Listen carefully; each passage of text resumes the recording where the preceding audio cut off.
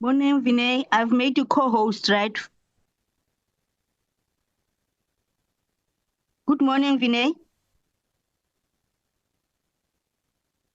Vinay.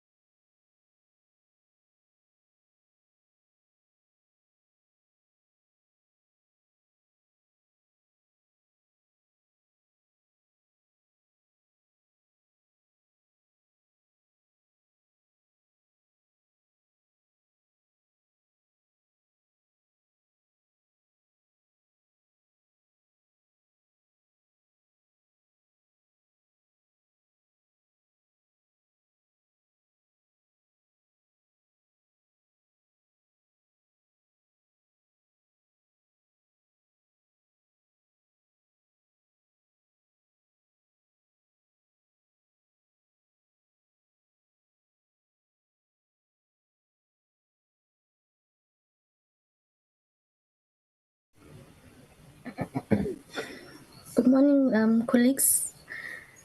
Audible. Eh? Please, can you give Vinay Rambali sharing rights? We just want to see our projection. Ke mo file di-rights ha ke bona neng nna kentse eng nthwena. I gave him yena le nompakam because I wasn't sure. I even sent him a message to tell him that I've made him a co-host. All right. But Thank there you was so no much. response. I sent them a direct message and I nompakam. Okay, no problem. Thank you so much. Yeah, Vinay, I think we can see your screen. You can just put it on slide mode. Let's just see if it moves. Yeah. Just move to the next slide.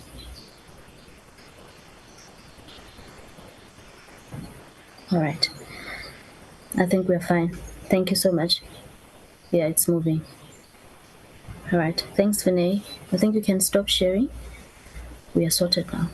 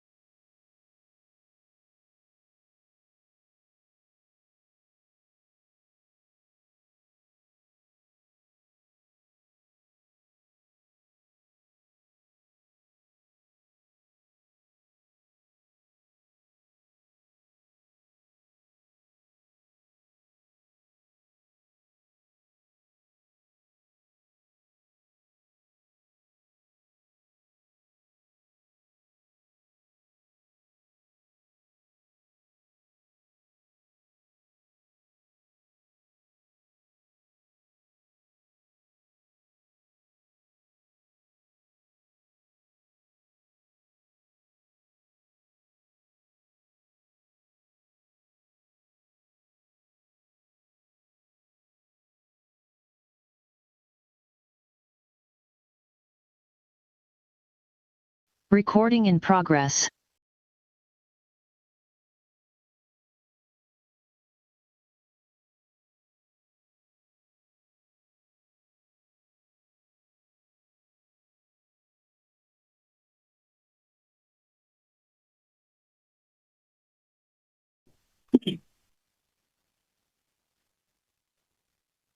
And we can appear on the screen. Good morning, Buhle Tebogo.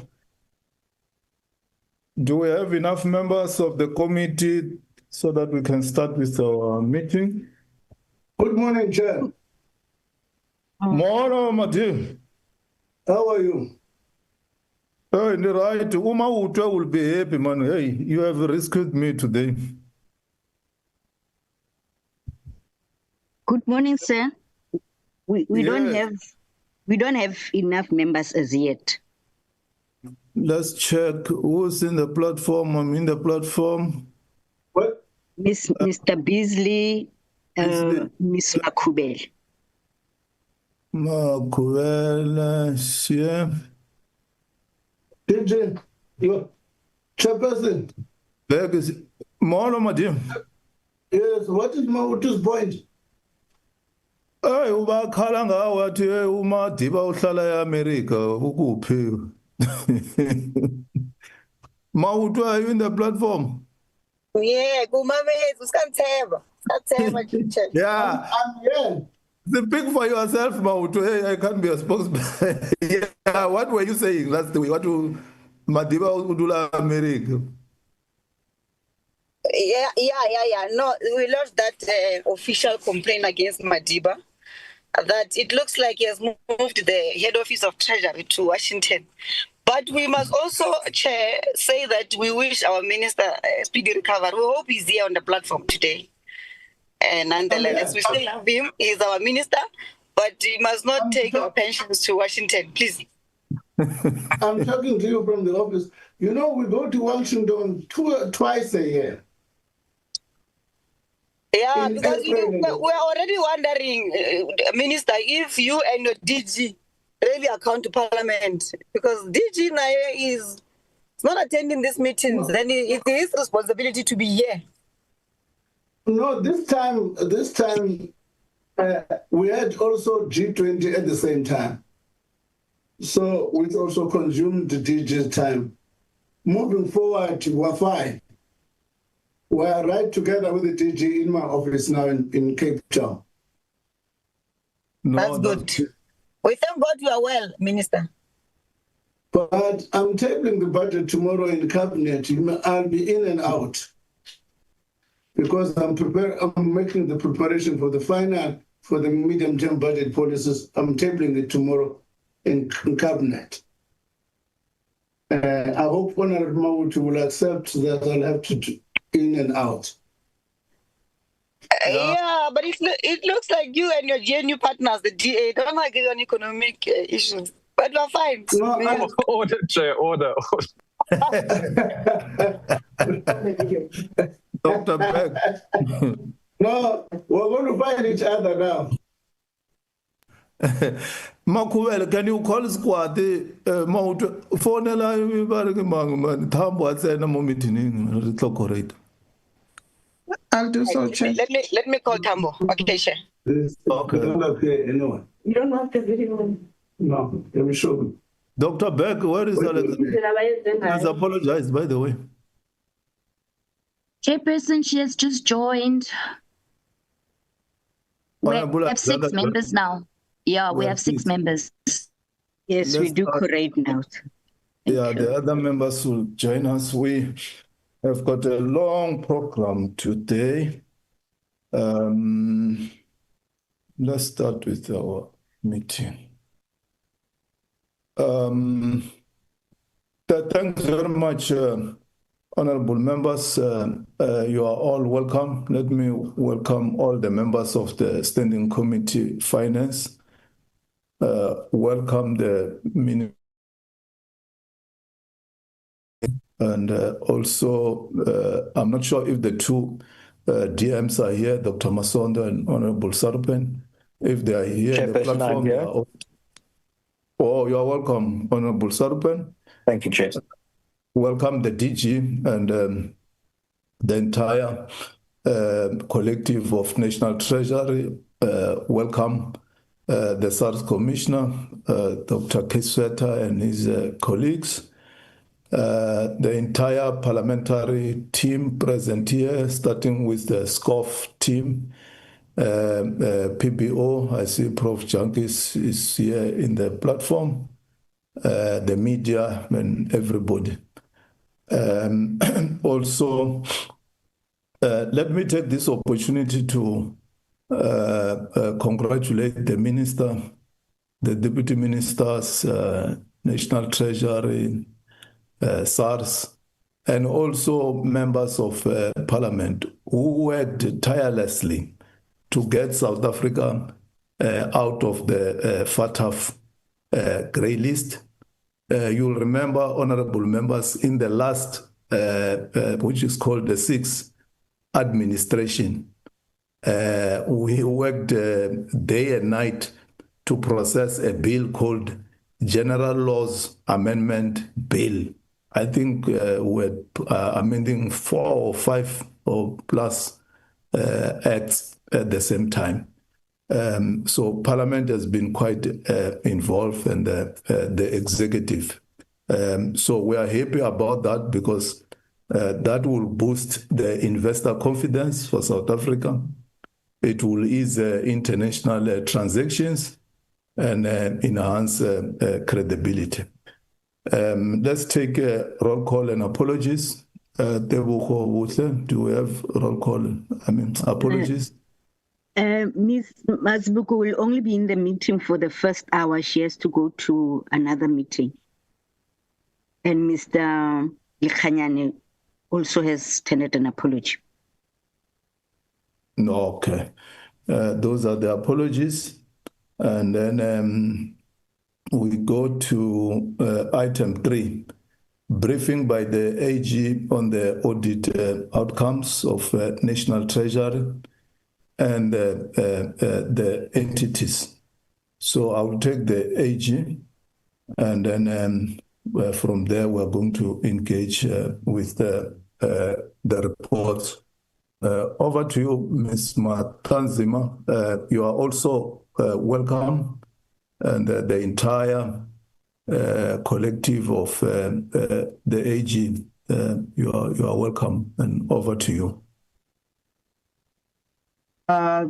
Thank you so much, Honorable Chair. Good morning, Honorable Chair, Honorable members, the Honorable Minister and Honorable Deputy Ministers, the DG of the National Treasury, our SARS Commissioner, and all the executives from both SARS as well as the National Treasury, and my fellow colleagues as well from the Auditor General. Good morning to you all. And thank you so much, Honorable Chair and the members for affording us the opportunity to brief the committee on the finance portfolio, which is quite an important portfolio for the country. And I also want to join in terms of the congratulations to the National Treasury, the SARS, the FIC, all the working group for taking South Africa out of the grey listing. I want to join to also those congratulations. Before we can start, Honorable Chair, I do want us to start I've got a team with myself, and you know that the person who's going to be leading us today is Vinay Rambali, who is the Audit Senior Manager for National Treasury. I do have other colleagues, quite a lot, as you know, that the finance portfolio is quite huge, about 17 entities in it. And with the interest of time, I won't introduce them, but they will come through when we are interacting with the presentation with the honorable members, if you allow me, Chair, not to do so. But before we start, Chair, I do want to go to slide 2, because this is why we are here today. We enable the oversight. It is fulfilling our mission to enable the oversight to ensure that we strengthen the democracy through our auditing process, and which we will be delivering those results today. However, as the Auditor General, as we were navigating the 24-25 audit cycle, it has always been our aspirations to ensure that the public sector is really characterized by key principles that we call them petty principles, which is the performance, where we want to see specifically this finance portfolio as a portfolio who really deliver on their legislative mandate and they are financially sustainable. And that's key in terms of performance. And then from the accountability perspective is to instill the culture of accountability, whether from the areas where there's poor transgressions or poor performance, and also there is consequence management where necessary. And then from the transparency point of view, we provide to ensure that they have timely reporting the relevant and reliable information that gets tabled in various structures, including Parliament, to ensure that those reports are reliable and also credible. And most importantly, from the institutional integrity is to set that tone at the top to ensure that there is institutional controls, to ensure that there is ethical posture as well within this finance portfolio, and also in compliance with the key legislations. And we've seen, if you look at the overall portfolio of this finance portfolio, we have seen some of these cultures being demonstrated. But we thought this is quite an ambitious ask. And at the core of it all, what we are aspiring, it's not something that is new. It is something that is already in the legislations or at various legislations within the government. However, it is important to note that this aspiration cannot be done either by only Parliament or by the institutions themselves. Everyone within the accountability ecosystem has a role to play, from the officials doing their day-to-day activities, the senior management providing that oversight, as well as the accounting authority and accounting officers performing that with the support, of course, of internal audit and audit committee and the executive authority providing that strategic direction and leadership.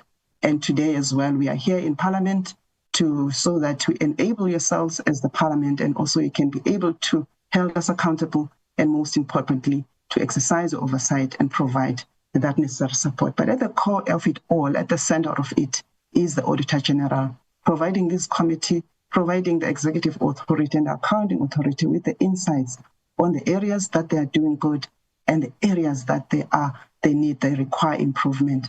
And most importantly, to influence, to ensure that the stakeholders are moving along, to ensure that they demonstrate the cultures and the principles that you want to see of performance, accountability, transparency. And where necessary, we invoke our extended powers that were provided by Parliament. But what is more at the core is for us, each and everyone within this accountability ecosystem, to strengthen each other's hands and hold each other's hands to ensure that we move the public sector in those principles, and with the aim for the betterment of the South African citizens. Without wasting any time, Honourable Chair, the finance portfolio on an overall basis is doing well. 70% of these entities are really doing well in terms of the clean audit, which means that they're able to produce financial statements that are credible. They're able to produce performance information in a manner that is useful and reliable, and they're able to observe the key legislations of the country and the day-to-day activities, which is quite a very fundamental and a good foundation for good governance. So I do, and there are entities that have maintained the clean administration. So they are leading by example, the examples of SARS, your DBSA, your National Treasury, so it is a good fundamental to have, so that they can start focusing on the service delivery. Without further ado, Honourable Chair, allow me to hand over to Vinay Rambali, who will take us through the presentation, continue with the presentation, and thank you so much. Good morning, Honourable Chairperson, Honourable Members, Honourable Minister, Deputy Minister, the DG of National Treasury, the Commissioner of SARS, together with the leadership of all of those organizations and other attendees on the call. I just put my camera on, Honourable Chairperson, just to reflect and that you know who is actually talking. I'll turn it off now just for the benefit of broadband and controlling that bandwidth. So yeah, as our business unit leader mentioned, the finance portfolio is quite vast, and you'll note from the screen that there are various pockets of entities that fall within the finance portfolio under your regulatory agencies, the government components, the development banks, the insurance and investment, and obviously the revenue authority. So we'll cover all of these entities in terms of the outcomes and the areas that they are doing well, and generally the portfolio is doing well. And then we'll move to areas of improvement. I'm just trying to move my screen, sorry. In terms of the first area that we look at, Honorable Chairperson, it's the recommendations. And you'll recall that when we did share with you the 23-24 audit outcomes, there were certain recommendations that we did make to the committee, and we're noting the progress in terms of those recommendations, in terms of the implementation of audit action plans, the capacitation of the entities, the basis for sound financial and performance management is obviously capable leadership and capacity within those institutions. Otherwise, you wouldn't be able to deliver on that. The whole issue around the IFMS system and making sure that as a public sector, we do have a strong financial management system that promotes credible financial reporting generally, and then also looking at the oversight, in-year monitoring and oversight over the achievement of the key service delivery targets. You'll note when we spoke about the PATI principles, and one of the key things there is translating the funds that is received by the entities into driving and delivering on its core mandate. And then we've noted on the right, Chairperson, if you see that there's been notable progress in that the committee has through the in-year monitoring, reflected on the actions that are required from the respective entities, and we have seen some positive shifts. There are some minor areas, some basic areas that we will touch on in terms of the detailed presentation that would require the continued focus and attention of the committee. We've noted the improvement in terms of the capacitation of the entities and also at National Treasury.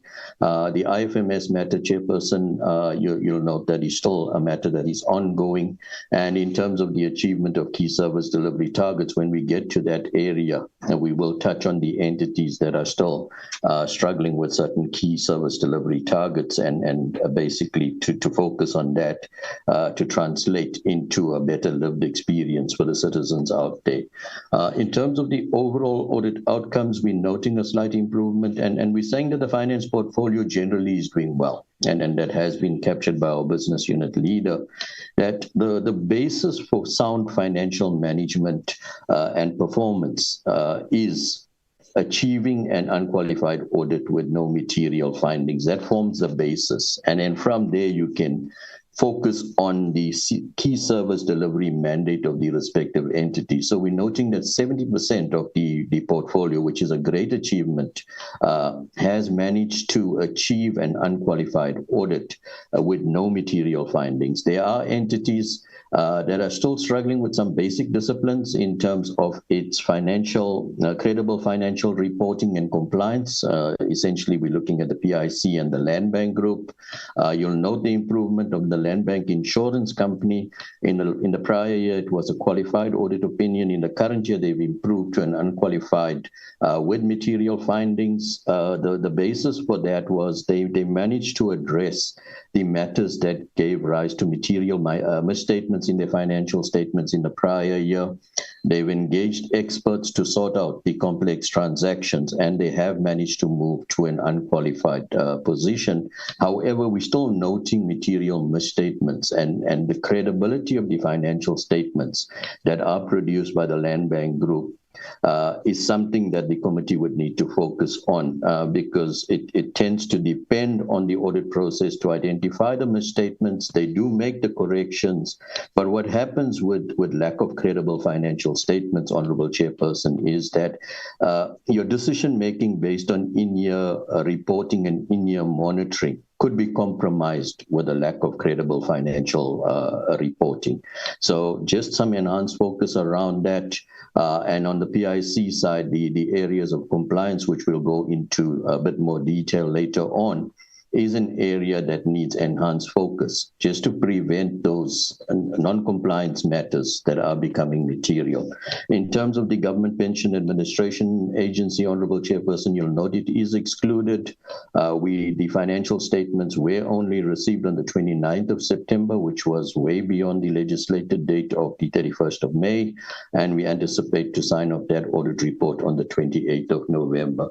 So from this picture, Honorable Chairperson, you'll note that the finance portfolio has set the foundation for driving or displaying the cultures that are outlined in the PATI principles around credible financial reporting, credible performance reporting. It gives you the basis to then focus more on the service delivery, focusing on making sure that the money that is being received by the entities are being driven towards service delivery and ultimately the improved lives of the citizens. And Honorable Chairperson, not to repeat what you've already touched on in terms of the good news and the hard work that was done by the working committee led by National Treasury and supported by various agencies, which included the FIC and SARS from the finance portfolio, in terms of moving South Africa out of that grey listing. And that's a positive because it builds confidence in South Africa's ability to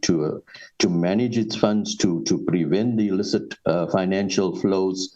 And that's good work that's been done. It sets the foundation and it allows the country to be able to attract foreign direct investment. It impacts on positively in terms of our sovereign credit rating and the willingness of investors and lenders to invest in South Africa, and does drive further economic growth, alleviation of poverty, alleviation of unemployment are key matters that we are tracking as a country. In terms of the message overall, Honorable Chairperson, I did cover this, and we did note that there has been some improvement in the portfolio. There are entities like your PIC and the Land Bank Group that would just need to focus on enhancing some basic disciplines around credible financial reporting and around compliance with laws and regulations.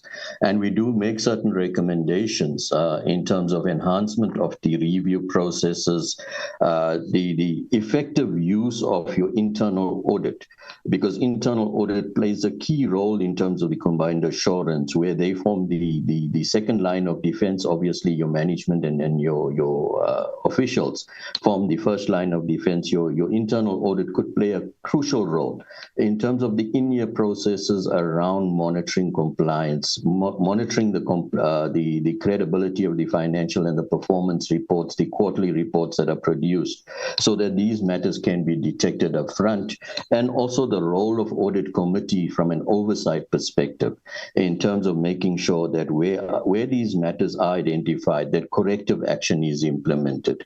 On the procurement and contract management side, internal audit has a key role to play from a compliance monitoring point of view, where key awards or high value procurement and complex procurement could be subjected to a review by internal audit, as I say, as the second line of defense, so that you make sure that the necessary legislative requirements and the practice notes are complied with upfront, and it prevents an issue where you start incurring irregular expenditure, fruitless and wasteful expenditure, and you do get value for the money that is spent. From a financial statement point of view, Honorable Chairperson, I did touch on the fact that the Land Bank Group generally submitted financial statement that contained material misstatements, and I did touch on the challenge with lack of credible financial reporting is it compromises your in-year monitoring and your in-year decision making. So just enhanced focus in terms of the Land Bank Group around making sure that they improve in terms of the credible financial reporting, the involvement of internal audit in terms of reviews of the quarterly reports, proactive reviews of the financial statements, so that the basic disciplines around credible financial reporting make sure it complies with the required accounting framework, so that when we come to audit, we presented with a set of financial statements that is fit for purpose and is one that supports sound decision-making based on those financial reports that are produced. In terms of planning performance monitoring, this talks to your annual performance plans and your annual performance reports, and you'll note that generally there has been good or credible performance reporting in the portfolio. We noted that in the current year, the PIC, the Land Bank Insurance Company and the Land Bank Life Insurance Company had performance reports that contained some material misstatements, and that was identified through the audit process. It was picked up and corrected by management. And generally, it's an area that, again, through in-year or the quarterly reporting, these processes could be enhanced. And we're noting that under the PIC, it was an issue of the effectiveness of the reviews of those. And then on the Land Bank Insurance Company and the Land Bank Life Insurance Company, it was an issue of them having the documentation to support the reported performance, where we had some concerns around that. In terms of the reflection on the MTSF, Honorable Chairperson and Honorable Members, you'll note that the 24-25 year was the last year of the MTSF, and we move into the MTDP.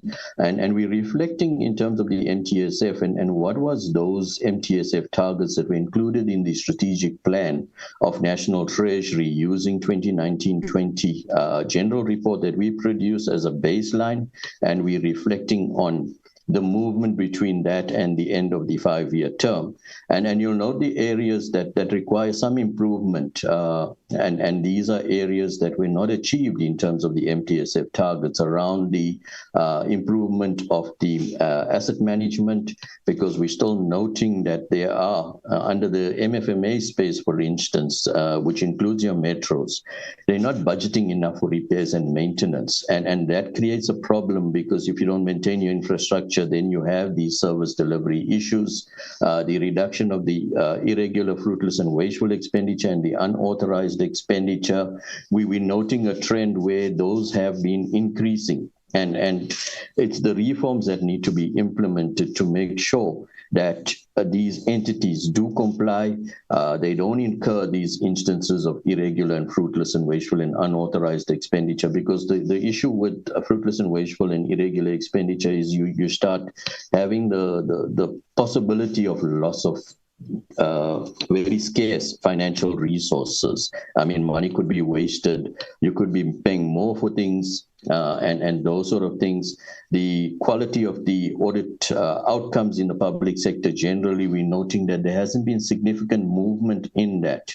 And that's an area that needs to translate back to the accounting officers and the accounting authorities of those respective public entities, and also the local government specifically, around the actions that they take to make sure that they do comply, they do produce credible financial and performance reporting. The irregular expenditure, on Honorable Chairperson and Honorable Members, is not a complete picture. And you'll note that there has been a shift based on the practice notes that have been issued by National Treasury, around where you have instances where there's disputes on whether there is a non-compliance leading to irregular expenditure, and those matters are not reported in the financial statements until they're confirmed. So it's reflected as under assessment in the annual report. So the numbers that you see for irregular expenditure is not a complete picture. And the example would be, in the current year, for instance, we had PRASA with 11 billion of irregular expenditure that was under assessment,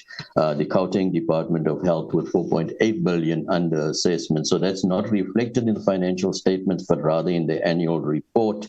And from a Treasury perspective, there is guidance provided. There are practice notes that are issued to drive better compliance. There is support that is provided by National Treasury. However, it's not translating into an improved position. And that's something that just needs to be unlocked in terms of how these initiatives or interventions that are put in place by National Treasury does translate to an improved performance generally in the public sector.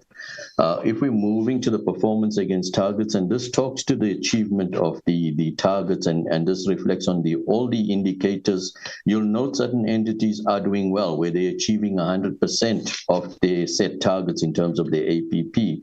And that translates to using the money to drive service delivery to achieve the key mandate and ultimately translate into a better lived experience of the citizens.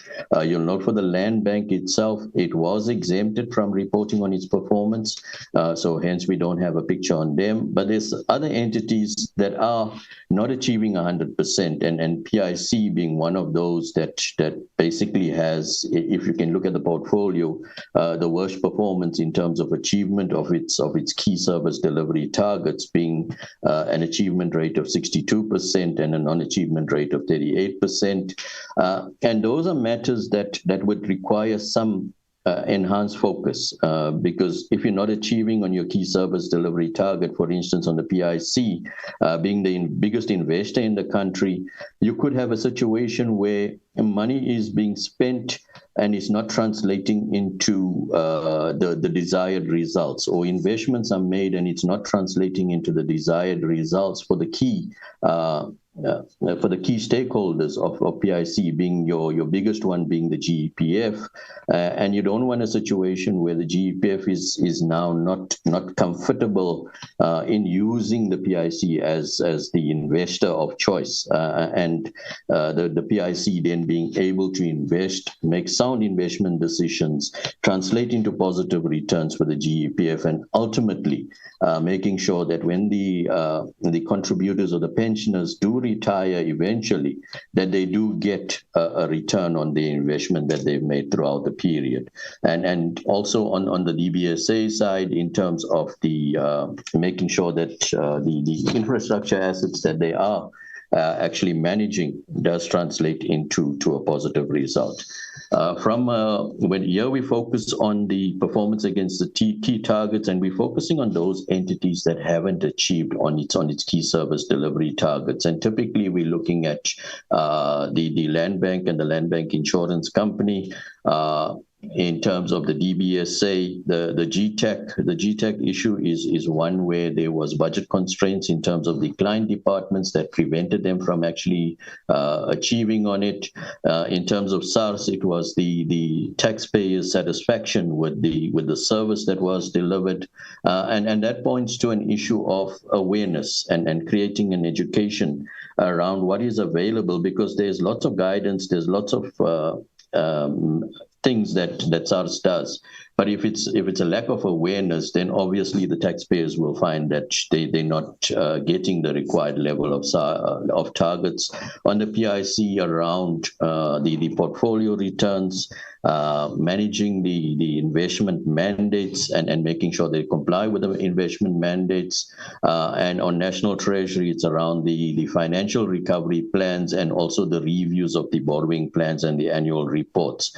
So those are matters that would need some enhanced focus to make sure that these entities are actually achieving on their key service delivery targets.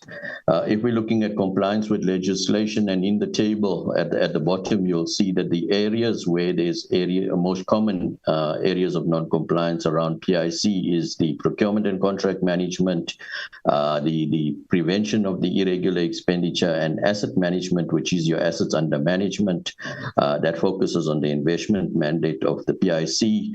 Land bank group we did speak about is the credibility of the financial reporting. So the material misstatements that were picked up through the audit process, which were corrected by management, however, it becomes a material non-compliance in terms of the quality of the financial statement. So those are the areas on compliance that would need some enhanced focus from the committee. In terms of procurement and contract management specifically, you'll note that there were certain findings, for instance, under DBSA, under the Land Bank Group, SARS, and FSCA, where there were issues that were picked up, but it was not material to be elevated to the audit report. So it's minor non-compliance matters. However, and these matters, if left unattended, could become bigger matters, could lead to fruitless and wasteful or irregular expenditure. So it's something that the entities and Honorable Chairperson, through your in-year monitoring and oversight over these entities, is enhanced focus on the actions that are being taken, what is being done differently, how are they using internal audit and audit committees more effectively to prevent these matters going forward. From an irregular expenditure point of view, Honorable Chairperson, we're focusing here just on the finance portfolio specifically, and noting my comment earlier around the completeness of the annual irregular expenditure. This is based on what is disclosed in the financial statement, so it would exclude those matters that are under dispute. And you'll note an improvement from 72 million in the prior year to 52 million in the current year. The biggest one being SARS, and that is a matter that was picked up in the prior year. So it's irregular expenditure or expenditure on that contract that is continuing in the current year. So it's not a non-compliance identified in the current year, but it's an ongoing contract where an award was not made to the highest scoring bidder, and that was for security services. The other amounts are quite small, but again, if left unattended, these matters could become material going forward. On fruitless and wasteful expenditure, you'll note the spike in the current year from just under $1 million in the previous year to 21 million. And the biggest contributor to that is obviously the interest and penalties that was levied by SARS on the PIC. And it was part of a voluntary disclosure program for the VAT apportionment. And that covered the periods up to the 2021 financial year. So again, a matter that would just need continued focus to make sure that, the entities do comply where they are registered for their respective taxes. They do comply with the legislation, so they don't fall into this position of later on having to bear the brunt of interest and penalties being levied by SARS on such non-compliance matters. In terms of consequence management, Honorable Chairperson and Honorable Members, here we're looking at irregular expenditure and how is that irregular expenditure being dealt with? Because the moment you have irregular expenditure, the next step should be an investigation leading to identify which officials caused the breach that led to the irregular expenditure, and then a process of actually consequence management. And you'll note that the biggest one is obviously the Land Bank Group, and that comes from a few years back, where there were certain service level agreements that was extended without the approval of National Treasury.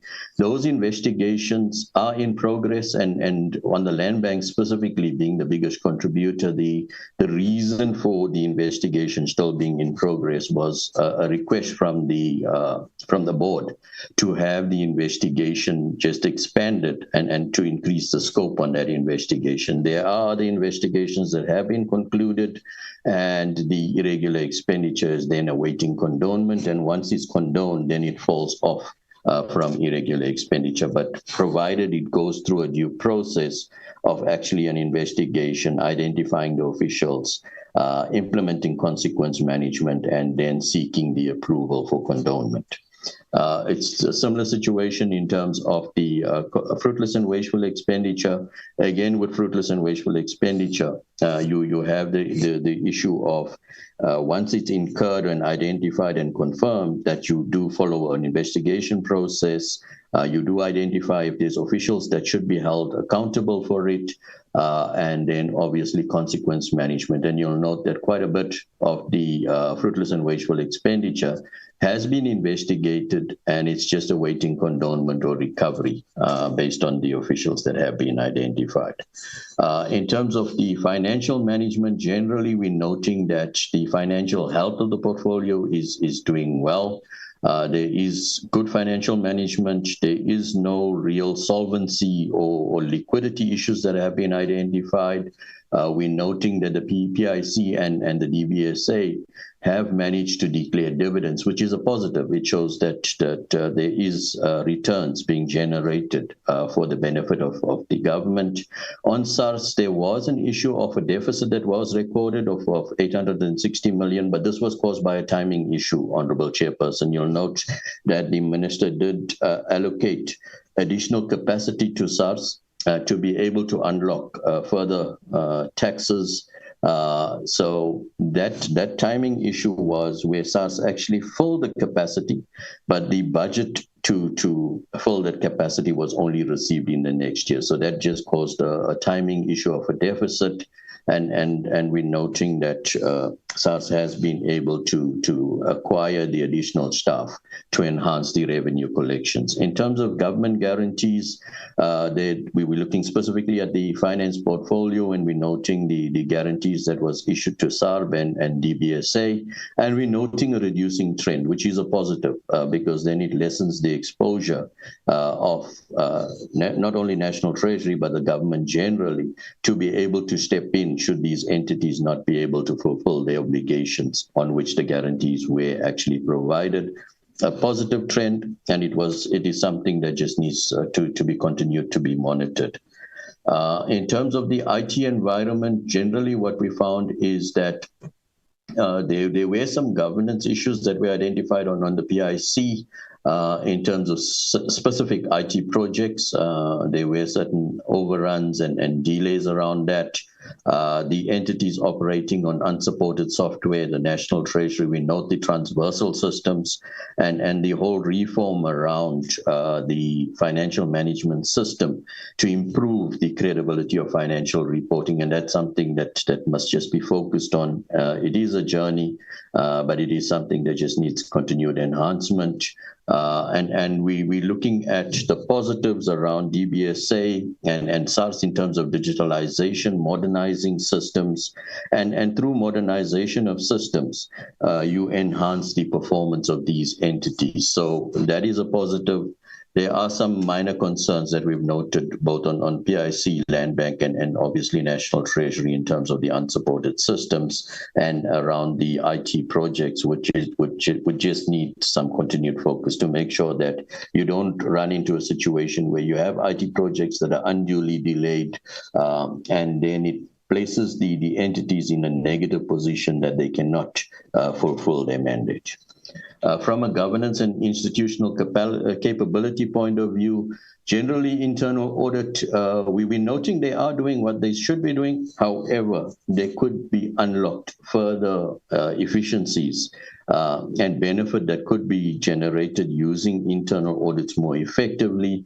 I did touch on the proactive reviews of the annual performance reports, the annual financial statements, the area of procurement and contract management, that they could come in earlier and make sure they review those, not the entire thing, but I mean your complex transactions, making sure that the performance is actually supported by reliable evidence and useful evidence, that complex procurement is actually reviewed to make sure it does comply with the applicable legislation and prescripts. From an audit committee point of view, again, audit committees are being used in the portfolio quite effectively. Land Bank, there were some issues that we picked up in terms of the effectiveness of the oversight, but it's something that is a journey and should continue to be monitored so that you get the most value from your audit committees, being the committee that sits there and does the in-year review of the entities to make sure that they are delivering on their respective mandates. Generally, in terms of the vacancies, I did touch on this, it's largely stable and we've noted some improvements. There are certain positions that would just need some focus within the portfolio, especially on the GPA environment in terms of the Chief Financial Officer and the Chief Operating Officer.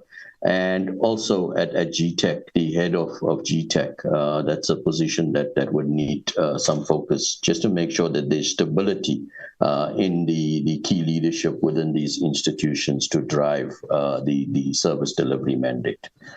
From a material irregularity point of view, Honorable Chairperson and Honorable Members, here we're just reminding you of what is our expanded powers, what is the definition of a material irregularity. So basically, it is matters that we identify through an audit process that is either non-compliance or contravention of legislation, where we identify issues of fraud, theft, or breach of fiduciary duty that leads to either actual financial loss or a likely financial loss, or it causes a harm to the institution or the public sector institution or the general public out there.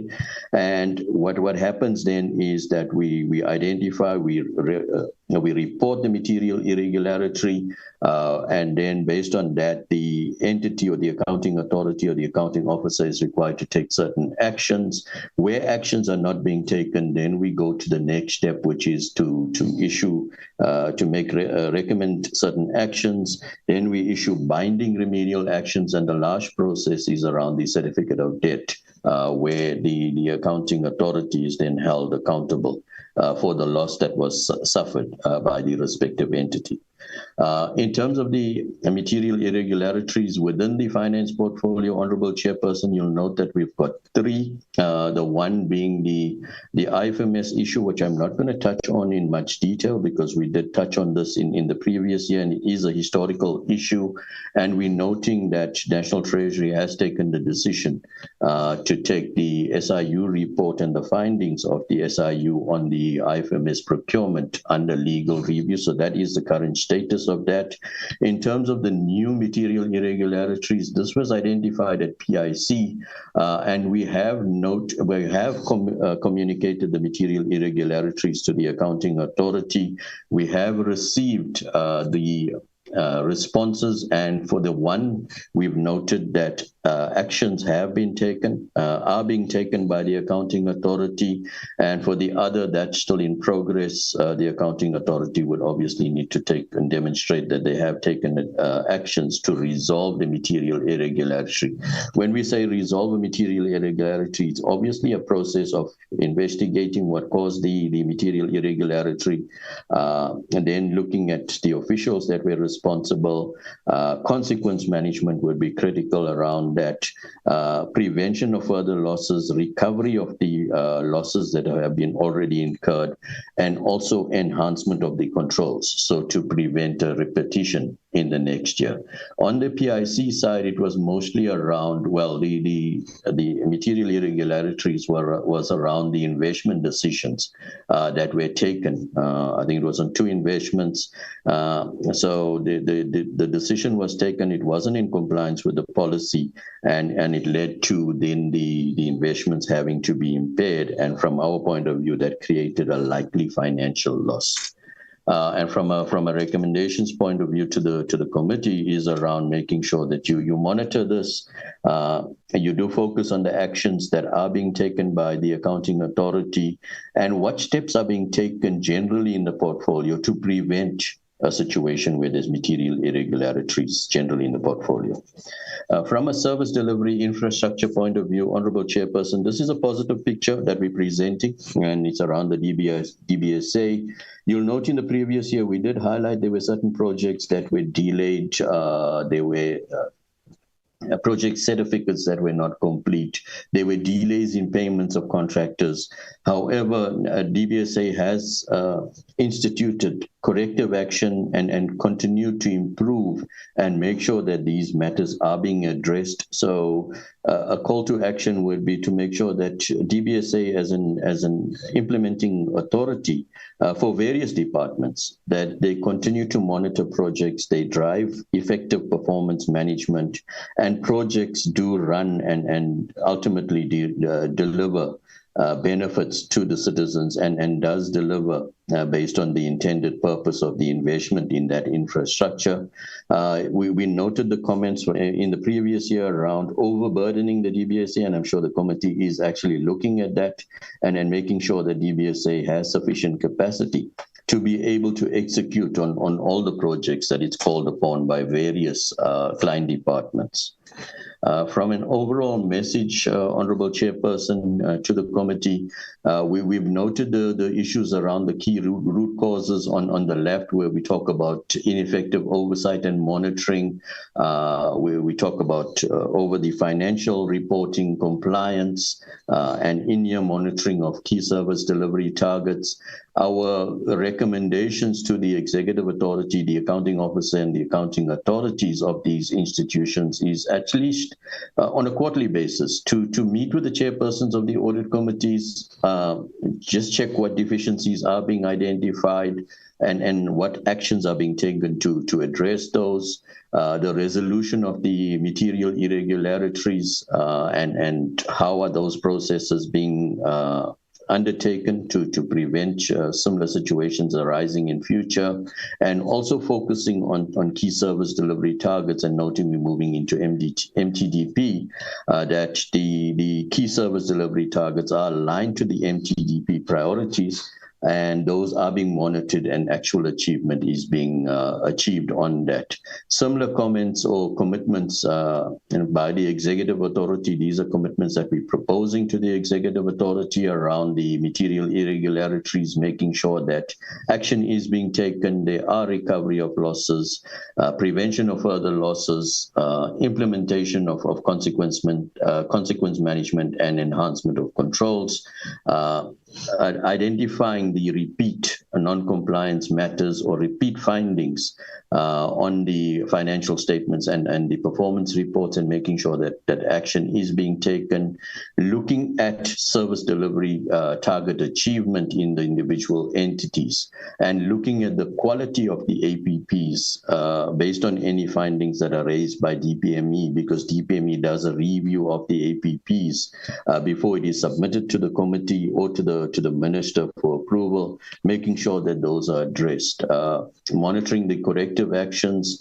around the infrastructure projects, and also optimal use of the audit committees. So regular engagements with the audit committees. In terms of recommendations specifically to the committee is looking at why are these basic disciplines in terms of the credible financial reporting compliance matters not being addressed, and holding those accounting authorities and accounting officers to account, focusing on the key service delivery targets. And I did speak about the quality of the APP based on the review that's done by DPME. So if there's any recommendations by DPME confirming it has been implemented and has been corrected prior to approval on the material irregularities, is holding the accounting authorities and accounting officers accountable for those material irregularities.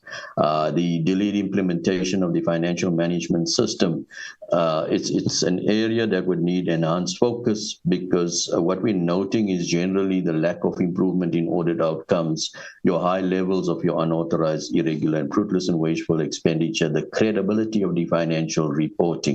And that could be addressed through a financial management system that supports this and is consistently used across the public sector, so that it is easy to identify where there's any issues. On DBSA, we did speak about the infrastructure projects that would need continued monitoring to make sure that projects that are undertaken are delivered at the right quality and on time, and that you do get the benefit from the spending on those projects. And also the audit committees, making sure that you use the audit committees effectively within the portfolio. Have the regular engagements with the audit committee chairpersons, just to identify what are those issues that are being picked up in the respective entities and what is being done to correct those. Honorable Chairperson and honorable members, I'll stop here and then we'll take any questions. Thank you for the opportunity.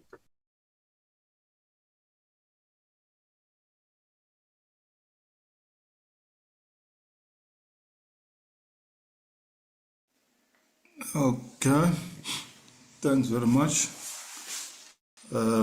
AG. Let's come to the next item 4, interaction by committee members. Before that, Dr. Duncan, are the entities represented here? Or is only National Treasury and SARS? Do we have people from PIC, DBSA, and all those entities that are under review?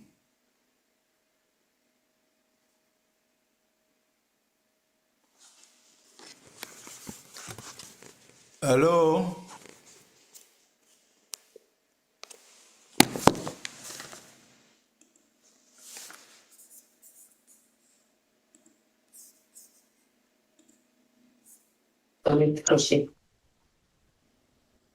Hello? Can you hear the chair? Can you hear me? Yes, I can hear you. I think it's only National Treasury on the platform. They don't have the entities. Oh, we can hear you now. Okay, I was asking the question to the DG.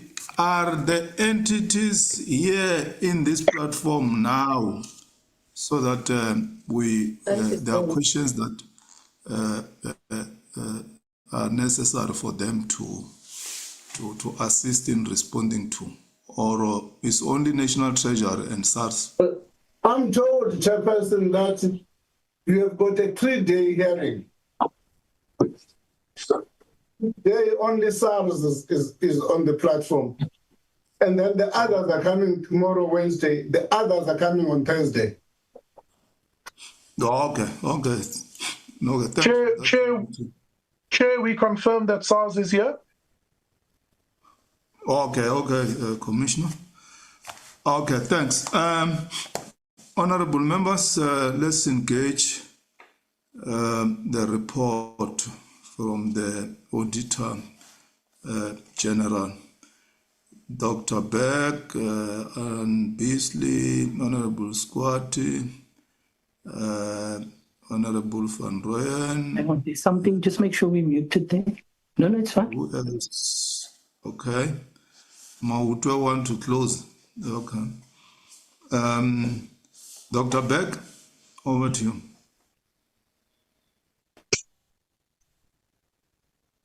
Thank you, Chair. And 2 words of commendation. The one to the colleague who just spoke and was able to condense a lot of information into a coherent and very informative presentation. And the other to the Minister, Deputy Minister, and team on the recent grey list delisting. Well done there. I'm going to switch off my camera, Chair, and run through the questions I have, if you'll bear with me. If the colleagues lose me because I'm going a bit fast, please do call that to my attention, and I can circle back.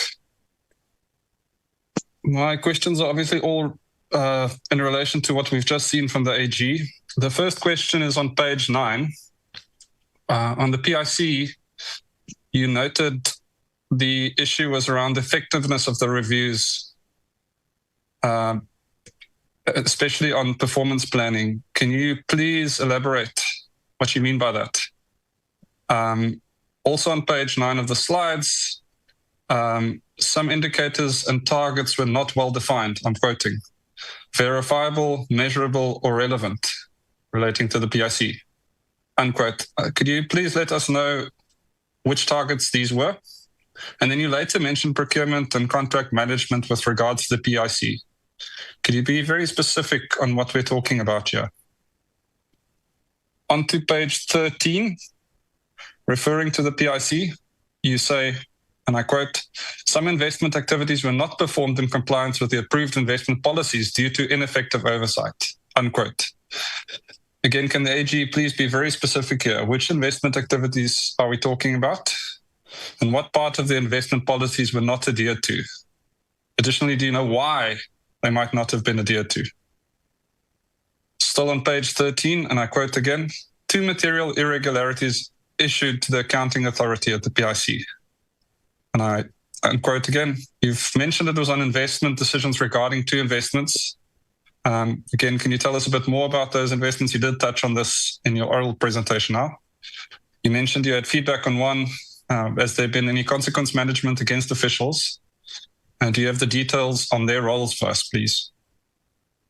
On to page 15, non-compliance with supply chain management prescripts. Again, you mentioned the PIC. There's non-compliance with delegation of authority to approve acting allowances, and you mentioned the PIC. Please, can you be very detailed here in what you mean by that and what you found? On page 20, and I quote again.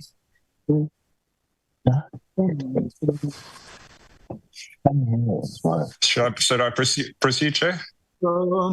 Okay, can colleagues make sure that you are muted so that you don't interfere with the members when they are engaging the report. Let's all be muted, please. Thanks, Chair. I've only got a few more questions. On page 20, you write, and I quote, delayed and manual processing might reduce transparency and efficiency in public investment management, potentially affecting the quality and timelines of returns on citizen investment. This can erode public trust in the PIC's ability to manage unlisted investments effectively. Unquote. Can you please elaborate on what specifically a manual system in the PIC entails, especially as it relates to unlisted investments? What problems does it cause, in your opinion? And then a general question there to the Auditor General. We talk about consequence management and the material irregularities in the system. I would like to understand how many certificates of debt you have issued across all government departments. And I'm not just talking about finance and the PIC here. This tool that you've had at your disposal for more than half a decade, I want to understand how many exactly have been issued. And please be numerical in your answer. I've been asking this question for the last year in Parliament, and when we drill into the details, it often seems there are very few, if any, of these that have in fact been issued. And if it is the case that there are still so few issued, including in finance, why is it that you're not making use of this tool? And I deem it an insufficient answer to say it's a very much a last resort step. The whole point in South Africa at the moment is the boiling anger as a result of not doing consequence management and not actually taking the enforcement steps that will send the signal and make an example out of people involved in ruining our public finances. Two more questions, Chair. The first is, how much can you tell us about your insight as the AG into the so-called turnaround unit with, I think, more than 40 companies now in that unit? Have you found anything through the audit process and engaging with the PIC on what's happening there? And then the last question, Chair, it's on the GPAA, which of course is coming to us in person next week, and their missing annual report. Does the AG have sight of that report yet? And if indeed, or even if not, what's your understanding behind why that report is late? Chair, I'll hold my questions there for now, and thank you to the colleagues for entertaining them. Thank you, Dr. Beck. Honorable Squatte. Thanks, Chair. Chair, just the first one, let me thank the presenters and greetings to the Minister and his team and the Commissioner and the SARS team. Chair, the first one is in terms of SARS on the factors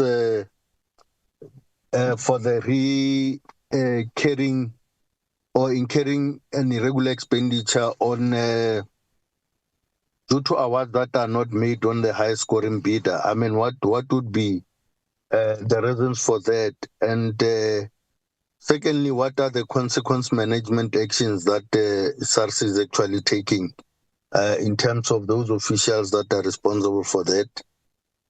And secondly, Chair, is the crypto asset reporting framework. When will SARS go live, and how will crypto reporting be integrated with risk engines used for self-services or self-service? And what measures are required to scale the illicit economy investigations cases and develop a system to cap them? And for AG Chair, it's the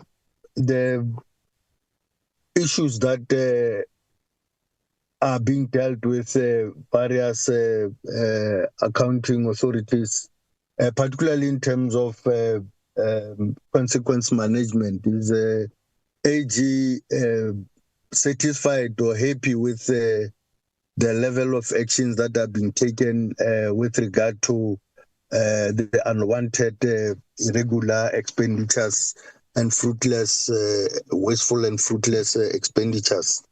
If the AG is happy, we need to know. But also in terms of the powers that AG has actually been given, in terms of taking further steps, in terms of reporting and so on, because we haven't seen much of that actually being, happening or action taken by AG when AG previously has been saying that we need, some bit of powers to go further in terms of the reports, but however, we see very little that the AG is able to undertake to make sure that there is accountability in terms of some of the areas. And for the department, it's Treasury. It's about the level of oversight that the Treasury has in terms of various departments. I mean, various entities that falls under it, because it looks like there is a growing number of entities that are continuously going out of rail in terms of issues of financial governance and so on. Now we are seeing PIC, and I think that we're also going to be getting more information in terms of who are those. I mean, which are those investments that have incurred impairments, and what is action being taken? Because honestly, if the entities that falls under Treasury, they are the ones that are continuously committing this kind of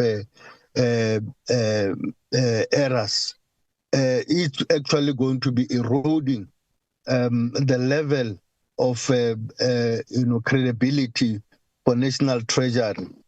And that means that everyone can just go and do whatever they want, because even entities that falls under Treasury, they are actually committing such mistakes. So it would be important that the Treasury is able to get everyone in line and make sure that the consequence management that are meted out actually are equal to the kind of mistakes or errors that are actually being made, or offenses that are actually undertaken. Thanks, Chair. Thanks, Honorable Squat. Honorable Van Rooyen. Madam Dula, I think Honorable Member Alan Beasley was there before myself and Honorable Squat. Maybe let's out of respect, let's just allow him to come in and I'll come after him. Thank you. Thanks very much, Honorable Van Rooyen. And apology, Honorable Beasley. No, Chair, it's absolutely fine. I don't mind going anytime. So I just want to join the team in complimenting the Finance Minister, the DG, and all involved in getting us off the grey list. I think it is a massive achievement, and I do think it shows what we can do as government when we focus on an individual issue. So, yeah, really compliments and hats off to every single person involved in that. It is encouraging. So my first question is just to the Finance Minister and to the DG. The Auditor General says, National Treasury has done relatively well. We've got a 70% unqualified, no findings. But I think I'd just like to get the Finance Minister and the DG's point of view. Are they happy with that? Because I think National Treasury should be leading the way, and every single entity under National Treasury we should be scoring 100% of it. So I just would like to get their comments, because since I've been in Parliament, the 70% seems to be the going rate in National Treasury, and just their thoughts on the importance of getting it to 100%, because National Treasury needs to be leading by the front. So every single entity under National Treasury should have a clean audit report with no findings. And I think your Honourable Burke's covered me in terms of the PRC and the GPA, so I won't go into that. But I do think there are warning lights flashing with the PRC, and I think the Finance Minister, DG, and this committee needs to be aware of those warning lights flashing, and we don't want another state capture in the PRC on our watch. Thank you, Chair. Thanks, Honourable Beasley. Honourable Van Rooyen.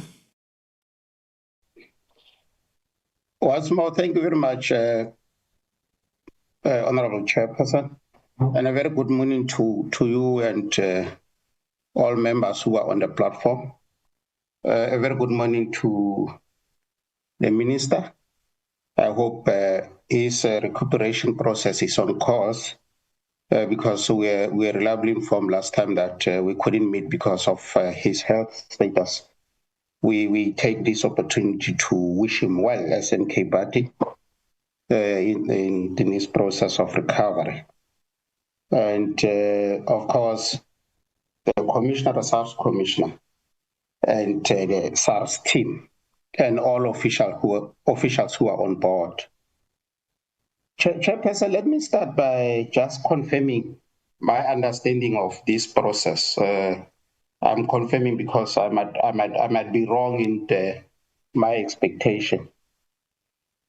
I was expecting that today we are going to engage the AG on its findings on various entities.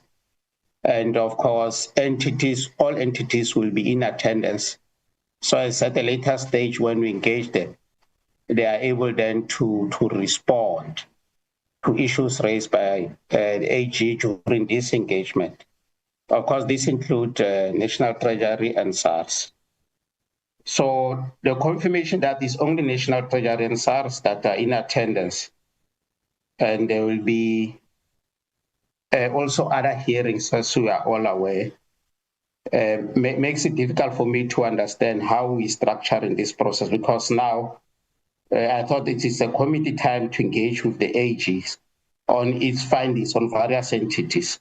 And at the later stage, we'll engage with those entities respectively. So I'm not sure, Chair, maybe even before I proceed, because the way I've structured my questions they are mainly focusing on the AGs, not other entities, because I heard members already, they're expecting answers from the minister and the commissioner. So I'm not sure, Chair, if through your leadership, if I can be guided on what is the right approach to this process. And I will come back, Chair, because I do have questions, but all these questions are only directed to the AG as much as they involve various entities. Thank you, Chair. Thank you. Okay, thank you, Honorable Van Rooyen. As you said, you will come back. How we structure this program is that you will remember that the parliamentary program has been seriously affected by the delay in the adoption of the fiscal framework and appropriations and the division of revenue. That has seriously impacted on the program of the National Assembly and, of course, the NCOP. So the program had to be reworked. Fast forward, as this committee, we have to receive annual reports. Annual report of National Treasury, annual report of SARS, and annual reports of all the entities. Realizing that we don't have much time left between now and when we rise somewhere the 10th of December, if I'm not mistaken. And looking at the program of this committee, because in the next 2 weeks, we'll be dealing with the MTBBS. So we tried as much as we could that this week we should get all the annual reports, starting with the annual report of National Treasury, annual report of SARS, and those of entities will be tomorrow. And as we have taken a decision, from now onward, FFC will be treated independently, and their report should no longer be an addendum, and I think the AG has complied. So, starting from today, we get the annual reports. Of course, the minister will table and the commissioner. Attached to annual reports are the reports of the AG, because annual report is complete when the department or the entity compiles this information and you attach the AG. So the first round now, what we are doing, we are receiving the report from the AG.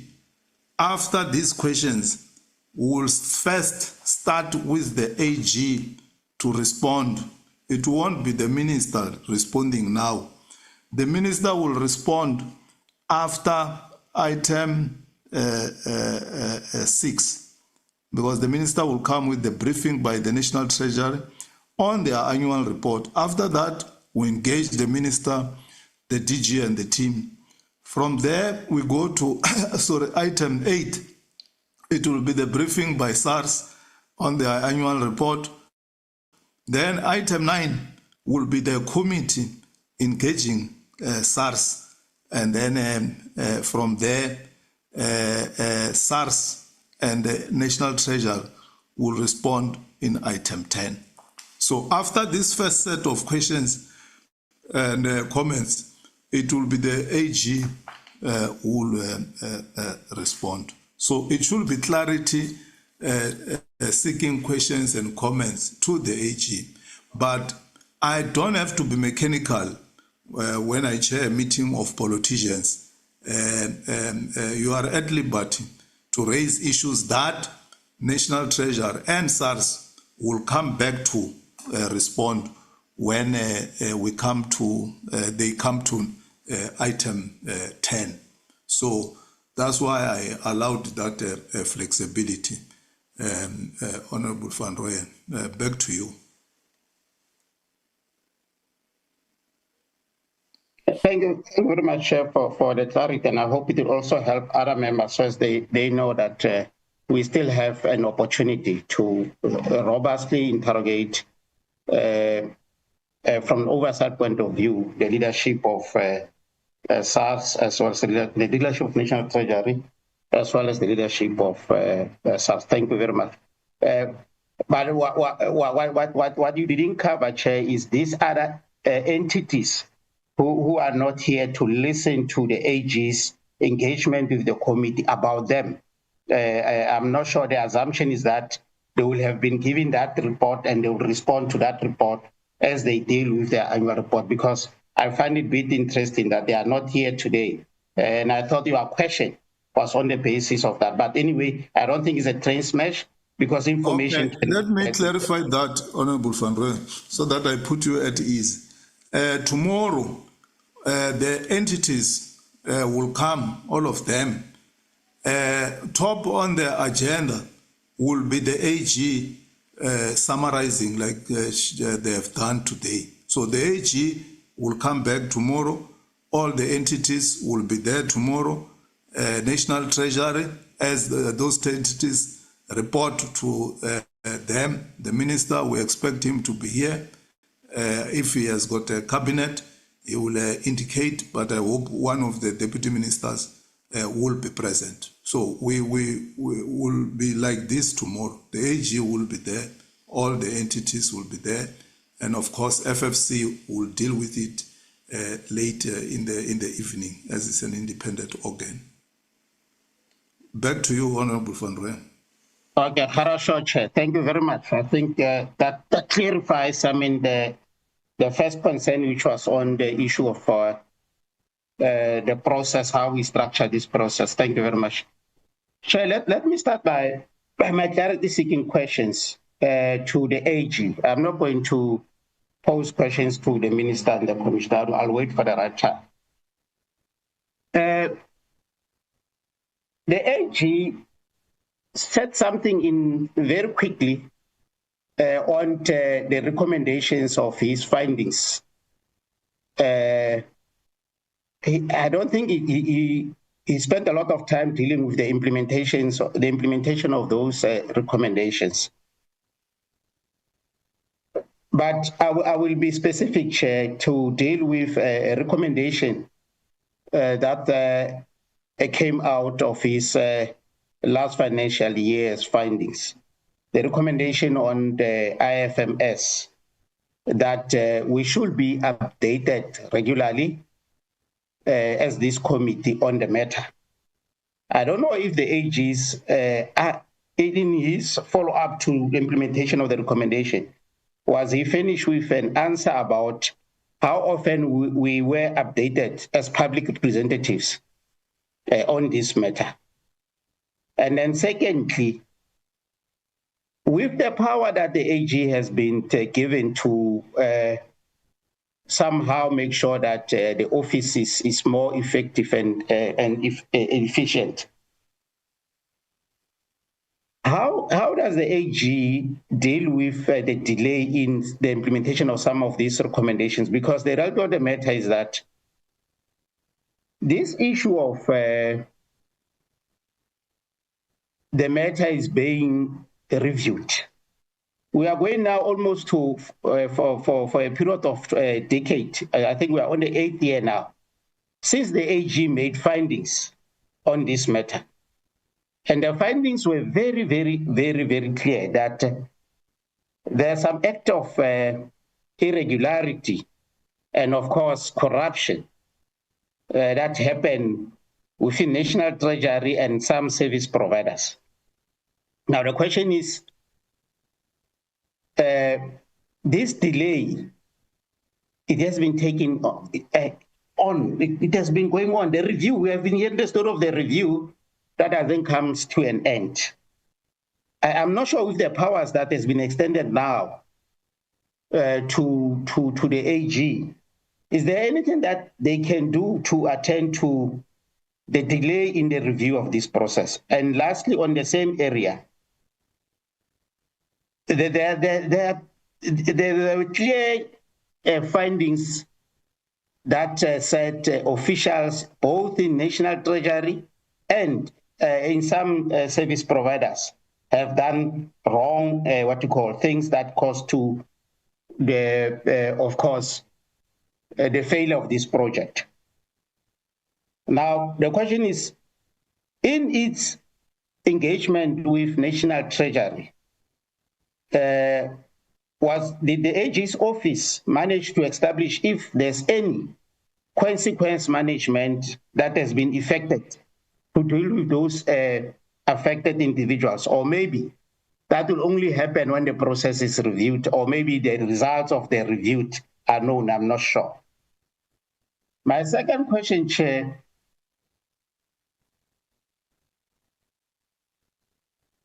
is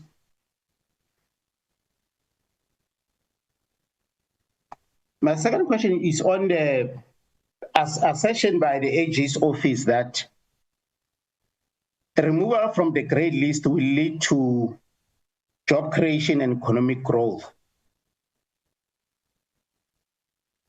Well, I'm not sure, because we have not been in the grade list before, and this country has not realized any increment on job, on employment, or any increment on economic growth. As a result, we all know that on those two areas, at least, we are going south.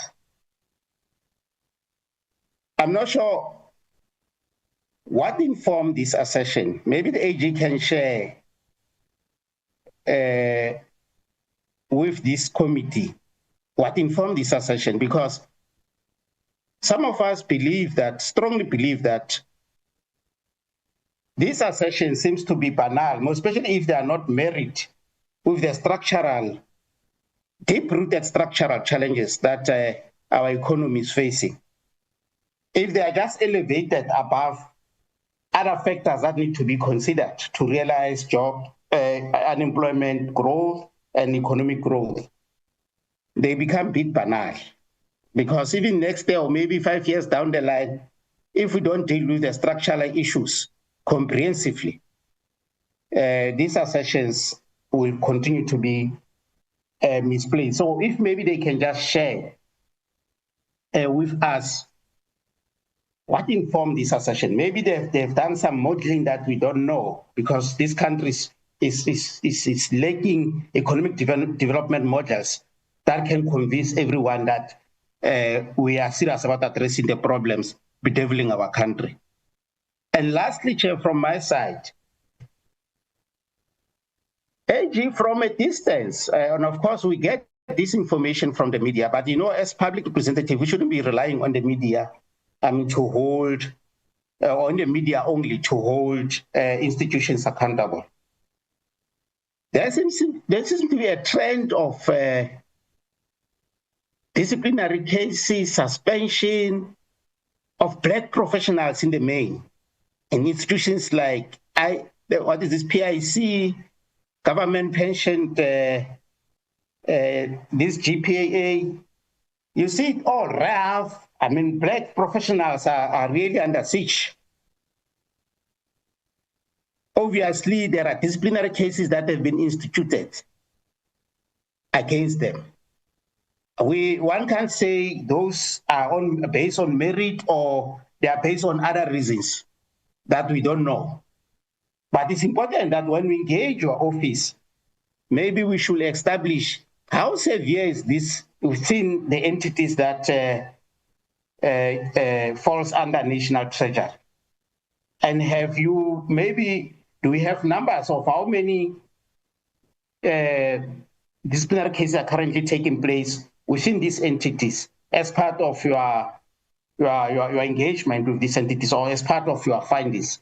Do we know how many DC cases are currently under, more especially not at the low level, I mean at the management, the senior level? And have you satisfied yourself as the AG that these cases are based on merit, or perhaps the processes followed is a proper process? I don't know if also that is your theory. But what is worrying on our side, the SMK part, is the fact that some of these cases are being somehow prolonged without any reasons given as to why are they taking so long to be resolved. But it will be important to hear from the AG during your assessment of these entities falling under National Treasury.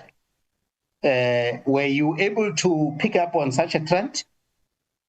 If so, what's your findings? Because the report is very quiet around such cases. Thank you very much. Thank you, Honorable Van Rijn, Honorable Mauta, and then Honorable Mazibuk.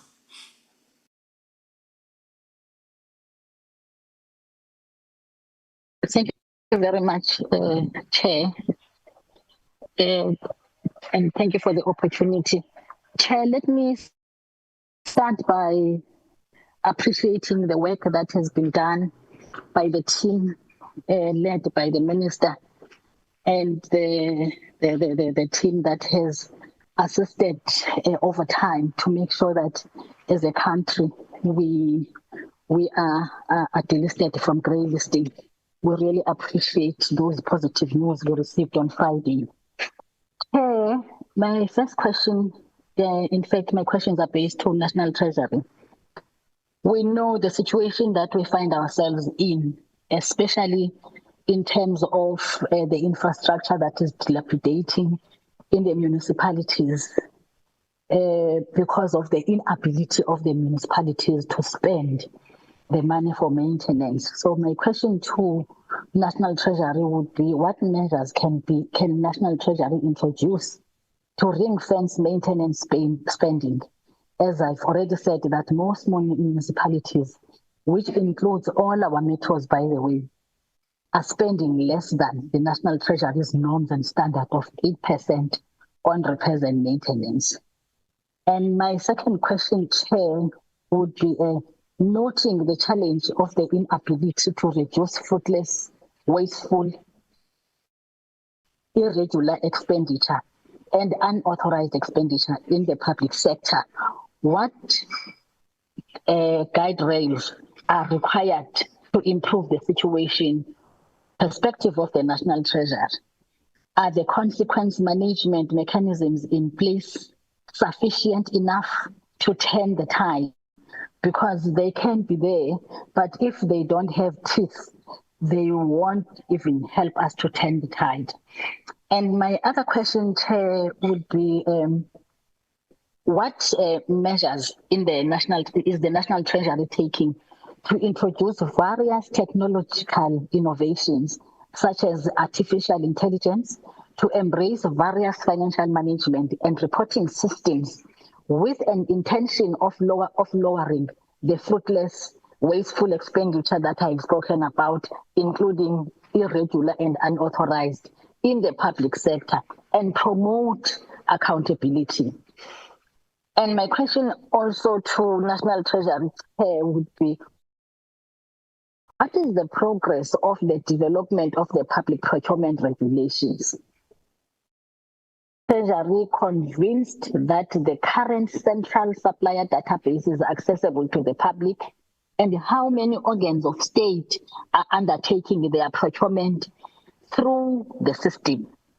And my one before last, Chair, was what effect has the drawdown of the GFECRA had on the reserves? And what is the current state of foreign reserves as we speak?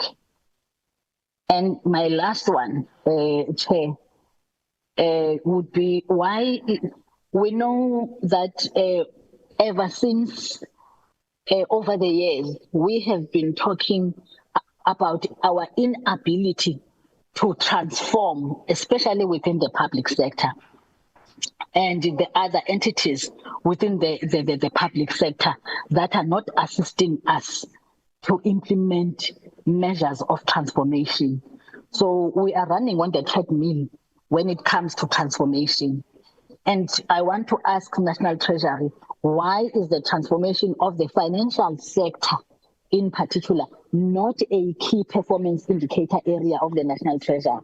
Because if it's not on a KPI, it means there won't be any transformation that would happen in the financial sector. So, and I don't see the KPI in this regard. If there is, then National Treasury would correct me. Thank you very much, Chair. Thanks, Honorable Mazibuko. Honorable Mauta. Thank you very much, Chair. Chair, let me welcome the presentation. But first, register our dissatisfactory and unhappiness with regards to the timing of the committee receiving the reports. I think there's an effort to disorganize us as members, maybe not to engage robustly and in detail with the reports. The meeting that was postponed last week, we received the reports on time, we prepared. And then on the 11th hour, it was postponed. These reports that we're going through now, we only received them last night. Look at the volumes of these reports.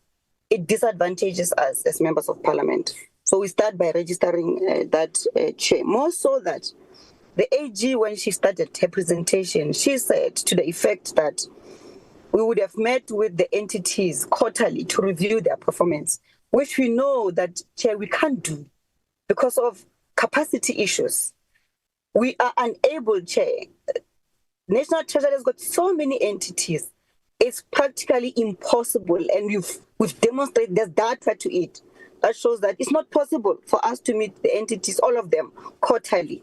We end up having to move and move and move.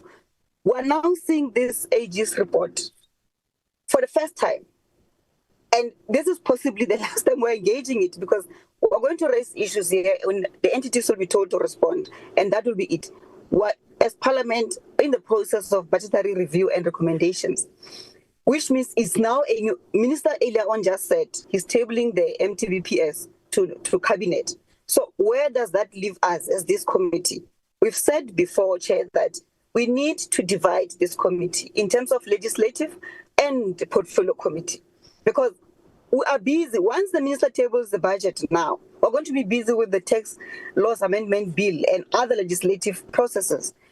We will not have enough time to have this entity. So that's not a question directed to AG or anyone, but it's for this committee to really rethink how big our portfolio is, and perhaps write to Parliament to say, let's have two committees, as we've alluded before.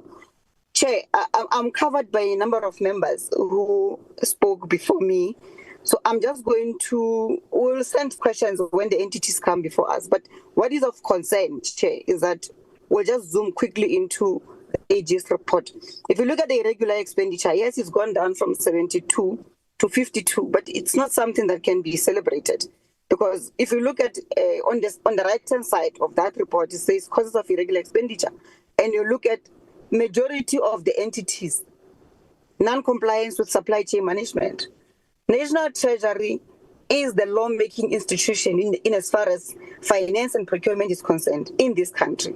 But when you've got its own entities failing to comply with its own nodes and prescriptions, what does that tell you? You go down, Chair, you look at what impact of regular expenditure is being incurred. Majority of it is from PIC. So what exactly are we dealing with here? You go to the fruitless and wasteful expenditure. That one is even worse, from 900,000 now to 21 million. And we're told about the unused software licenses to the tune of 3.4 million. This reminds me, Chair, of the finding that was done by the AG some time back, which relates to National Treasury. That speaks of the IFMS, which to this day is still a thorny issue to all of us, because we still ask ourselves what really happened to the taxpayers' money on that regard. And on the integrity of the audit process in relation to IFMS, the National Treasury has for years failed to fully implement that system, despite the repeated audit findings by the AG and investigations into irregular expenditure and project management. Now, has this persistent failure by National Treasury not affected the overall credibility and reliability of this audit process, particularly where National Treasury itself sets the financial management standards that other departments need to follow, and they themselves, they don't follow such standards? So that's a concern on our side. The rest, Chair, we'll have to direct our questions directly to the entities because they are not here on the platform.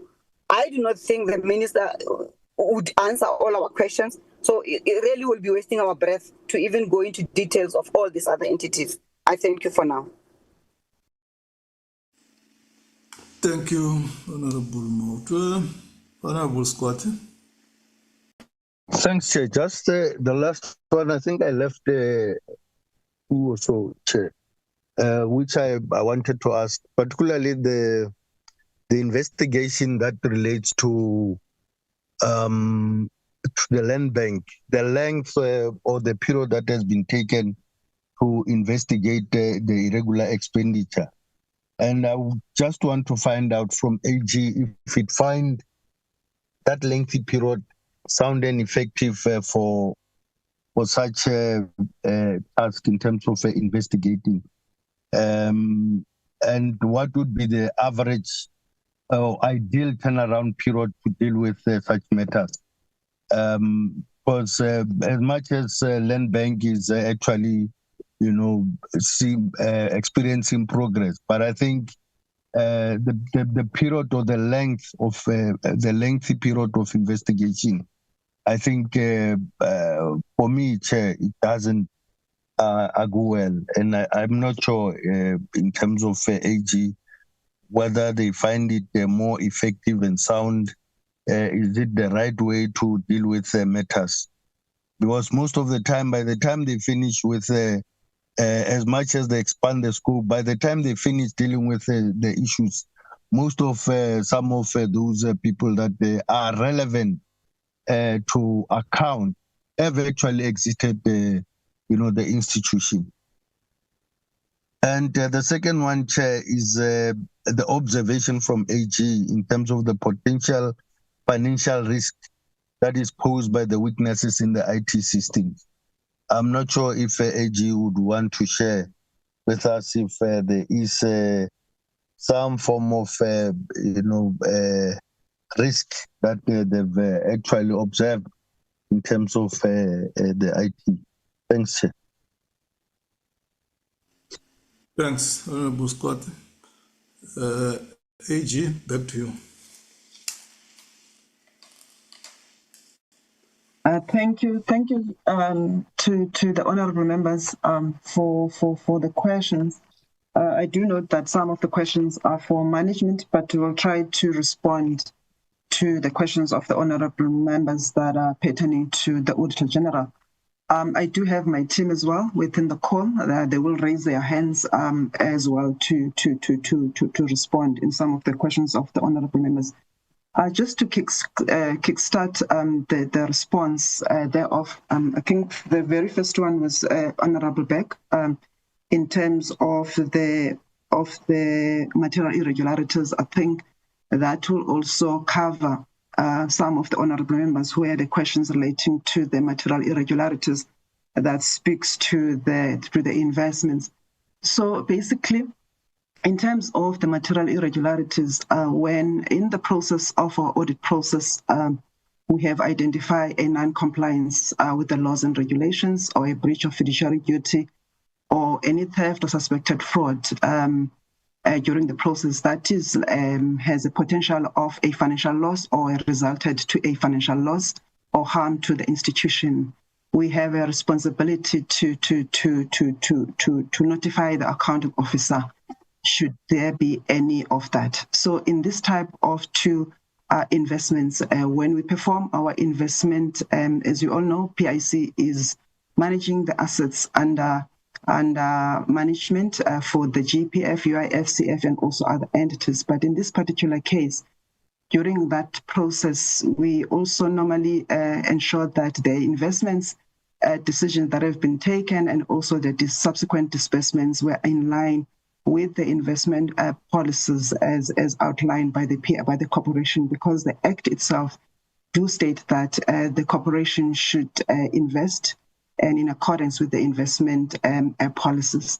So in this particular case, and those two investments, we have noted that there were instances, the stages of investments, which is the due initiation, the scoping, the due diligence, the disbursements, and finally the monitoring, where the PIC, in terms of their own policies, they are required to perform certain areas. One being to ensure that there's in-depth analysis of the financials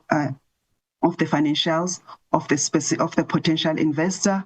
There is also a detailed due diligence that is being performed in terms of whether that is a financial viable investment that needs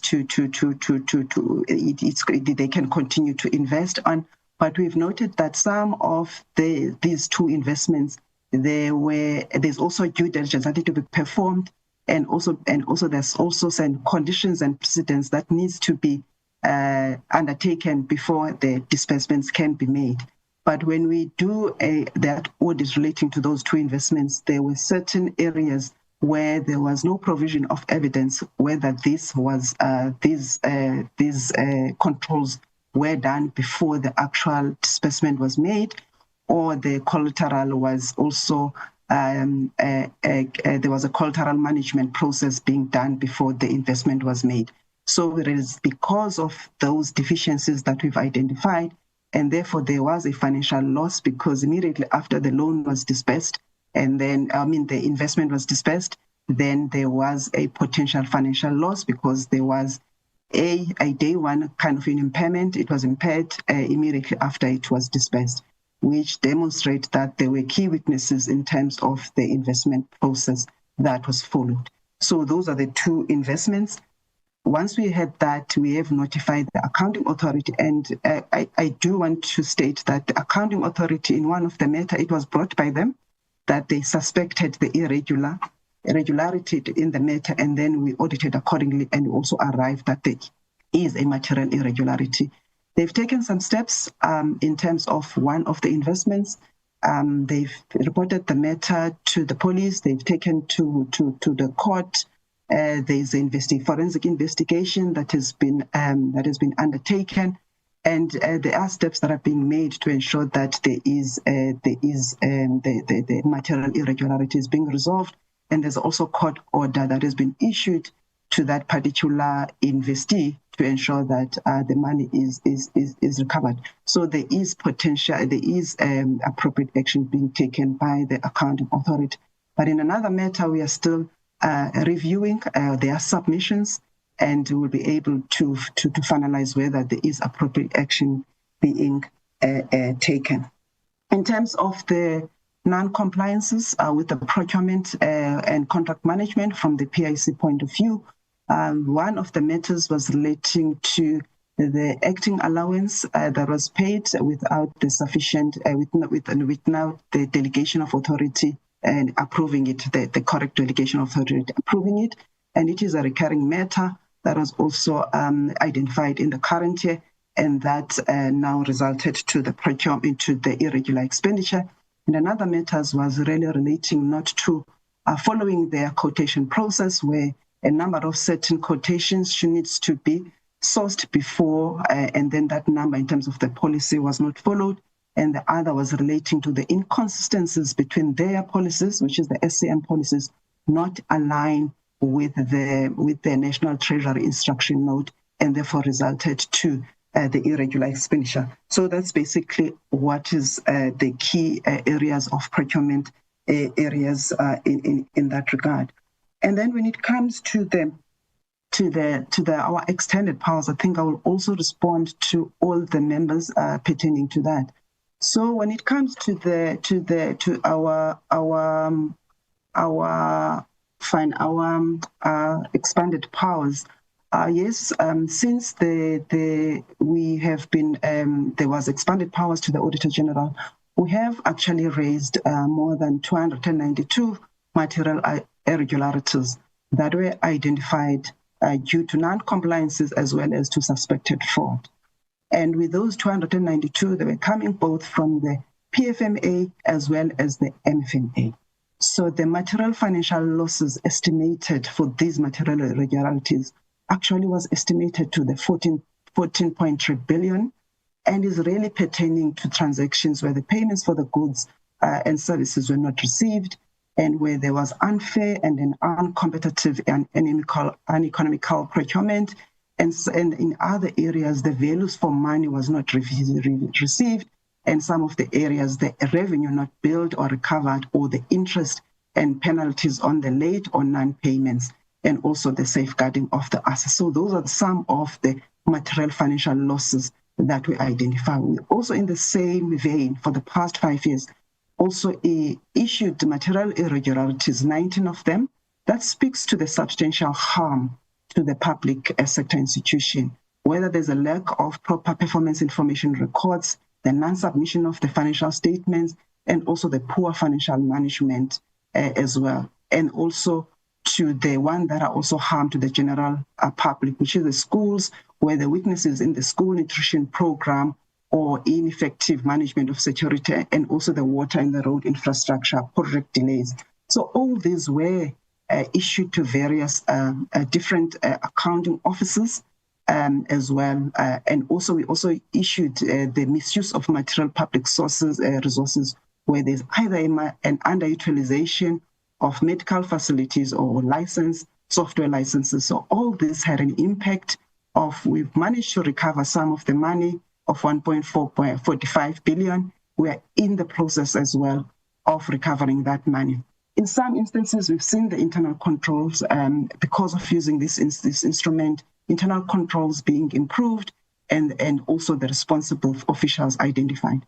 Some of the matters we normally, as you rightfully say, take these matters to refer the matters to the various public bodies, whether it's from the SIU is in the matter is there, for example, for the National Treasury, that matter has been referred to the public bodies, which is SIU, and also other matters as well, where we see that the appropriate action is not taken. Therefore, that's where the step starts. The first step is to recommend, including recommendations, the audit report, refer the matter for investigation if it be for any SIU or any public protector or DPSIE, depending on the nature and the complexity of and then also making sure that our remedial actions are implementable and also are implementable. What is really key in terms of the certificate of debt? Yes, it is an area of the last resort. And in this area, we have seen that there are some of the material irregularities on this stage, of which, however, a certificate of debt has not been issued, but the Auditor General, Sakane Maluleka, is still reviewing based on that. But I'll just pause there in terms of that. And then in terms of Honorable Sikwati, in terms of SARS, there is a process that, in terms of the National Treasury, that needs to be followed when we identify when there was an irregularity. irregularity expenditure being identified, which is one, the determination of the loss. At the point that we were auditing, SARS was still in that process of determination of the loss, and then whether there is any loss, and then if not, then they start the condonement process. So it is a process that is required, and what they are currently following, it's in line with the instruction note. In terms of the illicit flows, and then yes, there is a unit within SARS which looks into the illicit flows, whether it's financial or goods. And really the unit focuses on identifying the networks that play a role in the illicit economic perpetrators, as SARS is in the process as well of modernizing its customs process. They've also collaborated with some, because it's not only the responsibility of SARS to combat the illicit flows, there's also other key role players within the value chain, which is your border management agencies, SEPs, Department of Home Affairs. So they are modernizing the area and also collaborating. There's partnerships that to ensure that they combat this process, this illicit in that regard. And then in terms of the Honourable, I think, Van Rooyen, yes, we have recommendations and implementation of the IFMS, as you rightfully say. There was recommendations made for the committee to have a follow-up on the implementation of our recommendations. And as we have alluded earlier, this process is still, I can say, subject to care. It's in there is a litigation process that is currently undergoing that process. And I think at the point in time, therefore, we do not have powers. We have to wait for that process. As you know, that the report has been taken for legal review, the SIU report, and therefore I think we will have to wait for that process to unfold. And then I will just pause there, Honourable. I know from Honourable Mazibuko, there was it was more the questions relating to National Treasury, and also as well to Honourable Matwe in terms of some of the questions. But I'll pause. There is a team here who also wants to augment, because we are a team that have been in charge of this audit. And I will now, to allow me, Honourable Chair, I will hand over to Honourable Matlati, who's the Senior Manager for the PIC, and also Kumari Naika, the Deputy Business Leader that oversees, to also augment some of the questions from the honourable members. Thank you so much. Thank you. The two colleagues will share 5 minutes. We are behind time because we still have to get the presentation on the annual reports of National Treasury and SARS respectively. And today there's a sitting. I think some members will be attending. So let me start with Matladi, 2 minutes, and then Kumari, 2 minutes. Other issues, what you can do, you can also assist in putting them in writing and send them to the Secretariat. Thank you, Honourable Chair. Thank you, Honourable Chair. Good morning once again. I just wanted to augment to the responses by Nombakamo. Just on there was a question from Honourable Member Beck around the effectiveness of reviews. This is related to the annual performance report, as we are reflecting in the report itself. So our issues here that we were highlighting relates to the SMART principle, and this is a matter that we had highlighted and reported on in the prior year, where we were reflecting on the annual performance reporting processes of the PIC that was not meeting the SMART principle. And the PIC has since taken some steps. They have developed a technical indicator description to try and address the matter, and they've also tried and revised some of their targets as well as their indicators to ensure that they meet the SMART principle. However, in the current audit cycle, that process was not concluded before the audit could not be finalized. Hence, we are still reflecting on the SMART principles that are not met when it comes to annual performance reporting. And then, Honorable Chair, there was also a comment around the manual systems. This also relates to the delays in the implementation of the system that they are currently busy with to try and digitize the unlisted investments. And there were delays, and this is one of the matters that we've also highlighted as fruitless and wasteful expenditure in instances where some licenses were paid, however, they were not utilized, resulting in fruitless and wasteful expenditure. We have engaged the Accounting Authority on this matter, and is a matter that they are currently trying to fast track in ensuring that they finalize the system. And lastly, Honorable Chair, there were also comments around the TOVA. So this is a unit that is responsible to ensure that they turn around investments within the PIC, and in instances where the PIC needs to exit non-performing investments, they do maximize the exit prices that they enter into. So we do reflect on this as well. During our discussion with the board through the audit committee, so what we had highlighted was the capacity issue within TOVA. And what we have seen happening in the current year, Honorable Chair, is that there is some restructuring that is currently taking place in the unit. So they are currently, there are plans to move it from where it is currently situated in the structure and moving it to finance, and also trying to capacitate the unit to ensure that it operates efficiently and turn around some of the investments. I think those were the only questions around PIC, Honorable Chair, that were not answered. Thanks, Honorable Chair. Thanks very much. Is it Master or Ms. Kumar is still on the platform? I saw the hand.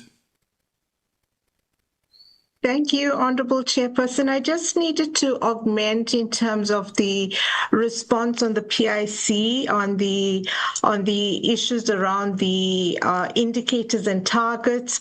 As Poteki has indicated, Honorable Chairperson, our issue was around the usefulness, but more specifically, what we did find was that a specific indicator regarding to the benchmark portfolio returns, the indicator was not clearly defined when the planning process was undertaken, and therefore there was no specific definition and explanation of how a specific hurdle rate was going to be calculated. That then impacted on the usefulness, which then impacted on the measuring as well as reporting on the progress against the planning objectives. And then additionally, what we did find still on the plan was that there were quite a few targets that didn't relate specifically to the indicator. Again, it related to the benchmark portfolio returns, as well as some of the targets relating to the transformation and diversity regarding investments in both the listed and unlisted space. And then lastly, around the targets were not clearly set for the indicators. Now, all of these then impact on the usefulness of the targets. So there were quite a few issues regarding the planning processes relating to PIC. Thank you, Honorable Chairperson. Thank you. Let's move to, we are behind time. Let's move to the next item on the program, where we briefing by National Treasury on the annual report. Over to you, Minister.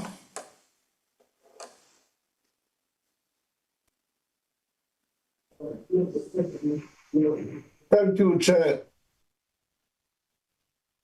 We have got an unfortunate problem.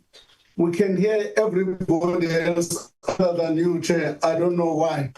But let me start by... Can you hear me now?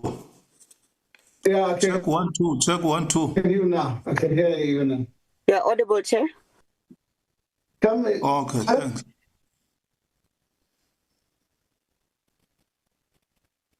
Sir, I want to say good to honorable members and you, honorable Chair.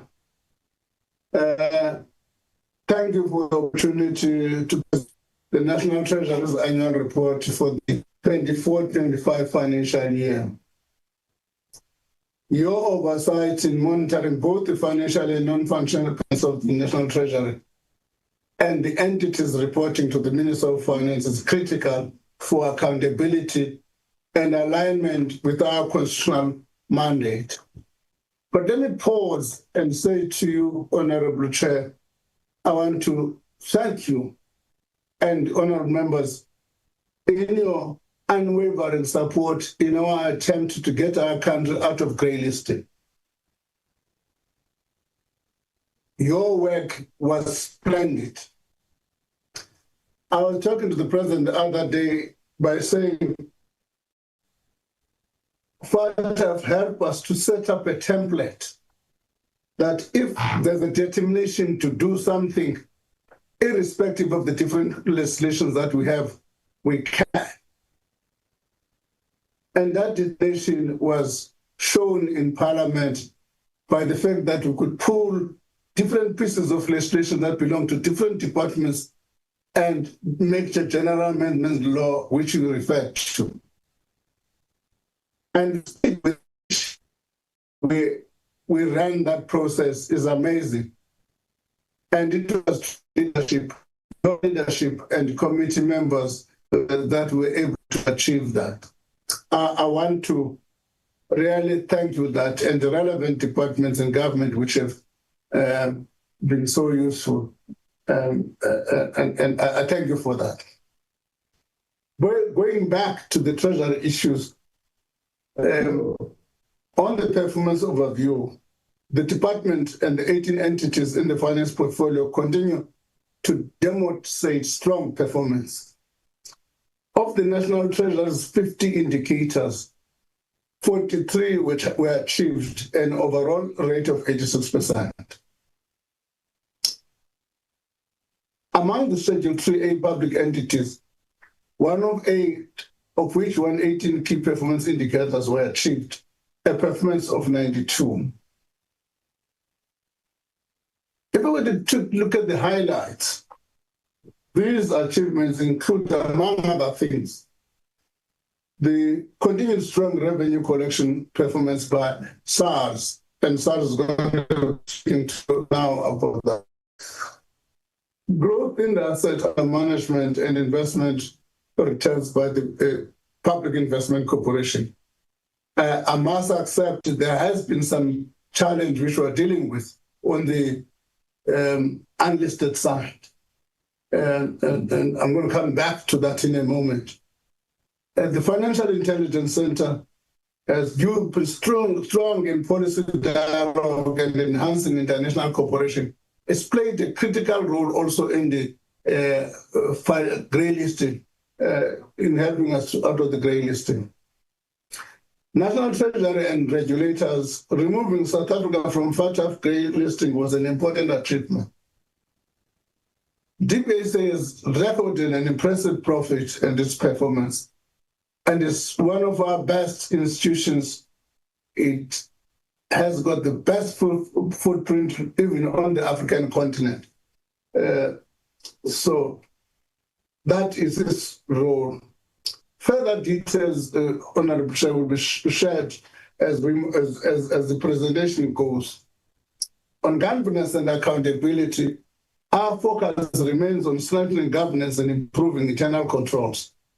Independent forensic investigations have been launched at the PIC and GPA and GPA.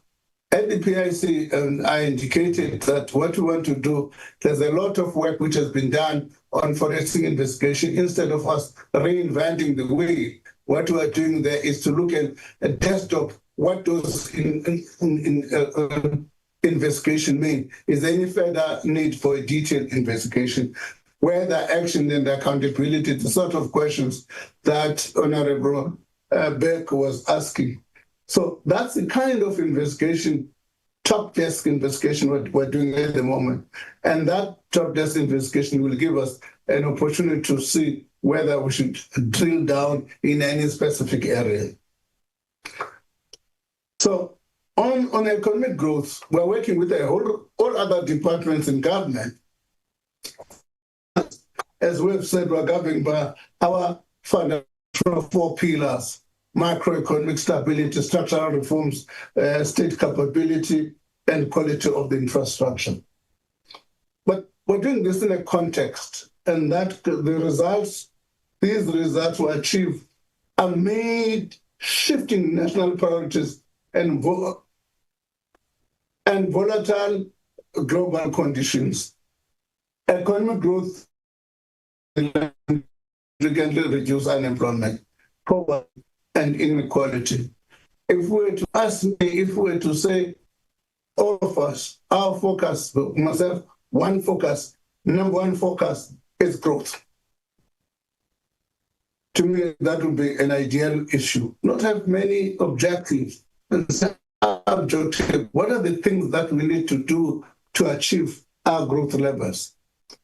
Despite this, the National Treasury continues to lead across economic and social clusters, ensuring coherent and coordinated economic policy, focus on creating jobs, raising real GDP per capita, and reducing the cost of living. Looking ahead, our focus is on translating policy into measurable improvements in people's lives. We will continue to uphold sound governance, fiscal discipline, inclusive economic growth. We remain committed to work with entities and stakeholders to build resilient and ethical financial system that supports sustainable growth and transformation. As I now hand over to the department to present its detailed annual report for the 24-25, I'm sitting with the DG here. He will inform me who amongst his team will do that. But I wish to acknowledge the resilience, dedication, and professionalism of our officials, systems, and processes.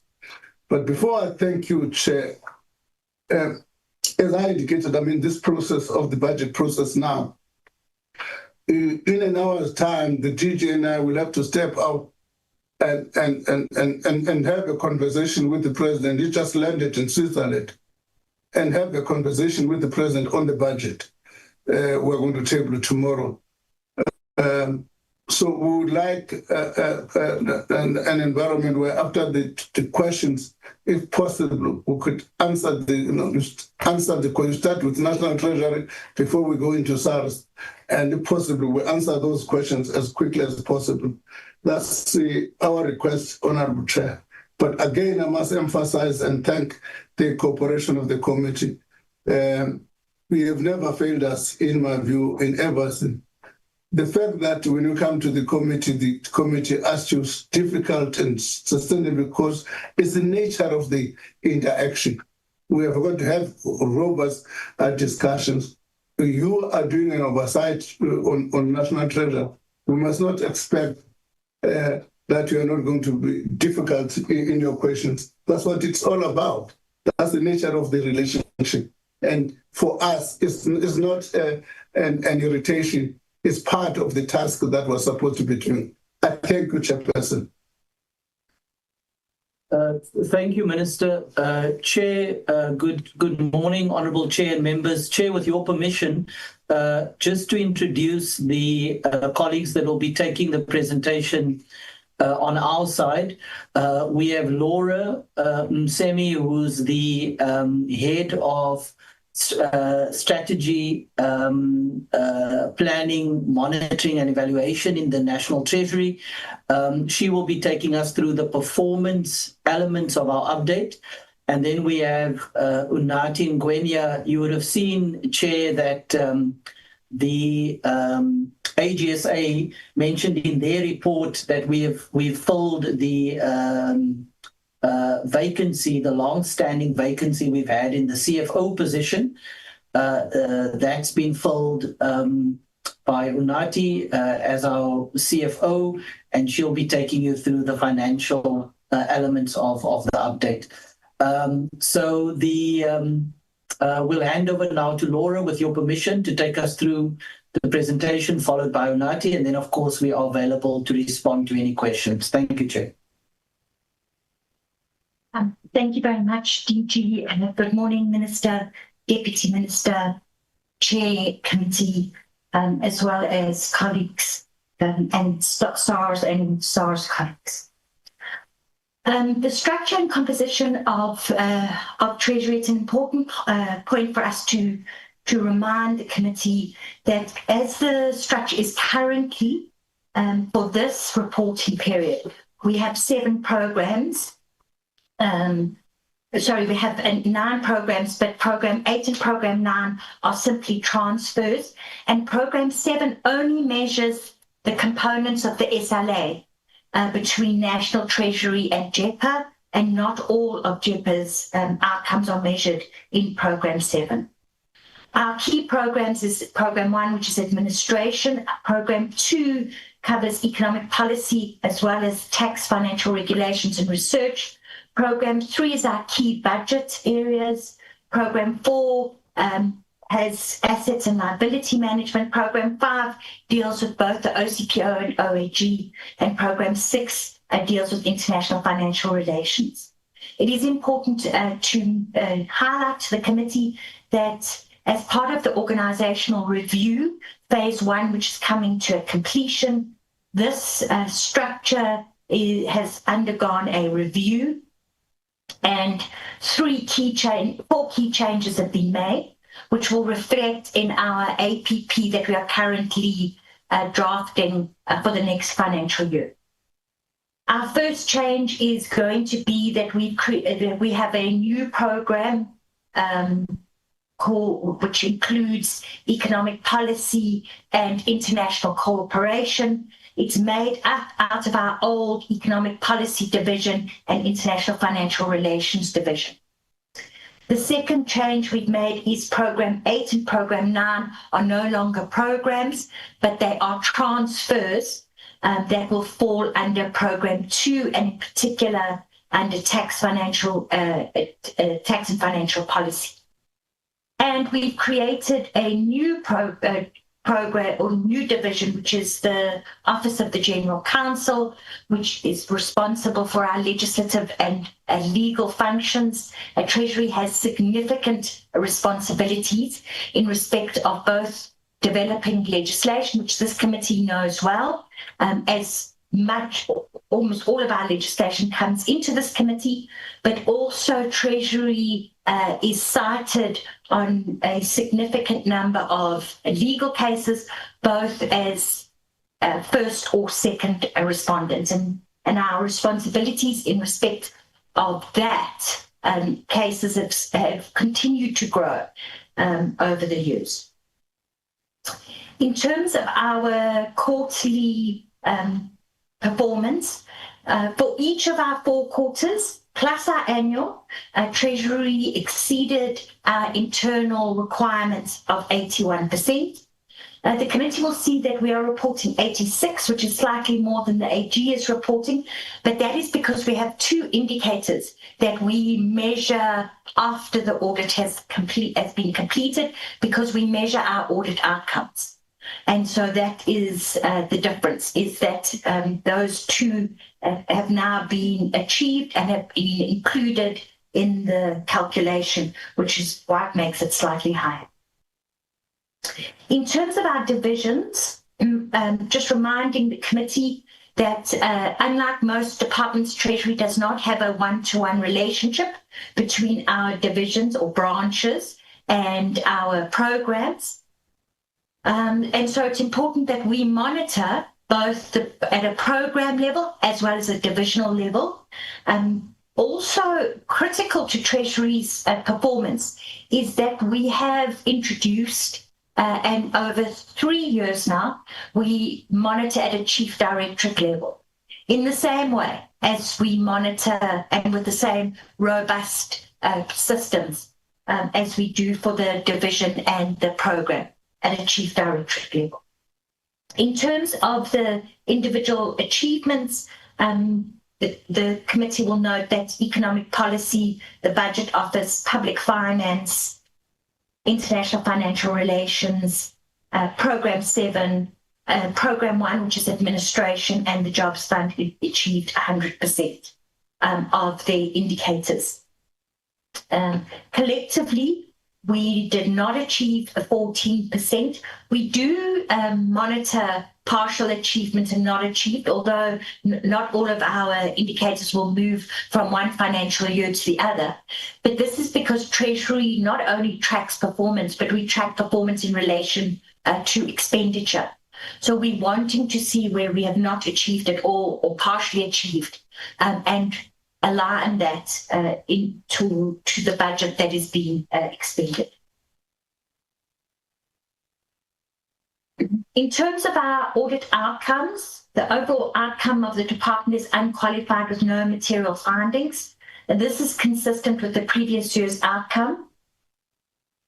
The two programs that were selected specifically for audit was Program 3. Now that includes our Public Finance Division, our Intergovernmental Relations Division, as well as our Budget Division. By far, the largest number of indicators are located within this program, and then Program 4, Asset and Liability Management. It is important to note that there was no unauthorized expenditure in this financial year, no new cases of frivolous and wasteful expenditure, and no new cases of irregular expenditure were identified in this reporting period. In terms of Program 1, we achieved 100% of our indicators. ICT in particular, we have done significant work in respect of disaster recovery, as well as to improve our readiness to respond to any risks that our ICT services should face. ICT is an enabling and a very important enabling instrument for Treasury, whether it's the financial systems that we run in respect of payments as well as payroll, whether it's the back office system of ALM, whether it's the significant procurement systems that we operate. They all run off ICT. Now, given the importance of ICT, given the risk of ICT to Treasury, as well as the significant investment that Treasury has made in ICT, in this year, we are implementing a review of our capabilities and capacity in respect of ICT. This is to ensure that both in respect of our systems, our processes, and our people, as well as our plan, that it best fits for the future needs of Treasury, as well as to ensure that we're getting effective and efficient, and receiving value for money in respect of that spend. We have achieved a level 5 risk maturity in Treasury. We spent a significant time over the last period to raise and embed risk matters across the institution. And importantly, we have spent 85.9% of our training budget above our planned 70%. This is important. We've established a leadership and management training program. This is done in partnership with Stellenbosch University. And this is really in response to recognizing that whilst the majority of entry skills and resources into Treasury are technically proficient, as there's a progression into management, we needed to introduce management skills. And we've done this through a number of programs that have been specifically designed to marry both the Treasury culture, the Treasury values, Treasury understandings, Treasury processes into a training program that hones the management skills of our future leaders. This is particularly important because Treasury has a practice of internal promotion and progress. And so it's important that we have both technical as well as managerial proficient leadership. Program 2 achieved 83.33%. We have completed and published significant research papers. Those are all available on our website. Tax tax legislation was submitted to Parliament. The FATF and our progress on FATF has been recognised by the committee. Obviously, we had an additional economic forecast developed in response to the additional budget processes that were required in this financial year. But the non-achievement was in terms of the financial sector legislation that was not submitted to Cabinet. In particular, this is the coffee bill, and we can inform the committee that that bill is now in the approval process on its path to Cabinet. In terms of Programme 3, all of the budget responsibilities are located within this programme. Important to note that 26 catalytic projects were prioritised above the planned 18. A list of those projects is available on our website, but we can also provide that to the committee. Importantly, 104 technical advisors were placed in Treasury, provincial treasuries and municipalities in terms of the MFIB program. This would have been picked up equally in our performance as well as our financials, because there was an increase then in the cost of business services and consultants. And this is in recognition to our historical underperformance in the area of MFIB. We are required to have 80 technical advisors at any one time. And so if any technical advisor resigned or unfortunately passed, we would immediately become non-compliant. So in responding to that requirement, as well as to responding to the increased needs, we have increased the number of technical advisors. It is important to note that along with the new strategic plan that the committee has already been taken through, we have then done the important work of re-evaluating a number of long-term projects and processes that Treasury has been implementing to ensure that they continue to be effective, appropriate and relevant for our new strategic direction. It is something that we require of all government to constantly review their programs, and this is what Treasury does as well. So we have a number of important reviews.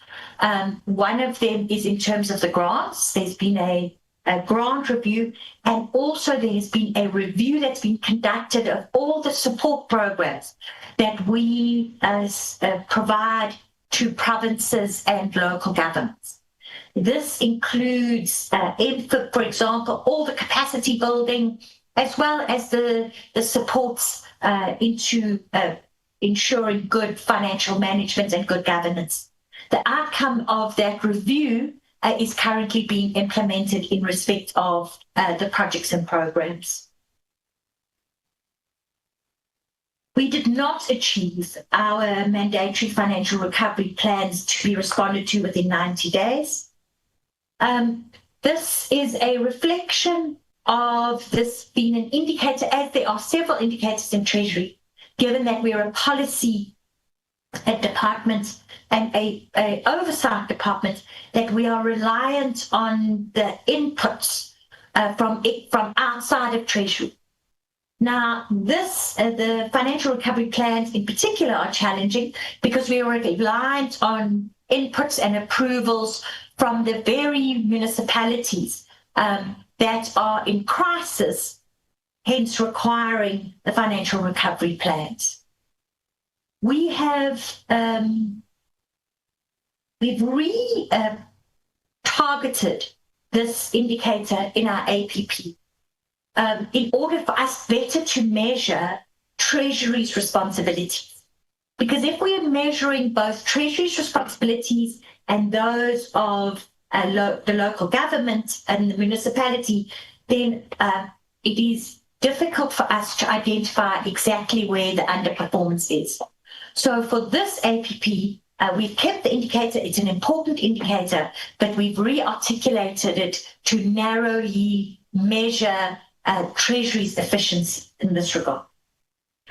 Program 4 achieved 66.67% of their indicators. Unfortunately, one annual report was not reviewed within the requisite time, and one request for borrowing was not reviewed in the required time.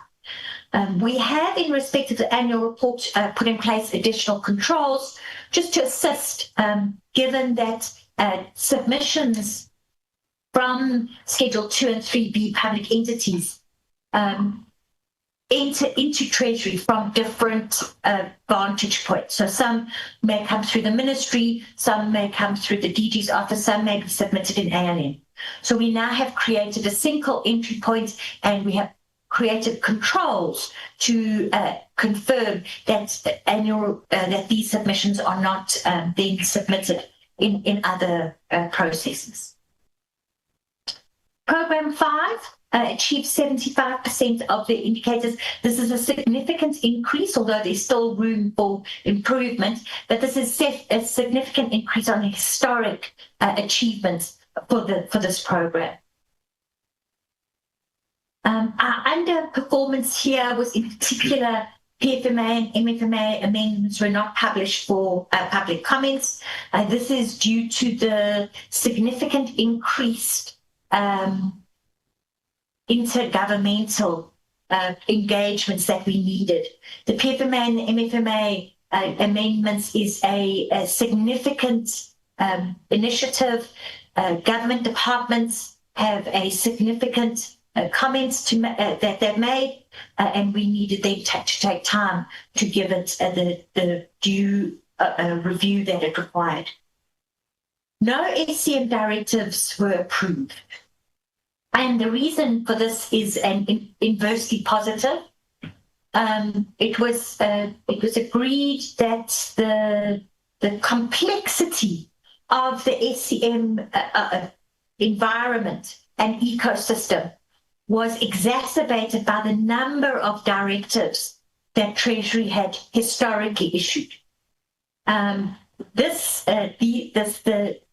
number just created opportunities for contradictions, for misunderstandings, and for departments to then become not have an ability to comply. So it was agreed that we would suspend all SCM directives, and a single directive would be issued, enabling departments to better comply, given that they only needed to refer to a single document that was much clearer in its articulation of requirements. The draft public procurement regulations were not produced, and the committee is aware of that process. Program 6, we achieved all of our indicators. This is important work, and for the current year, much of this work will be dominated by the G20, and some of the costs and expenditures that have been noted and taken through are as a result of the preparations for G20. Program 7 achieved 100%, as I indicated at the beginning of the presentation. Chair and committee members, this is only in respect of the SLA that has been signed between Treasury and JEPA. In our new structure, this is no longer a program. It will be reported under corporate services, who is responsible for this for the SLA. Separating in this way, given that JEPA has their own APP and annual report, creates confusion by us reporting on a component and JEPA reporting on their actual performance. In terms of human capital, our vacancy rate was at 15.93%. Recognizing that Treasury calculates our vacancy rate not only on permanent employees, but also on fixed-term employees. Our headcount was 1,082, which, as I indicated, included a fixed term.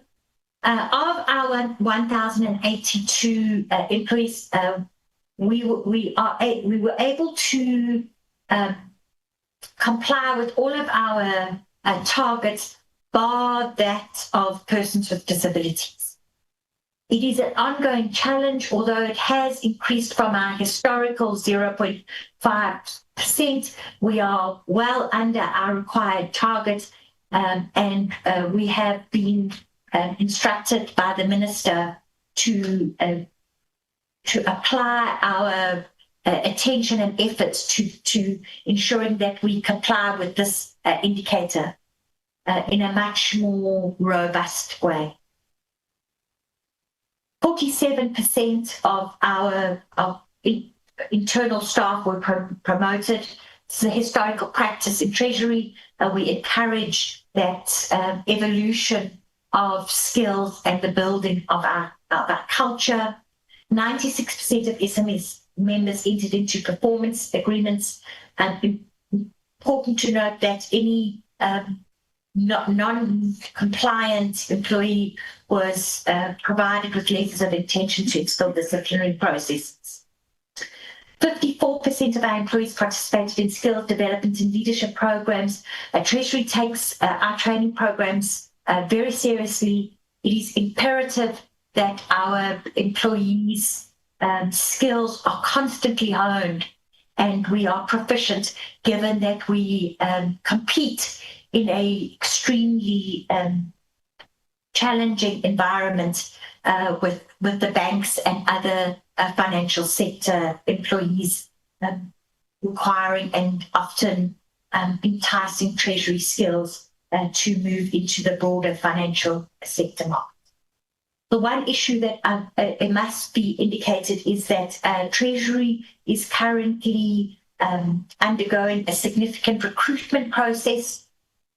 We are wanting to fill 212 positions. This comes from historically during the period of cost containment. Treasury had already then instituted a freezing of appointments as our way of supporting cost containment. And then when the cost containment was introduced across government, that freeze continued. The challenge for us was then we had this significant vacancy rate, placing additional burden and stress on our employees, and often resulting in a few employees having to pick up the slack that had been created by that vacancy rate. And that process of recruitment is currently underway. And you will see that in terms of our vacancy rate, we've indicated which programs have the highest vacancy rate. And you can see that's program 2, that includes economic policy and tax. Financial sector policy has an extremely high vacancy rate, but as I indicated, we are currently in the process of recruiting to fill 212 positions, which should address our vacancy rate. We've also provided the detail of where the vacancies, the predominant vacancies are in terms of our salary bands, and it is mainly in senior management levels 13 through to 16, which have carried a 17% vacancy rate. Before I hand over to the CFO, I did want to just, given the opportunity to, and I should have indicated it when we were doing program 5, which is OCPO, there was a question asked about the CSD. So I thought I'd just take the opportunity to indicate that in terms of this financial year, 939,237 suppliers were registered on our CSD. 31,998 opportunities were published, and 17,893 awards. So that's just where we are with regards to the CSD. I'm now going to hand over to through you, PG, to the CFO. Thank you. Can the CFO take 10 minutes to table the last part of your report so that we catch up? Noted, Chair, and good morning to you, Chair, honourable members, Minister, Deputy Ministers, SARS Executive, and the AG colleagues. Good morning to everyone. So in terms of our financial performance, so this is as at 31st of March of 2025, we had a budget of appropriated of 33.3 billion rand, and that was spent over 9 programs as what the performance that was just given has noted. Of that, the actual expenditure was 98% of that, but I will go into more detail when I break down over the next few slides. But most of that in terms of economic classification still remains the transfers and subsidies, which is 29.4 billion of the 33.3. So if we just look at the outcomes themselves, there was 716 million of the expenditure was lower than what was projected. So I'm just choosing my words very carefully here because not all of that was underspending necessarily. Of the 716 million, only 248 million was actual underspending, and those were funds surrendered back to the fiscus, and that represents 0.78%. And 478 million of that is due to advances. So this is a very specific accounting policy change that was implemented by the Office of the Accountant General, whereby when we make a transfer and the entity to which we transfer isn't yet in a position to expense, or they haven't yet expensed that amount that we've transferred, we then recognize it as an advance rather than an expenditure right at the point at which we make the transfer. So that's just important to note in terms of the 2% of the variance overall. And then if I just go further then to explain in terms of the reasons for those variances, under compensation of employees was 5.4 million, and this was due to the vacancy rate that Laura has already explained. And the goods and services, it's 178 million under spending that was declared back to the fiscus. Of that 178 million in the first, in this part of the year, so this is when the year was ending March 2025, a lot of the funds that were supposed to be spent on G20 hadn't been spent yet, so 16.9 million was returned, but that has subsequently picked up a lot post the end of last year, so into this year, that has really picked up. Then in terms of consultancy services, there's a 14.1 million rand that is due to delay in invoices resulting from payments that were made to our financial action task force, that is the FATF grey listing activities that have been undertaken in the National Treasury, that we are happy to have received all of this appreciation for.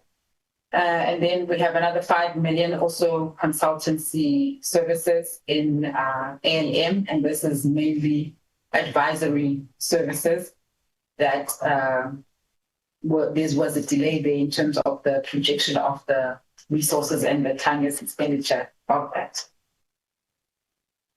And then for this next slide, there's another 15 million that is just constituting of various items under goods and services. Those kind of items, the types of items are around catering, some operational payments, some bursaries, training, and everything listed under there. And then there's another 123 million rand.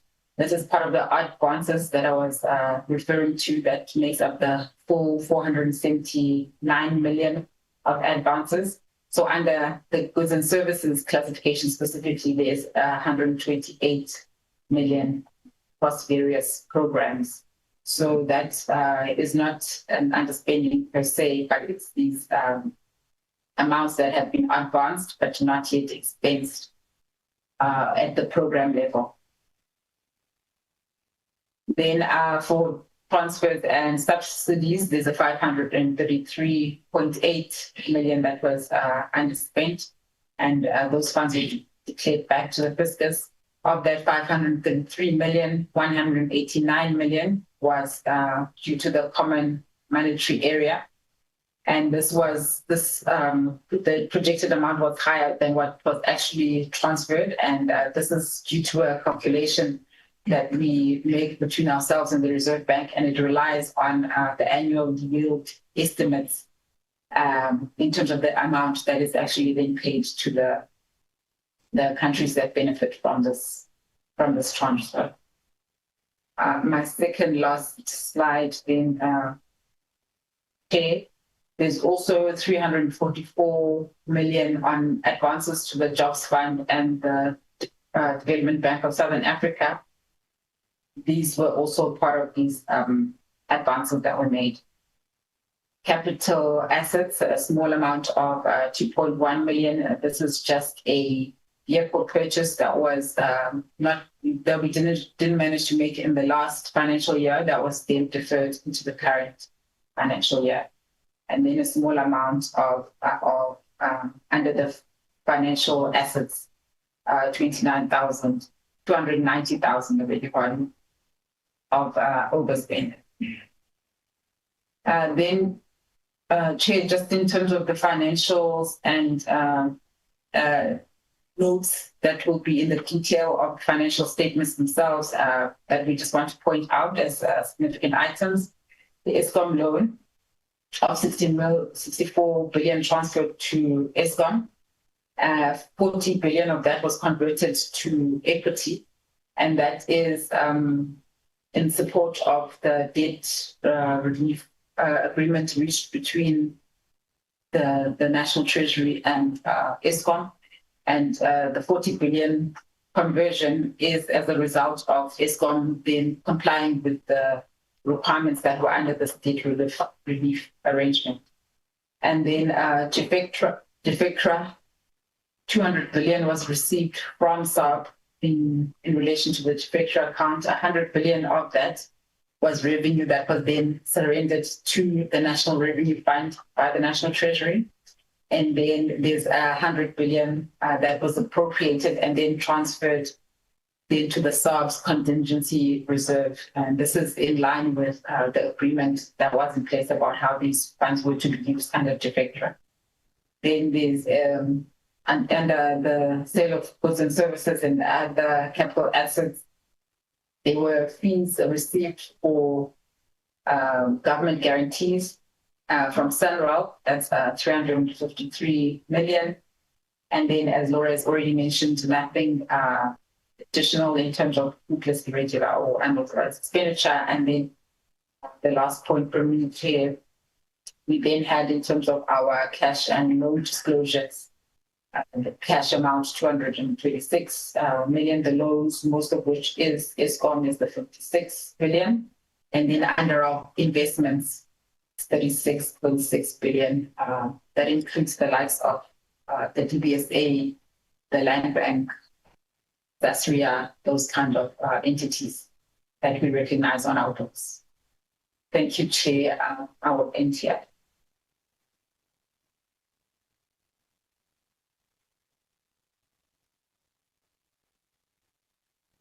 Thank you, Chair. That's it from our side. We will now hand back to you for any questions that the members may have for us. Thank you. Okay. Thanks, Minister, DG, and the Executive of National Treasury. As the Minister has requested that he and the DG are requesting to be excused at some stage to attend to the issue of budget with the President. So let's take questions in relation to the presentation of National Treasury. There we are. Honorable Beasley, Mautwe, Van Rooyen. Yeah. Honorable Beasley, over to you. Thank you, Chair. And I'm not too sure if the Finance Minister is still there, but in his introduction, he mentioned that he has concerns with the unlisted investment returns in the PRC. If he's still in there, if he can just elaborate what his concerns are. And then in terms of the National Treasury presentation now, just program 3, it refers to technical advisors. Are they making an impact, and how is National Treasury actually measuring the impact that they're making? And then the other important thing in program 3 is a financial recovery plan. And I think it's so important, but I think it's also important that National Treasury just, you can't just say it's just measuring their performance, because it's like a dual thing. Unless you're actually engaging with the actual entity, there's actually not going to be a financial recovery plan. And then in program 5, the one issue that doesn't get covered, and it's obviously not a measurable outcome at the moment, but I suggest it does, and it's an area that is hugely concerning, is the blacklisting by National Treasury. Of the 467 recommendations by the SIU for individuals and entities to be blacklisted, National Treasury have only blacklisted 1. And I think that is a huge concern, and I think it is something that needs to be measured and monitored and reported back to this committee about. Those are just my few questions. Thank you, Chair. Thank you, Honorable Beasley. Honorable Mautwe. Thank you very much, Chair. Chair, let me take this opportunity to welcome the presentation and appreciate the attendance of the Minister and the DG, because they are so scarce in our meetings, to the extent that we even think they've relocated themselves and their families to Washington, D.C. So we welcome the efforts the National Treasury does in inviting public participation in a consultation meeting, particularly on the fiscal policy. And we encourage the Minister and the DG to continue with such engagements, even outside the typical echo chambers. But what is worrying, Chair, is that not all questions necessarily get answers. And of course, there'll be extremists who try to stretch the envelope. Such open engagements were a positive initiative that National Treasury must be commended for. And then the next time we must bring the South African Reserve Bank into the conversation as well. And Chair, that will be my opening remarks. So on that note, maybe we can ask the National Treasury, when is the next scheduled engagement? And then, Chair, in terms of the oversight over state-owned entities, Chair, we've got concerns that the National Treasury, or there are concerns that the National Treasury has got too many state-owned entities under its supervision, and many of these entities are not properly monitored. And Treasury itself seems to lack the capacity to play an effective oversight role. So how does the National Treasury oversee all the entities under its supervision? And which other entities, Chair, does the National Treasury consider stable and operating efficiently? We've just gotten a presentation by the AG, which gives us a picture that maybe the PIC and the Land Bank is a bit stable, but besides these two, which other entities does the National Treasury consider stable? And has the Treasury conducted any formal assessment of these entities in the past 5 years and reviewed its own internal systems for oversight effectiveness? Chair, the annual report shows underperformance in the asset and liability management program, with only 66.7% target achieved and a whole 33.3% partially achieved, mainly due to incomplete annual reports from Schedule 2 and 3B entities. So what specific corrective action has been taken to improve this report in terms of the asset and liability management program. So when you look at the internal capacity and use of consultants, there's a worrying trend of senior officials resigning or retiring and then returning as consultants in the National Treasury, especially within the Government Technical Advisory Center. It has become a revolving door where public servants treat DTAC as their retirement plan. Is that not a failure of leadership to build institutional capacity and succession planning? Or is it a deliberate effort to maintain a narrow ideological posture on fiscal policy? Are younger professionals being excluded because of fear that they might transform the institution towards a more developmental and state-led orientation? And to be specific, the former DDG, who is now a consultant, Mr. Ismail Momonier, appointed on a one-year contract. Is that true? And if so, has that term come to an end? And which other senior managers have retired in the past 6 months and have since been rehired back as now consultants? Is National Treasury aware of allegations of corruption involving the head of GTAC related to consultant appointments? And who raised these allegations and when? And what is the National Treasury doing about it? Chair, there are reports, and I know I raised this issue even before, and it was responded to in the negative, that there's no such. We are repeating that question again. Is National Treasury moving offices? Because senior management, including the DG himself, complained that hosting guests in the Pretoria CBD is inconvenient due to dirt and traffic. Now, are there plans to move National Treasury, and how much does the department currently pay for the lease of the property? Will the relocation result in higher or lower costs to the fiscals if this was to be considered?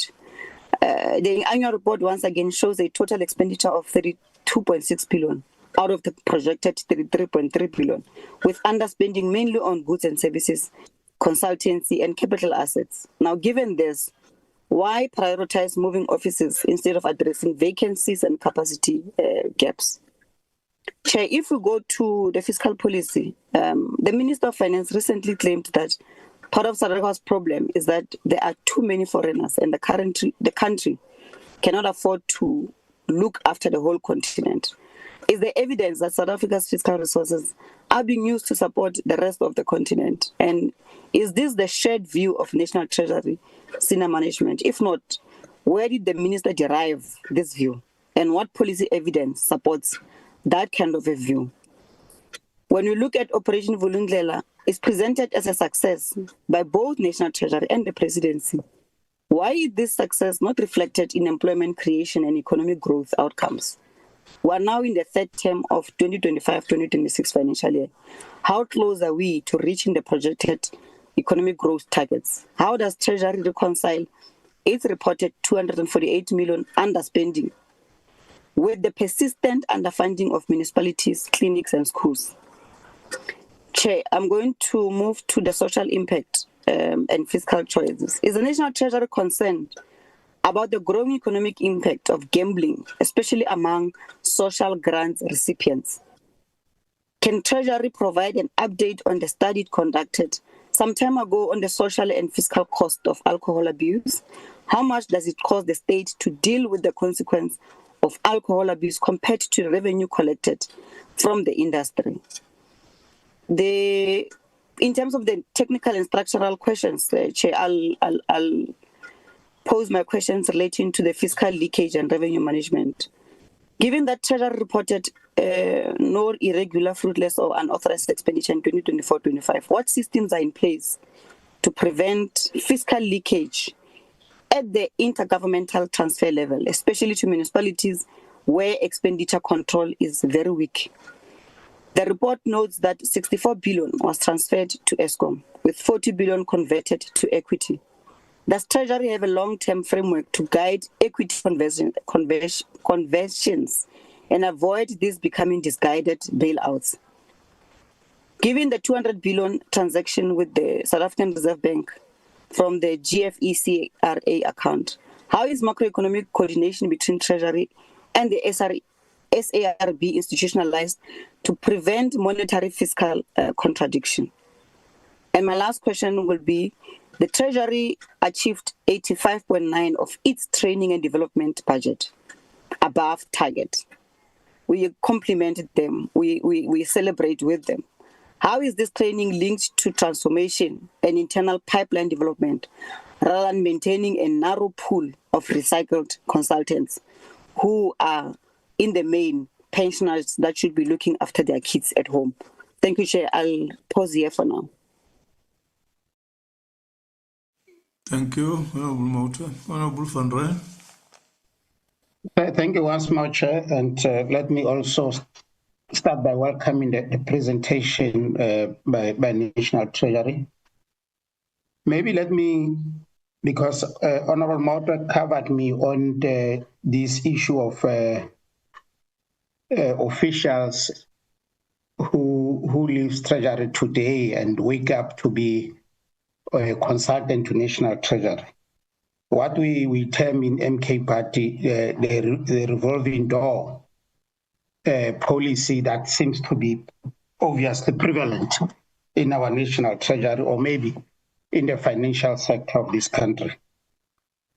What I want to complement the question with, Chair, is there any prospects of developing a cool-off policy? Because this has been ongoing for quite some time. We have seen it with various, more especially DGs of National Treasury. Some even not necessarily coming back as consultants, but leaving National Treasury today, and then tomorrow they are announced as leaders of some of these institutions. Which more, some of it's even worse. They even participate in entities that are doing business with National Treasury, especially in the financial sector, which is not obviously giving an excellent, the image to National Treasury, because it creates an impression that people are just playing javelin, or maybe they are preparing for their retirement while they're at National Treasury, knowing that they will obviously give jobs to these big entities, and tomorrow, obviously, their faith or maybe their prospects of paying employees are well taken care of. So is there any prospects of looking into a cool-off policy for such officials? That's my first question, Chair, just to complement the question posed earlier by Honorable Mautwe. And my second question, Chair, a reference was made about filling of vacancies as a result of vacancies that were created as a result of cost-cutting measures that were introduced in the past. Does that mean the cost-cutting measures are no longer necessary? Or obviously surplus has been generated, adequate surplus has been generated to cover for such? Because, if that's the case, then that will be very interesting. And obviously, that might also indicate to other departments that maybe cost-cutting measures, vacancies can be filled as part of relaxing on cost-cutting measures. I just want to understand what is driving this particular approach from the National Treasury. And also, on entities that fall under National Treasury, I just wanted to know how many DC hearings, especially at a management level or senior officials, are currently taking place. Are we able to get maybe the details on the status of all those hearings in as far as the entities reporting to National Treasury is concerned? And lastly, from my side, Chair, this one is going to be repeated from time to time, because we think that National Treasury seems to be failing the country on this one. The IFMS matter.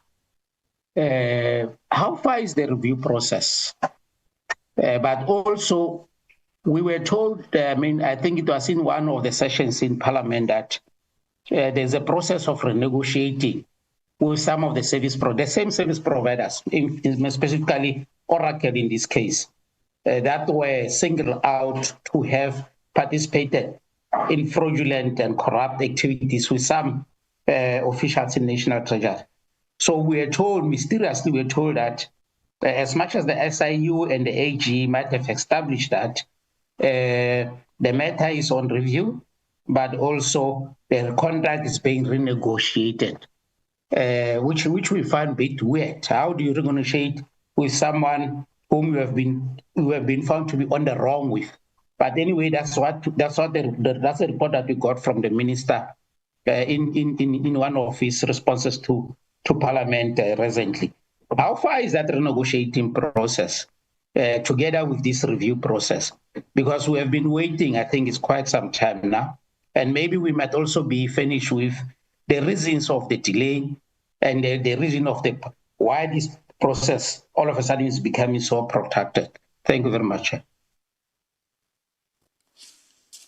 Thank you, Honorable Funron. Honorable Dr. Beck. Thank you, Chair. Firstly, I sent a set of detailed questions related to National Treasury's departmental budget 2 weeks ago. I followed up with the Secretary yesterday. The intention was to get answers so I could better understand trends in financial statements and ask better questions in this committee, but I've received no response, I'm afraid. Can you as Treasury let me know why that's happened? On a logistical matter, please note that I'm now going to be asking questions based on not on the slides, but on the underlying annual report. So the page numbers I'm going to mention reference the report.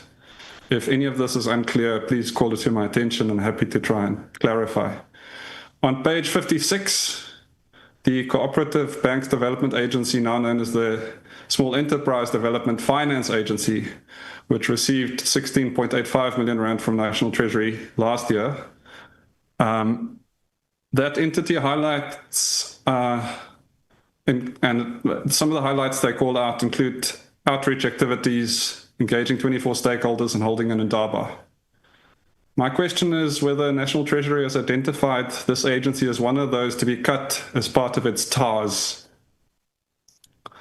On page 192, first off, congratulations on your incentives to increase the use of the e-tenders portal. Could you elaborate on how many institutions are not using the e-tenders portal? Who are they? And are there any plans to legislate mandatory use of the e-tenders portal?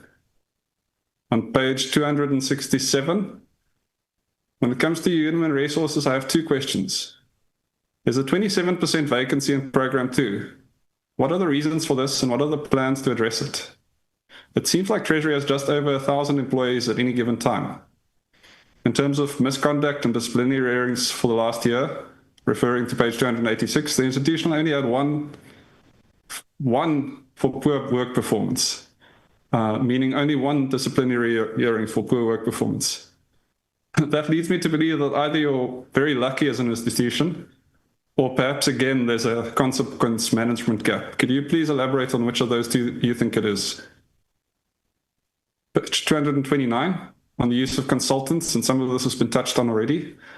RFQ 003-2024 deals with the appointment of a service provider from the GPF and PIC panel to render professional services for software-related projects to National Treasury ICT for a period of 12 months. That's over 41 million rand contract, or over 113,000 rand a day. First question, what specifically is this kind of expenditure for? And how does it justify this price tag? Second question, in a reply to a parliamentary question number 3929 on 27 July this year, you list this contract as only being worth 3 million. Which is it? Third question, that parliamentary reply lists 11 consultants for 24-25. However, this annual report for the same period lists 9 consultants. The contract values also seem to have changed. Why is there this discrepancy? Another question, one of the consultant contracts went to Edorsa to, and I quote, conduct board evaluation, the Public Investment Corporation and the Land and Agricultural Development Bank of South Africa, the Land Bank. Can you give us more detail on what this evaluation was? Was it for the old or the new PIC board? And are you able to make that document public? Lastly, there's a consultant contract awarded to TIP Focus Holding for 96 million rand. It's supposed to run from 23 to 28. Listed as being for enhancement, maintenance of the central supplier database for Office of the Chief Procurement Officer. Now, it seems to me that that's a lot of money for database management and maintenance. Can you unpack this contract for us a bit? Maintenance is something that doesn't stop. So is this an expense that we can expect to see even after 2028? Will it be of a similar nature and size? That's it on that section. But on page 306, you had to spend nearly 4 million rand on hiring Bowmans, provide legal advice on renegotiating a 12-month contract with Oracle. That seems significant. What is the size of the Oracle contract, and what necessitates a 4 million rand legal fee? On the G20, I see the annual report mentions of the G20 everywhere. For instance, there are 2 different spending items on Gautrain cards adding up to 424,000 rand. First question, how many cards were purchased? And second question, across all programs in National Treasury, what is the total spend on G20? If you could also give a written response to indicate the number of work hours dedicated to the G20 this year. Chair, I'm gonna pause there and wait for the responses. Thank you. Thank you, Dr. Beck. Honorable Squati. Thank you, Chair. Let me as well, Chair, welcome the report from National Treasury. And Chair,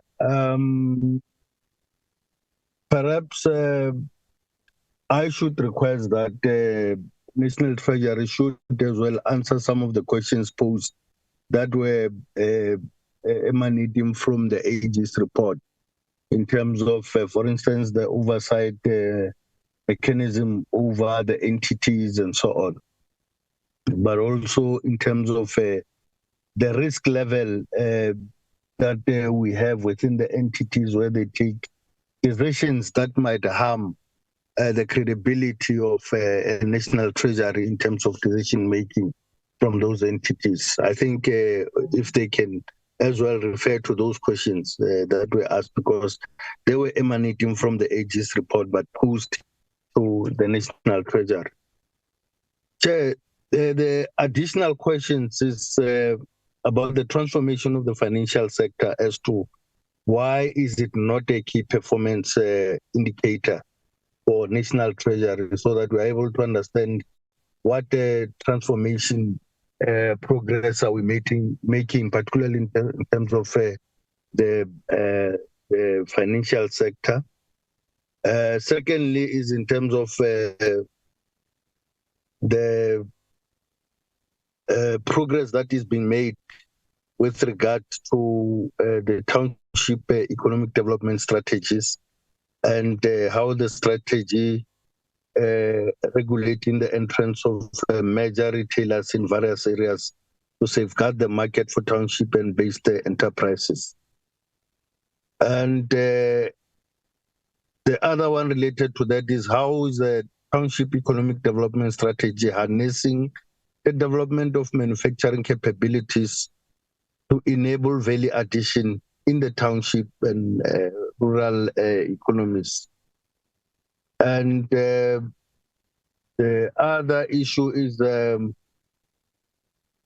based on entities as to which of those entities did National Treasury not review their requests for borrowing limit, as this can impact the liquidity if not timeously attended to from those entities. It's all still related to the first question in terms of how is the work that the National Treasury is doing in terms of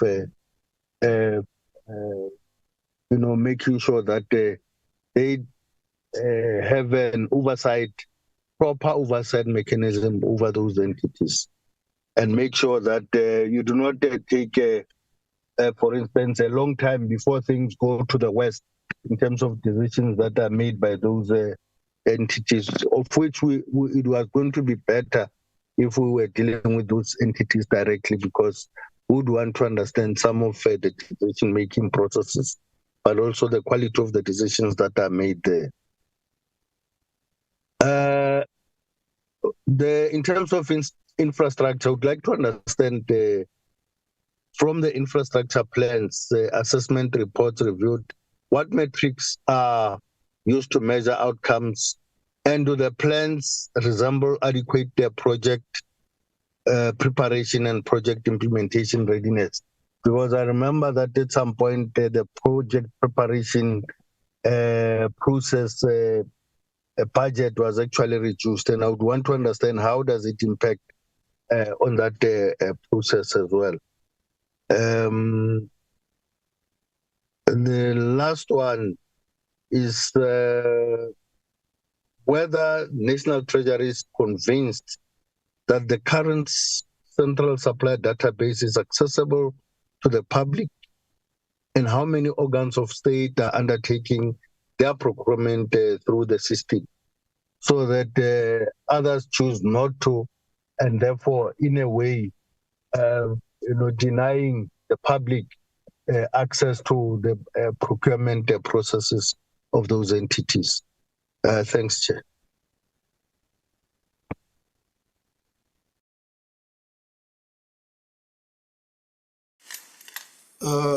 Thanks, Honorable Squatty. That was, yeah, you are the last for now. National Treasury, back to you, Minister, DG, and entire executive.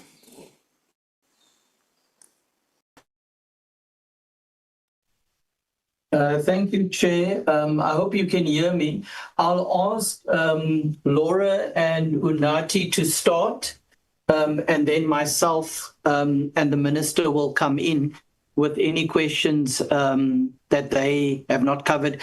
DM Sarupen is also on the line, so if there's anything he wants to add before the Minister comes in, he's welcome to do so. But with your, through you, Chair, I'd like to ask Laura and Unati to kick us off. Thank you. Thank you very much, Chair. Thank you, DG. So in respect of the questions, I'll go through those that I can respond to in terms of performance chronologically. Technical advisors, so we have done, as I indicated, we have done a review of all of the support measures that we provide to both local and provincial government. The MFIP is part of that process, and part of that review is to assess not only are they making a difference, but in terms of the difference they're making, is that sufficient impact in terms of value for money? So those, we are constantly reviewing our support processes. Financial recovery plans, whilst in the APP, we specifically measure Treasury's efficiency. In terms of the MTDP, we measure the impact, as well as it finds its expression in our 5-year strategic plan, which then measures not just Treasury's contribution, but equally the impact and contribution of local government. So we are measuring that, we're just measuring it in different instruments. Excuse me, in terms of ALM underperformance, it was only one annual report that was not reviewed. And it's not that it wasn't reviewed at all, it's our specific indicator is linked to the legislation, and the legislation has a time frame. So it was reviewed outside of that time frame. And as I indicated, we've instituted controls because the time commences at the time Treasury receives the publication. And so unless it moves through the system efficiently, we may find that the inefficiency is in that receiving process.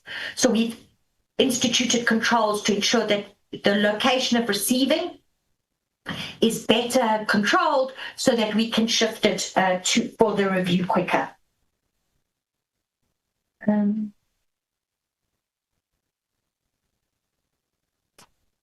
Then in terms of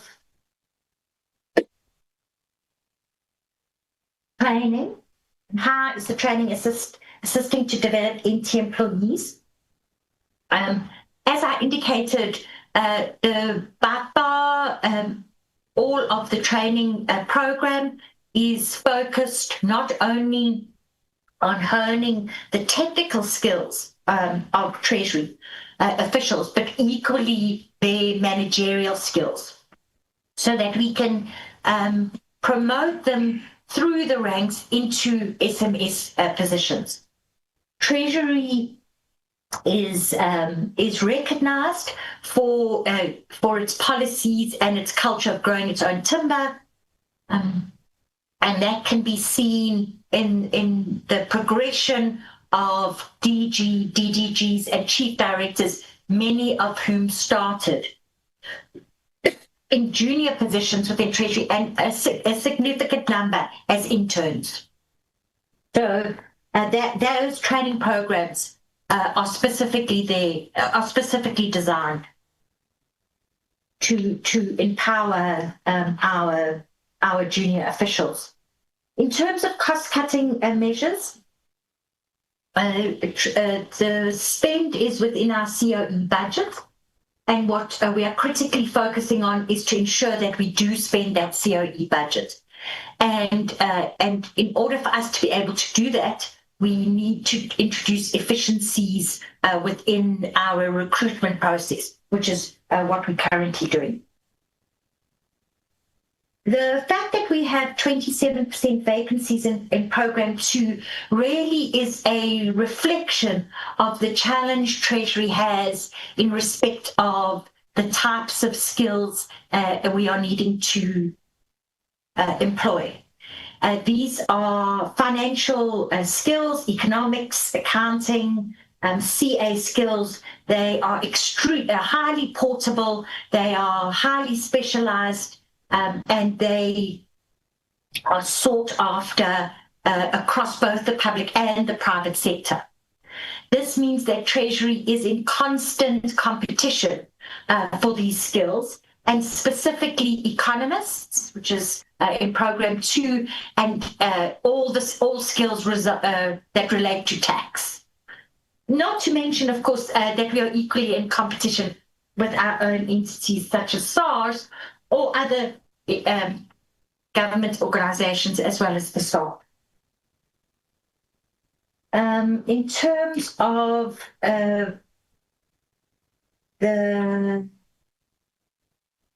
transformation, we do the indicator that relates to the transformation is 2.1.2, which talks to our financial sector legislation, and that specifically is relating to the coffee bill. So we do track transformation, and we track it in relation to our creating a conducive legislative environment. In respect of CSD and is it accessible to the public, I'm sure the DG is going to add on in terms of government institutions participating in the CSD.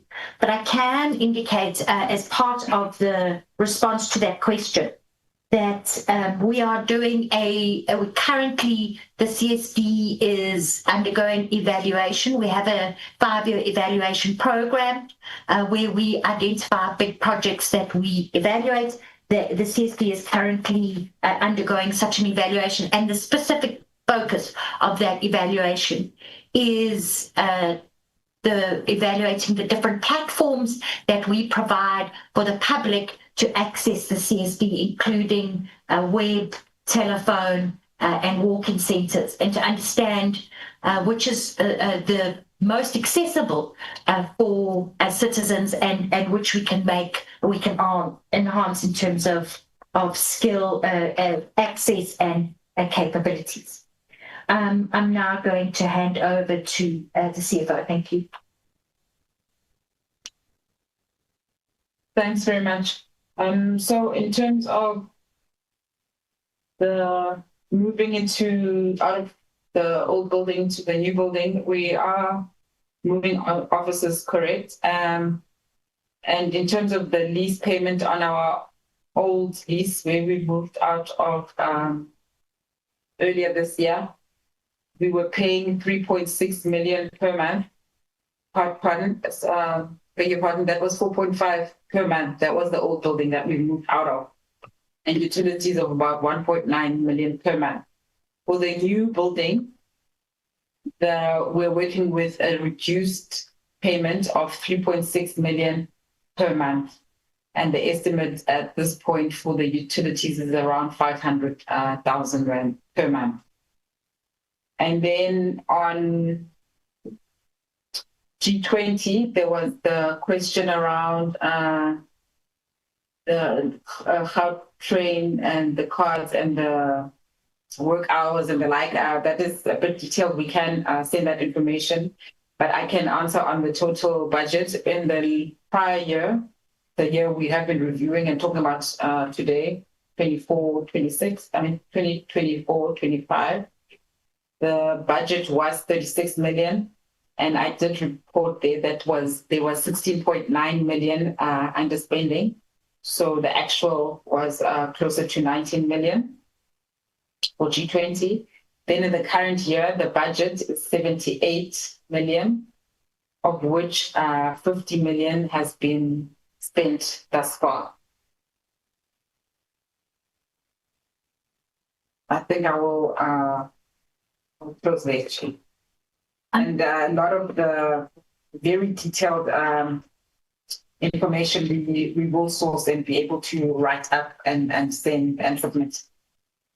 And sorry, DG, before I hand back, just in terms of the borrowing limits, and we indicated that there was one application that was underperformed. Just to confirm, it was not that application wasn't considered. The underperformance was in relation to the period it took to consider. We have a limit of 60 days, and it was considered in 65 days. So that was for the IDC. It did not affect the IDC. It was in terms of our own efficiency. Thanks. Thank you, DG. I'll hand back to you. Okay. Before the DG come in, let me come in on the one question. But before dealing with that, let me show Honorable Mawuti that I'm in South Africa. I only go to Washington twice per year, April and October. I know she has even asked me a question on this, an oral question which we'll deal with next week. On the unlisted side, I tell them maybe the story on the unlisted side is that we've had governance lapses. It's something that I must admit up front. We've had governance lapses. That has had an impact on two divisions of PIC. That is the general unlisted, which was in the past was called Isibaya, and the property division. Largely not proper management on that issue. The interesting side, I'm meeting them after this meeting. They're sitting over there in the PIC and the new board, taking them through these issues. These lapses has led to a number of things. The first one is the well-known daybreak issue. The second one is the settlement with Maponya on a number of these deals which we're trying to put a handle on.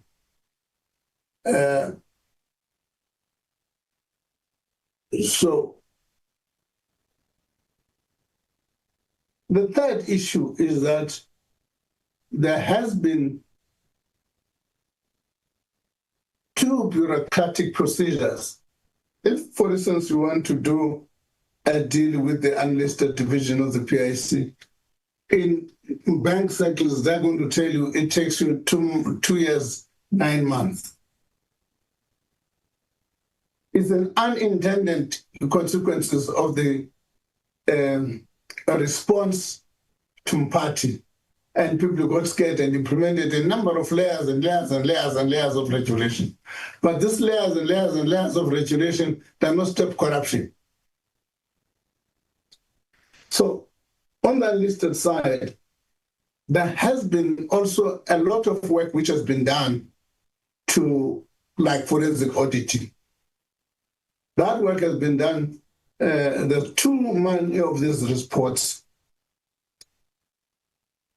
The escape clause the PIC used used is that they are not allowed to share this report. And then I demanded as a shareholder, because they were reluctant to say it with Treasury, and I actually demanded some of them as a shareholder. But what we're trying to do now, in order to get a handle of this thing, we have appointed this forensic audit division. Its task for now, as I've indicated, is to say, what are the forensic reports that has been done, including in party commission, to say, what are the findings of all of these reports? Has there been any action taken? Has there been any consequence management? And then we apply our minds from that, from an informed perspective. That's what we're doing now with the PIC. There's a new board, which I'll be meeting now after this meeting. There's a new board. The intention is to charge this board with this function and say, here are these lapses. You are a new board, and I need you to work through these issues. And I'm giving you 6 months in which I'm going to evaluate your performance after 6 months. After 6 months, if you're not dealing with these issues, I'm afraid I may have to say goodbye and appoint a new board. So that's the issue. The DG is going to respond to everything else. I was just responding on the PIC stuff. We've got James Arupen online. James Arupen online. I think he may also have some issues to because largely what we're dealing with, although we're dealing with other departments and other divisions and other institutions, but the corporate side of the institution is led by him. So he may have something to add on the institution. And in particular, some of the 17s which are going to be reporting over the next few days, the majority of whom report to GM Sampen. Thank you. Over to you, teacher. Thank you, Minister. Chair, with your permission, if I can then just wrap up the responses on the other questions that were not covered. Firstly, in terms of blacklisting, Chair, the process, and I believe we have clarified it before, but the way the current process works is that the blacklisting process is led not by the National Treasury, but by the relevant department, entity, organ of state. They must run a process with the supplier, including telling that supplier of their intention to restrict them from doing business with the state and asking them to make representations in that regard. That suppliers must then be given time, reasonable time within which to respond. And once that response is received, that organ of state must then consider those representations and then decide whether they still want to continue with the restriction or not. If that organ of state then decides to proceed with the restriction, with the blacklisting of a particular supplier, they must then inform that supplier in writing, and then they must submit the request to the National Treasury with all the supporting documentation. So under the current rules, we rely on other organs of state, departments and entities in order to lead this blacklisting process, which we then confirm from a due diligence process. So if there are instances where entities should have been blacklisted and they were not, in most cases, if not all, those obligations lie with those entities and organs of state in order to conclude the process, as per the outline I've just given. However, having said that, Chair, we did commit that as part of the regulations that we are finalizing in terms of the Public Procurement Act, we will look at the possibility of the National Treasury taking a much more proactive role in the blacklisting process. But as it stands, the process is as I've outlined here. Then, in terms of the some of the other questions by Honourable Maute on fiscal policy public engagement, we will provide an update when we table the MTBPS on some of our thinking going forward on how we plan to engage the public a lot more directly, including from a fiscal literacy perspective on some of the fiscal policy issues.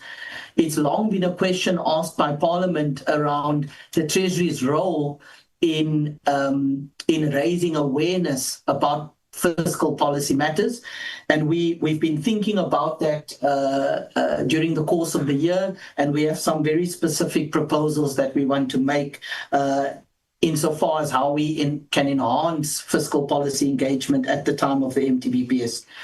There were also a few questions around entity oversight, and one must place this within the context of the organizational review that has been taking place at the National Treasury, which has resulted in quite a number of changes to how the department operates. But in executing this organizational review, one of the conclusions we came to is that we could better optimize the way in which entity oversight happens within the National Treasury, because we have Schedule 2 entities we are responsible for, we have Schedule 3 entities that we're responsible for, and different entities sit in different, the oversight for different types of entities currently sit in different divisions within the National Treasury. And common practice in many other departments is for the entity oversight function to be located within the Office of the Director General. And that is something that we are looking into in order to further strengthen some of the steps we've taken over the last number of months to strengthen entity oversight. There were also some questions around the retention of staff after retirement. Just to clarify here, Chair and Honourable Members, we are really, I know that a number of honourable members spoke to the fact that that this applies to numerous staff. We are really only talking about one staff member who has been retained on a contract, and that is the former acting DG Momoniat, and that was specifically to assist us to get off the grey list, which I think we can all acknowledge has been a good decision from that perspective. So that is the one area where we have retained a staff, a former senior staff member. And one of the things we are having to do at the moment is how we continue that institutionalization of the FATF expertise. There were a few other questions that related to fiscal policy matters around gambling and so on. Those types of policy questions we will be providing an update on the MTBPS, including on JFECRA.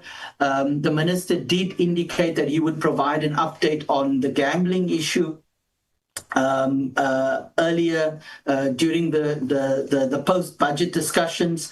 There was a question around OV success not being reflected in our growth outcomes. That is true, and we've always argued that these kind of structural reform interventions take a while in order to find their way into growth outcomes, because it's really about raising potential growth. It's not about short-term cyclical growth. On IFMS, Chair, moving on now to Honourable Van Rooyen's questions. Just the one that's outstanding there that wasn't addressed is on IFMS. We were on the program in the first half of the year to provide an update on IFMS, but I believe we were overtaken by events. We remain available because there have been a lot of developments there, which we need to share with Parliament. The one point I do want to make now, however, Chair, is the fact that we are not continuing the contract with Oracle, and that's part of the updates that we need to provide to Parliament. Then just quickly to touch on Honourable Burke, unfortunately there seems to have been a misunderstanding, because my understanding, at least, of the questions that Honourable Burke sent through was that they were preparing us for what he was going to ask. I didn't understand that there was an expectation that we should respond in writing. Next time we will certainly do so. I believe most of those questions were addressed. Some of them require answers in writing, like how many cards were bought, working hours spent on the G20, and so on. So we can certainly get back to those questions in writing.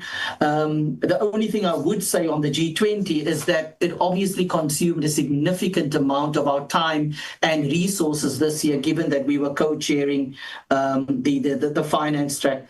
Then the final point, Chair, that I want to make on procurement matters before I close is where there are two interventions that we are going to announce alongside the budget. The one is an initiative around procurement data transparency, which we have spoken to Parliament about, and which required an instruction note, which we are in the process of finalising, and we will provide an update on that on the 12th of November.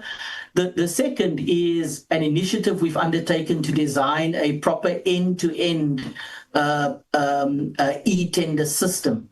And those are the two interventions that we believe will make significant inroads in addressing the two areas that we consider fundamental. The one is improving procurement transparency by publishing a dashboard on transactions that are undertaken by all provincial and national departments.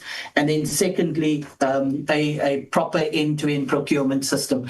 Apologies, Chair, I will have to end here. I have to join the Minister for the briefing with the President on the MTBPS, but DM Sarupen is available, as well as the technical team, to answer any other questions we may have missed. Thank you.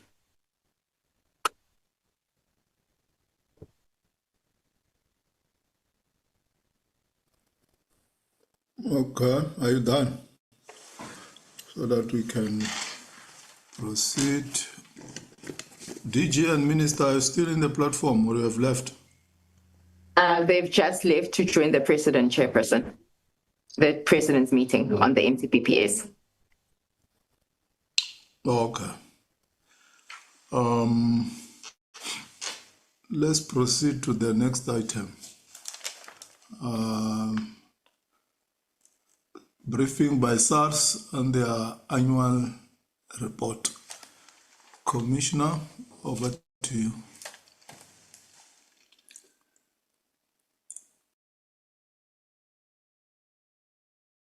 Thank you, and good day, Honourable Chair and members. I just want to confirm that you can hear me. Yes, we can hear and we can see you. Thank you, Chair. As always, it's a pleasure and a privilege to come to the committee to account. I'm joined by the two deputy commissioners, chief of staff, and some of the executives. In the interest of time, Chair, I will go through the presentation. I assume all members have read the report and the slide decks, which they've had for a while. So I will really just point out what I believe are key messages that I want to share. But obviously, the team will be here with me to answer any of the questions that the members may have. I also just want to say at the outset, Chair and members, that the agenda that we will share today will do a quick institutional context, especially since some of the members of the committee are new. This is also, Chair, the annual report that concludes the previous 5 years, and therefore I will also give a quick 5-year overview and then get into the annual report and in-year performance update, and then a very quick view into the future. For convenience, on the slides, we have referenced corresponding page numbers to the annual report for members to quick reference and to guide the presentation. Let me just screen share, Chair.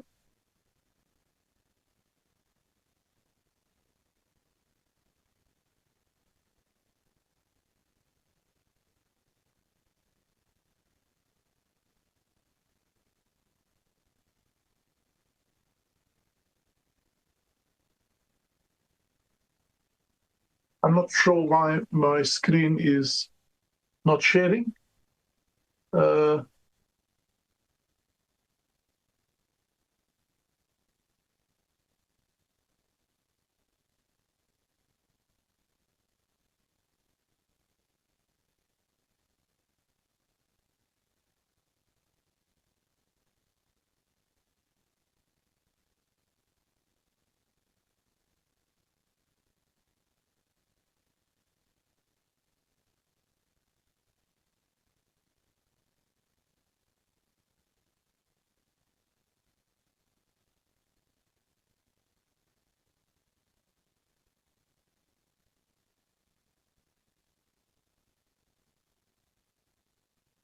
Okay, just a second. We seem to be having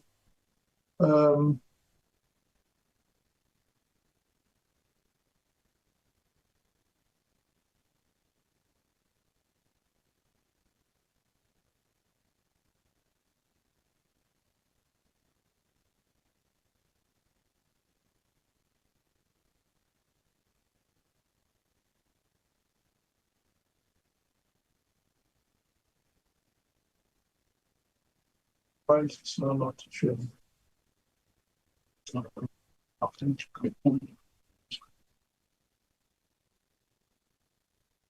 My video is not running.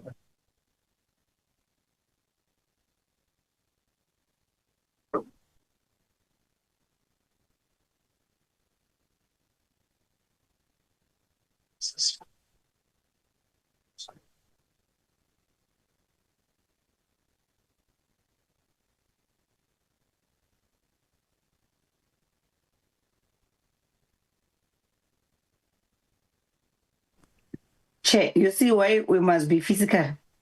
Now the whole commissioner is being exposed. Technology, I'm shy. No, we don't want to be physical, but we have got a challenge of venues. Okay. I can provide a venue. There's a venue called Winnie-Madikizela Mandela House in Joburg. It's available. Okay, no, we'll talk to the speaker if it is allowed that we can use that venue. It's not a problem. Commissioner, are we succeeding with the technology? I'm just changing device, Chair. Apologies for that. Can't you share with Wuhle and Tebo so that we can screen from our side? There we go, Chair. There you are. We are sharing. Yeah. Please proceed, Commissioner. Chair, this is not going to work because I don't have control over the slide now. But let me talk to Buhle and Tebogo. You will go with together with them. You tell them which slide you want them to project. Okay, so that we can go to the next. We have got very important items in the sitting this afternoon, so members have to join the sitting at 2. If we can go to the next slide.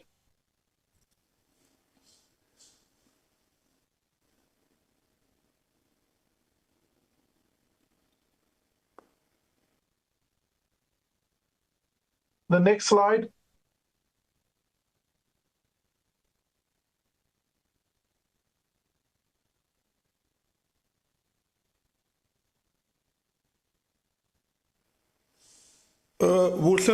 Are we also struggling from our side?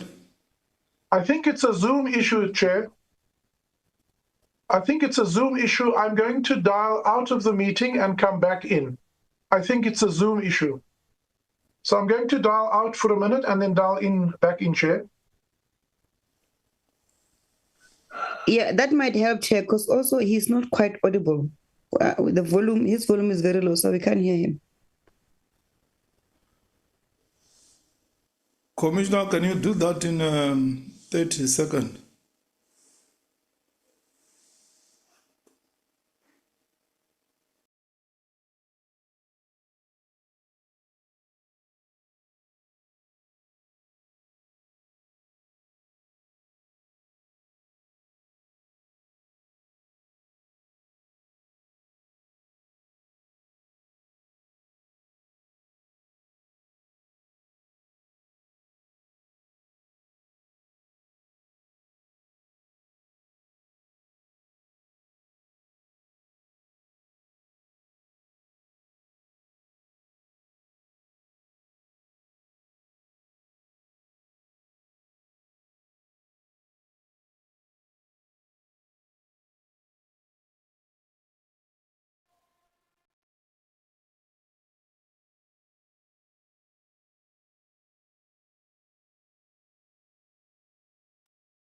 Chair, I've now dialed back in and it should work. I just want to confirm you can see my agenda. Yeah, I will see a slide with contents on the. Yes. Okay, so it helped to just dial out. I think it was a Zoom issue, Chair, but let me get straight into the point. As I said, the slides you'll see has a cross-reference to the annual report for members to reference. I'm also not going to spend time on every one of these slides because some of these things are commonly known by members, and I'll get straight into starting by sharing that we really believe that the South African Revenue Service is a story of hope. It's a story that institutions can be built with integrity and can deliver on its mandate. And it really is a proud achievement of our democracy that we can all take credit in. It's a story about people. Everything we do, we are inspired by the fact that we touch the lives of people. Without a well-functioning revenue authority, our democracy would be unfunded. And as South Africans and those entrusted with this responsibility, we should never take this for granted. Because we can ask the question, why tax matters? It matters because it enables government to deliver on the expectations and the needs of citizens. And when we are frustrated and tired by everything that goes on around us, this is where we draw inspiration from. We thought it's helpful to say that 63 million people pay taxes. Very often the narrative out there is only 5 million pay taxes, but everyone who is a citizen who consumes will contribute in some way. And we have, of course, 33.8 million taxpayers who are active on our register in addition to the consumers. And for us, it is about the well-being of our people and the fact that the SARS mandate allows us to collect the revenue that's due, to facilitate legitimate trade, and to overall improve compliance. So the contribution for our democracy in the last, since our inception, has been over 23 trillion with a growth of 9.8% and a tax base that have grown from 2.7 million to 33.8 million. And so we think that it's important that as South Africans, we treasure this institution and everyone exercise agency to protect it. This is, however, the next slide, a concern that we have consistently raised. You can see the blue bars is the increase in revenue, whereas the red trend is a decline in the funding of SARS, which we have consistently raised at this committee as a concern, because it does impair our ability to exercise our mandate. The 5-year review, as I said, we come to the end of the 5 years.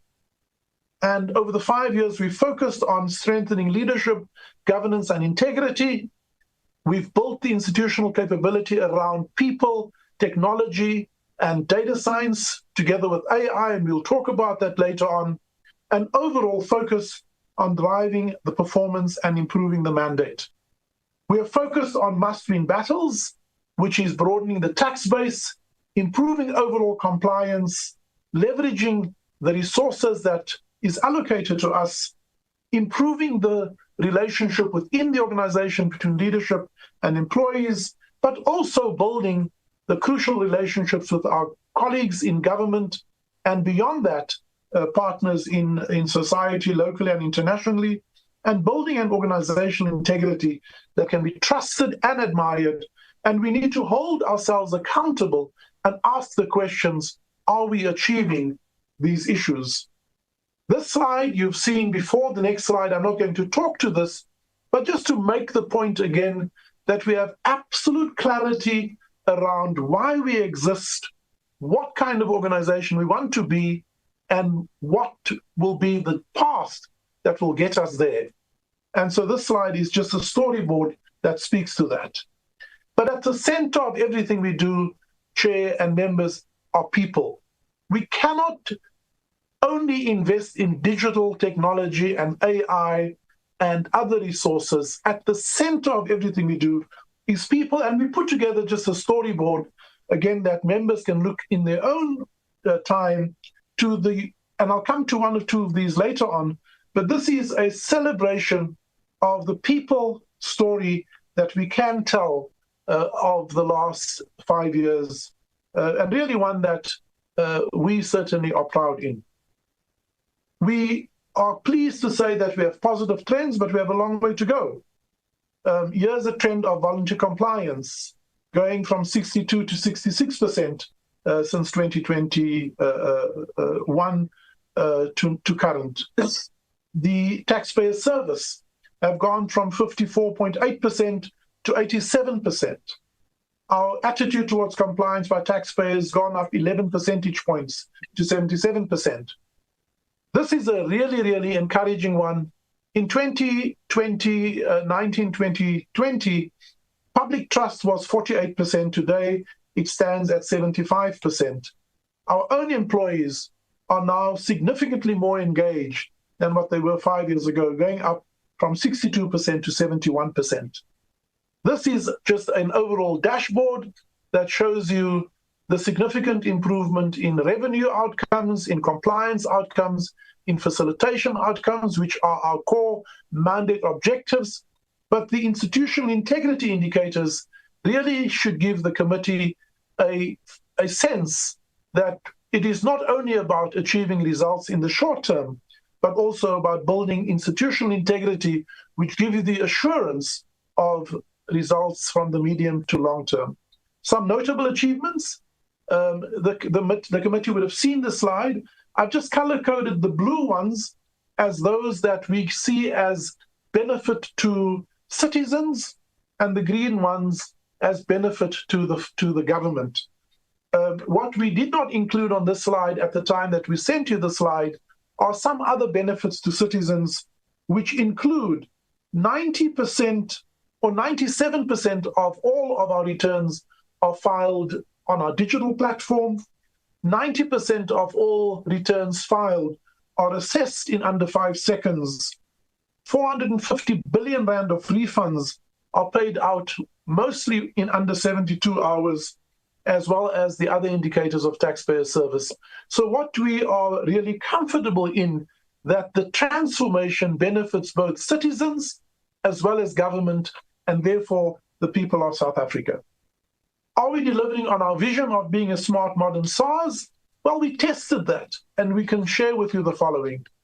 A smart SARS, I think the deployment of technology and artificial intelligence have significantly improved the value proposition to citizens, but also to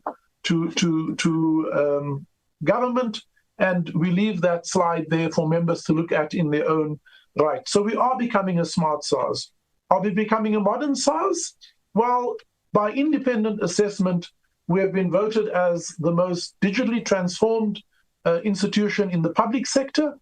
The Microsoft have awarded SARS a significant number of accolades, including winning a hackathon for how a future contact center would look like, and we won the Digital Public Sector Award. So really, we are living up to the vision we set out for ourselves. Are we building an engaged workforce?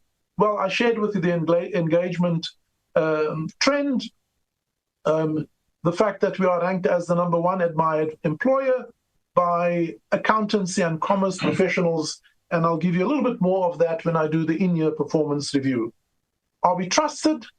We went from being excluded from the international platforms to, in the last 4 years, chairing the World Customs Organization, chairing the Africa Tax Administration Forum, leadership as vice chair of a number of forums on the international platform, and by external awards, voted as a trusted employer.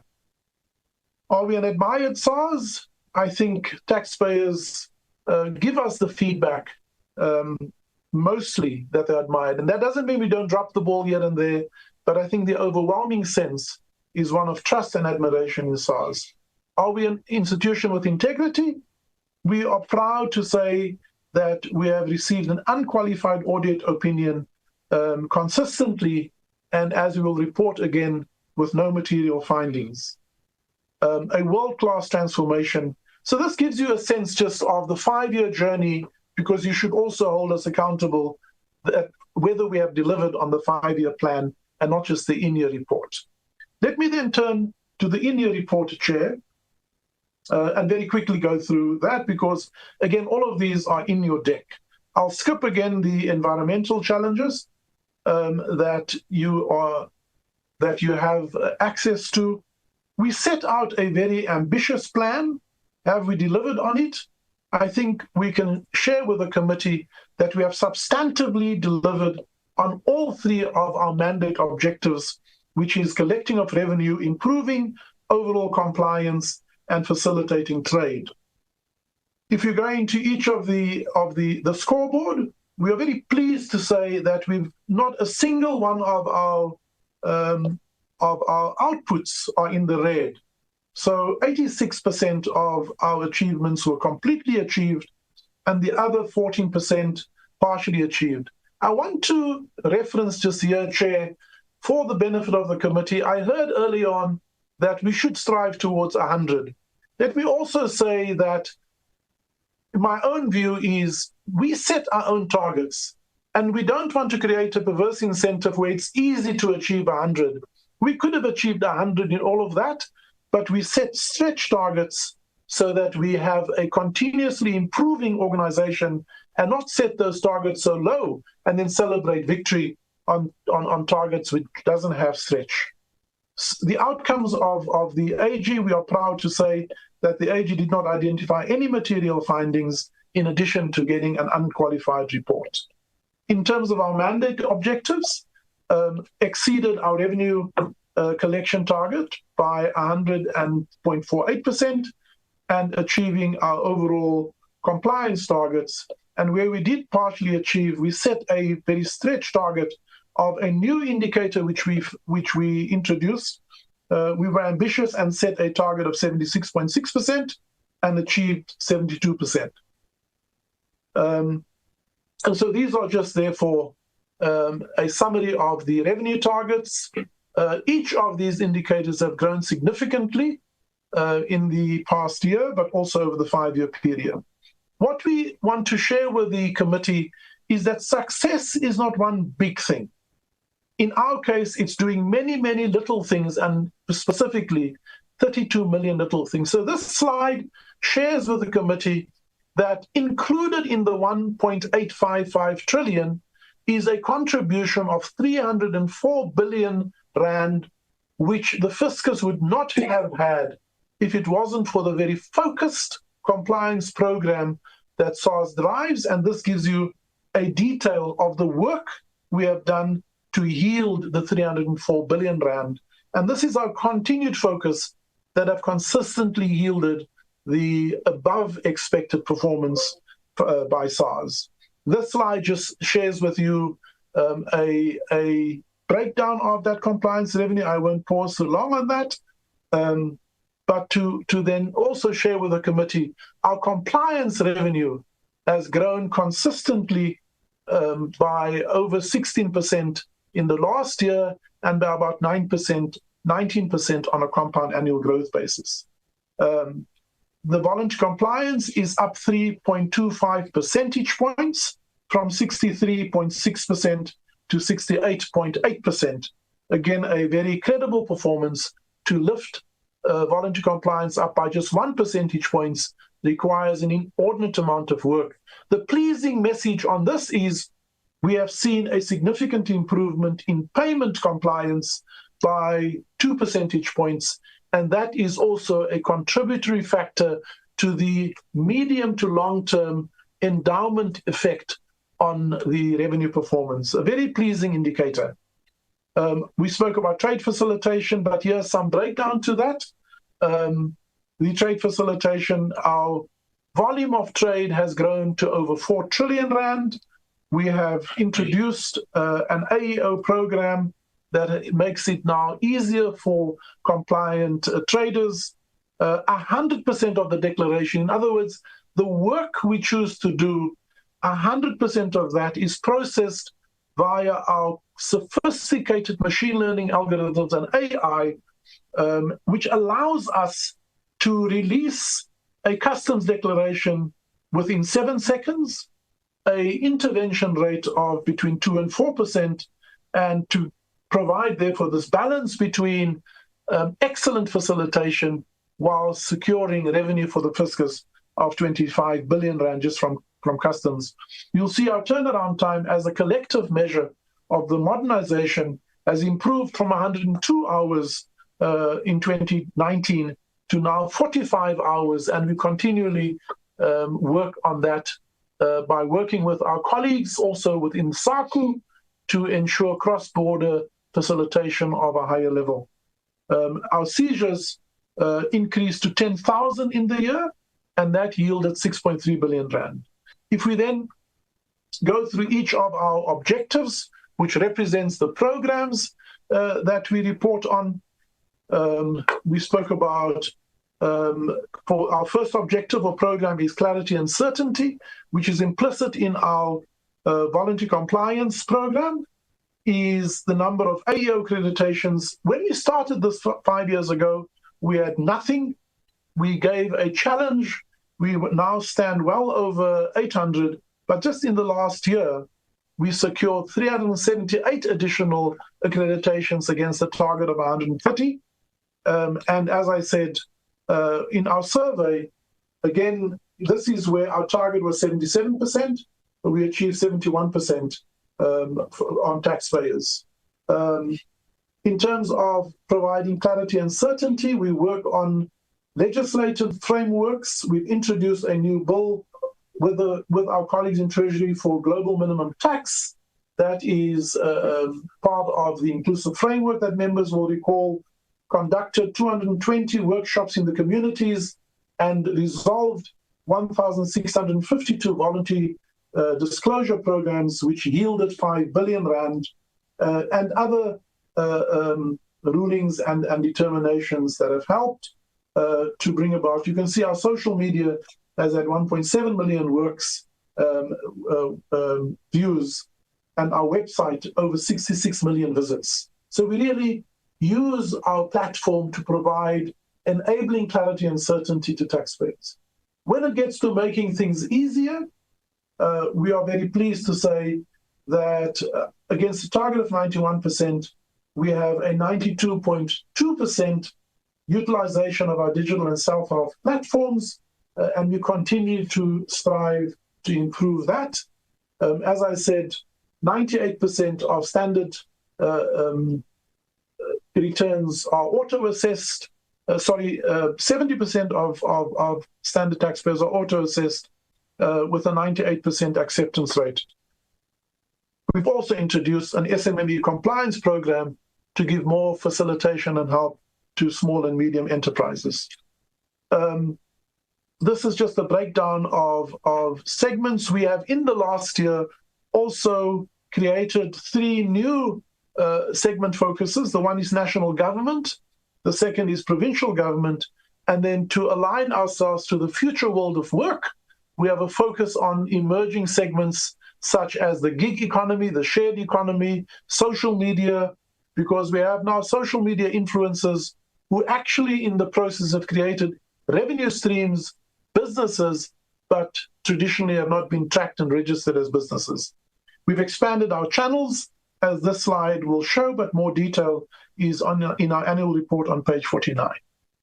So in terms of using technology to detect risk, 99.84% detection rate, which really says that we use 100% of our declarations are assessed, and in most instances, it yields a positive result.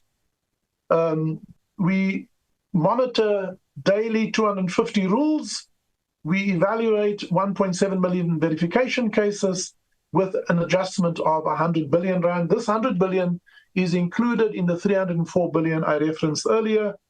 We have conducted 1.6 million bank validation to alert us to a pre-refund payment, because we find that refund payments is an area of abuse and we are attacked all the time and we have to be vigilant. And so we have a pre-fund verification with the banks to ensure that we pay refunds out to the accounts that are legitimate, including the approval of 20 billion rands worth of foreign transfers by South Africans who take money abroad. And we have unwound 4 illicit financial flow schemes during the year. And the work took more than 1 year, but during the year that we reported on, the first one was the gold leaf tobacco. You've heard that in the media. The result of dismantling this scheme yielded 7 billion that we've recovered, as well as dismantling the scheme. And you know that we are in court on 1 or 2 of those issues at the moment, but we also used the opportunity to close the VAT loopholes. But it's really interesting to see how crime is enabled by various actors in society, including public and private sector players. The second was dismantling the illicit petroleum sector. This resulted in 4 billion recovered, and also reviewing the licensing of many of these. Just to give the committee a sense, 6 years ago, we would probably have had the 6 or so oil majors being the main operators. We have proliferated this to over 450 operators, new entities that have registered as importers, storage facilities, and distribution facilities. And this has created a hornet's nest of abuse and compliance risks for us, which we have had to respond to, and we think we still have a significant amount of work. In terms of the illicit fuel, we see adulteration of fuel to defraud the fiscus by, for example, blending diesel with paraffin, and to arbitrage the differential in the excise duties. The work that we've done here resulted in 400 million rand recovered and the confiscation of 700,000 litres of fuel. In the coal sector, again, a significant amount of work, recovering 200 million in dismantling this. And so those are some of the work that we have done in illicit trade, but also every illicit trade is an example of trade-based money laundering and illicit financial flows. When it gets to our fourth program of investing in our people, we're really proud to say, Chair and honourable members, that we have a very deliberate and intentional program to grow our people, to invest in our people, and to make them future-proof as the world of work is changing. And in this regard, I want to share with you some of the detail. We continually enhance our value proposition for our employees. We have achieved a 71% employee engagement against a South African benchmark of 65% and a global benchmark of 70%. Renewed our focus on career progression, on leadership development, on people with disabilities, as well as gender-based violence. I'm not going to go into the detail of this. There is in our report, but we're really proud to say that we have a gender representativity of 69% of our total workforce and 51% at management level. And here is something I want to pause for a moment and invite the members to just go through the slide with me. In 2021, we took the decision to insource our general assistants and cleaning staff because we saw how they are often abused. And when a contract comes to an end at SARS and we procure a new contract, many of these staff are then just left hanging dry because the new service provider bring in their own staff. This was, for me, morally unacceptable, and we insourced about 740 general assistants, knowing that we only need 450. We engaged our trade unions. We said we would invest in our staff. We did an assessment for all of them. I can proudly share with you that many of them are now busy completing their school certificate, I think about 130 of them. 38 of them have qualified. 69 of them have completed their programs. 49 of them are now customs officers. You can imagine starting your life out as a cleaning assistant, now going home and telling your children, I'm a customs officer. And when we talk to these staff, they talk about the transformative impact that it has on their life. 11 of them have entered our service consultant program, 9 of them general office support, and about 37 of them are also involved, 61 of them involved in becoming artisans. 30 of them have completed the electrical training.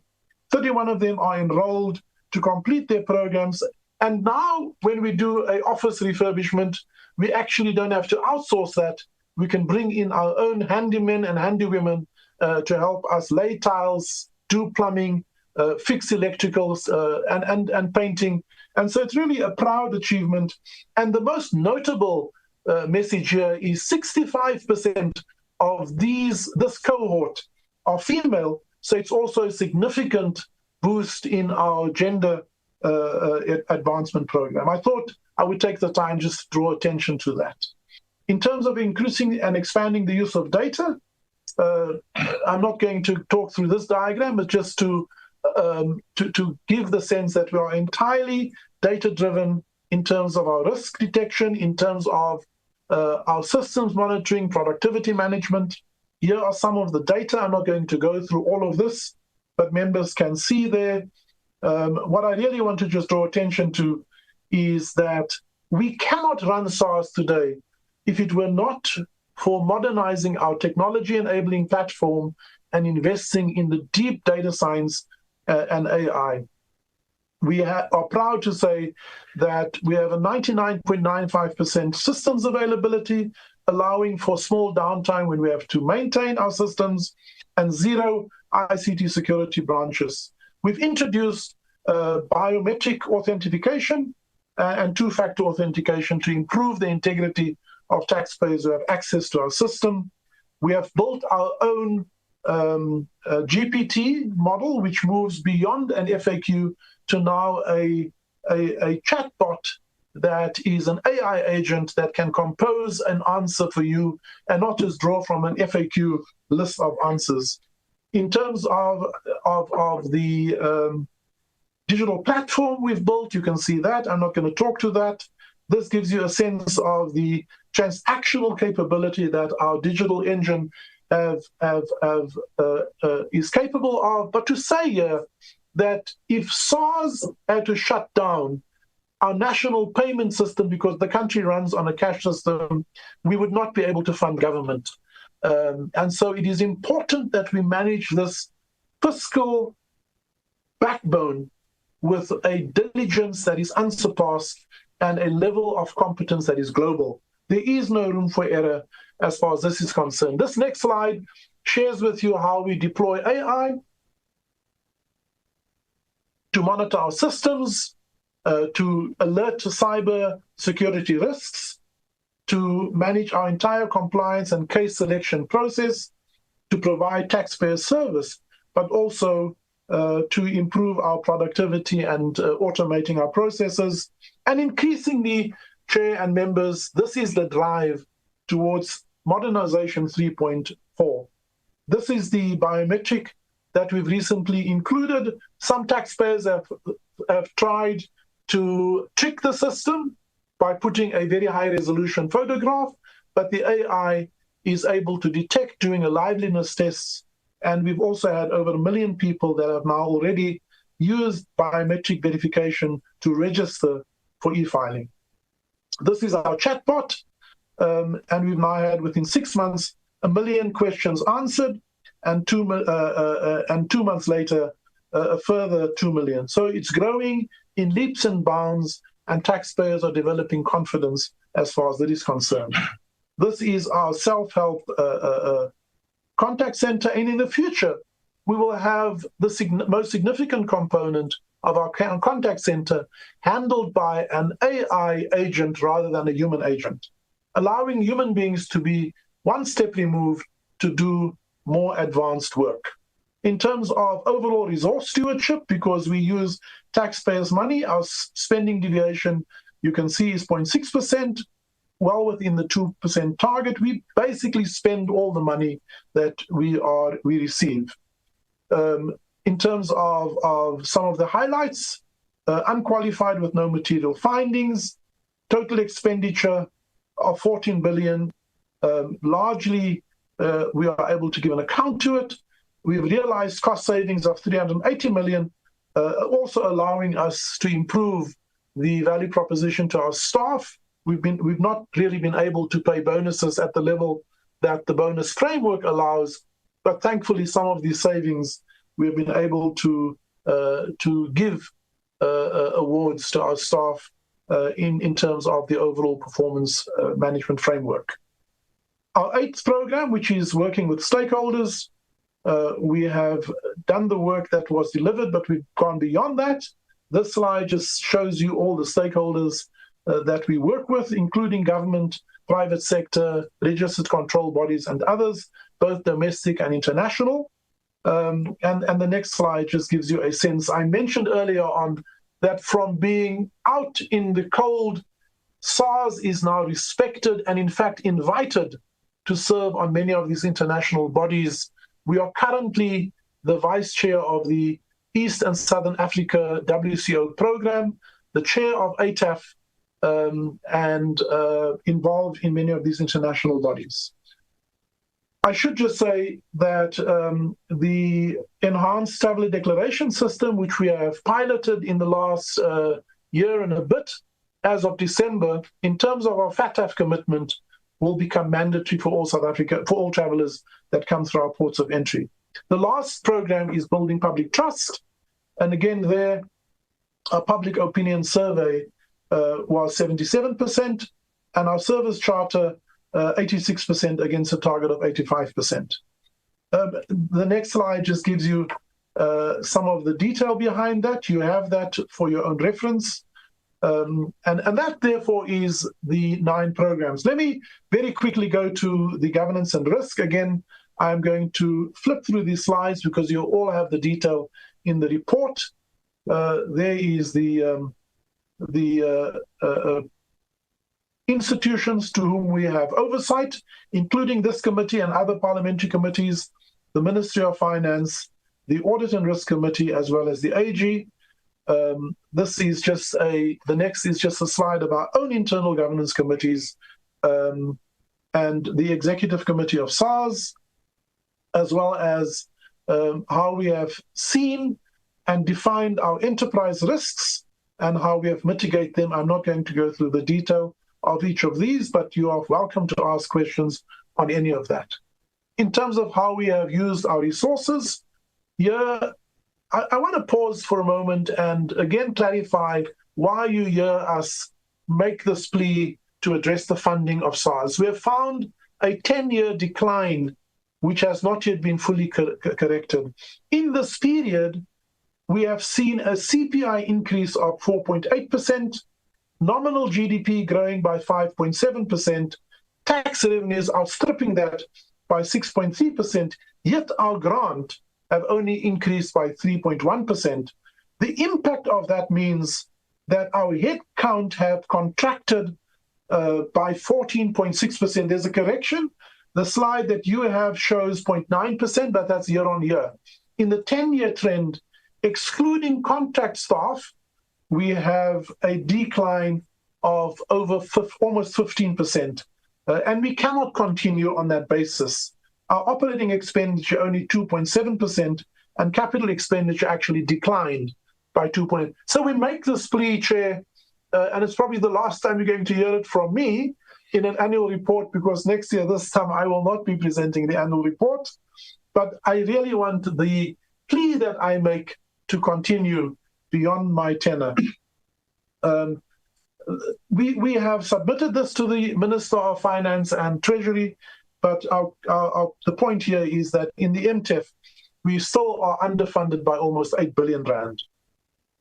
Reflecting therefore on the AR, we are very encouraged and to share with you that we're making progress towards our vision, implementing our strategic intent with diligence and with measurable outcomes, remaining a well-governed institution with integrity, and continuing the transformation journey. And I would like to use the opportunity now to express my deep appreciation to the more than 14,000 staff, because I get the privilege to present the story, to tell the story to you. But this is a story of 14,000 people who come to work every day with a degree of diligence that really is admirable. A very quick update of in-year performance. We are doing well on revenue. The minister referred to this. I am concerned about compliance revenue. It is harder to collect the debt, requires more effort, but also we hope that the second half of the year will make some more gains. But overall, our revenue year on year is 9.3% growth, as well as ahead of the estimate that the minister has given for us. And we have already achieved a 0.7 percentage point in our voluntary compliance, the most significant of that coming from an improvement in payment compliance. Our tax filing season this year meant that 70% of taxpayers who file individual returns didn't have to submit a return. We did the work for them as part of our service to taxpayers with a 98% acceptance rate. And as I said, Chair, most of them will have received their refunds in under 72 hours, over 400 billion paid out, and 90% of the assessments issued in under 5 seconds. So really a positive story. And at the time that we prepared this presentation, we also reminded taxpayers of the closing of the filing season, which now have closed for non-provisional taxpayers. The two-pot withdrawal, I think members would be keen to know that this year we've had a further 1.7 million applications, of which 1.47 have been approved, 57,000 declined for various issues, invalid details or integrity issues, and about 190,000 declined by the fund administrator for similar reasons. 18.2 billion has been approved and paid out, which is great for the economy because this 18.2 billion ends up in the economy, and the fiscus collected about 6 billion rand from this, which also indicates that at a 33%, it is more middle-class people making a dip into this fund, and not, as we would have expected, poorer people at the lower end of the wage spectrum. And we've made this, from a service perspective, a seamless experience, again, because of the investment in technology and data science. Looking ahead is Modernization 3.0. And again, that picture shows you the journey where we come, where 20 years ago, 97% of our returns would have been paper-based. Today, 98% of it, more than 90% of it, is in fact digital, and the last 2% we terminate and digitize it on receipt. It's really an encouraging story, but focusing on the future, we want to step up our digital tax administration platform, because 20 years ago, we did not have the benefit of data science, of AI, and embedding this level of intelligence.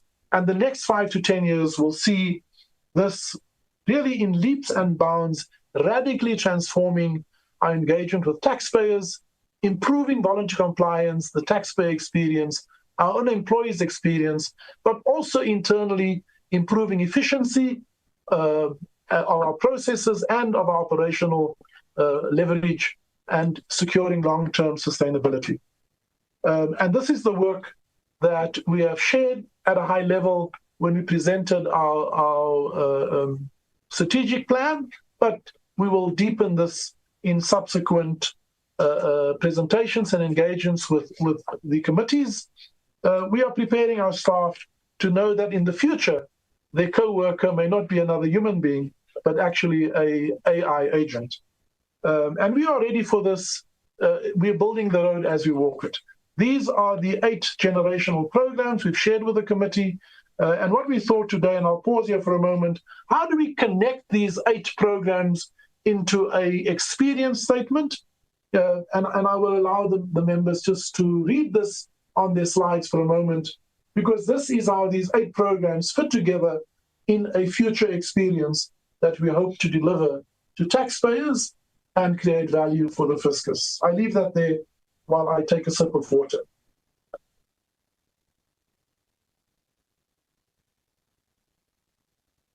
I'm almost done, Chair. And again, this is in the deck, so I'm sure members can read this in their own. But we just thought we'll formulate it as an experience statement so that you know what we intend to do with the money that you will allocate to us. We will be releasing a white paper in the next week or so that captures our entire modernization journey. Our future is still a future where we imagine that we will only engage with taxpayers once a year, and that's to say thank you. And that all of the work will be done seamlessly, as we have done for 70% of taxpayers this year. In conclusion, Chair, let me say that we remain focused on growing the tax base, defending the base. Combating illicit economy is a huge focus area for us. We've reorganized our efforts to give attention to that. We'll accelerate the modernization and digital journey, as I've shared with you. Continue to build leadership bench strength, because ultimately it's about people, and leaders are right in front of that. We need to work hard to protect the institutional autonomy of SARS, otherwise it cannot do its work. And I would like to conclude, Chair, by, as always, expressing my uncompromising gratitude and appreciation and the support that we have always experienced from this committee and other committees while you hold us accountable. We really appreciate that. Let me pause there. Enkosi kakhulu.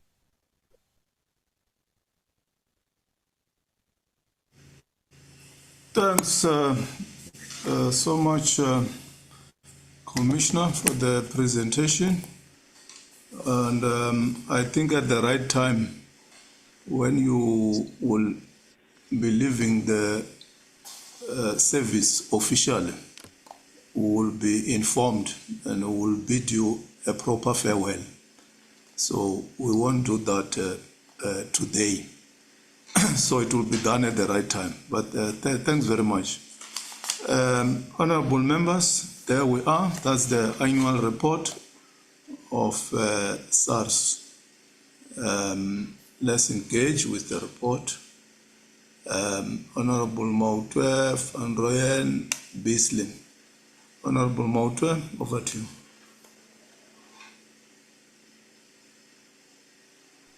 Thank you very much, Chair. Chair, let me take this opportunity to welcome the presentation by the Commissioner. And first and foremost, commend him on the insourcing part, it never stops to touch me dearly and deeply.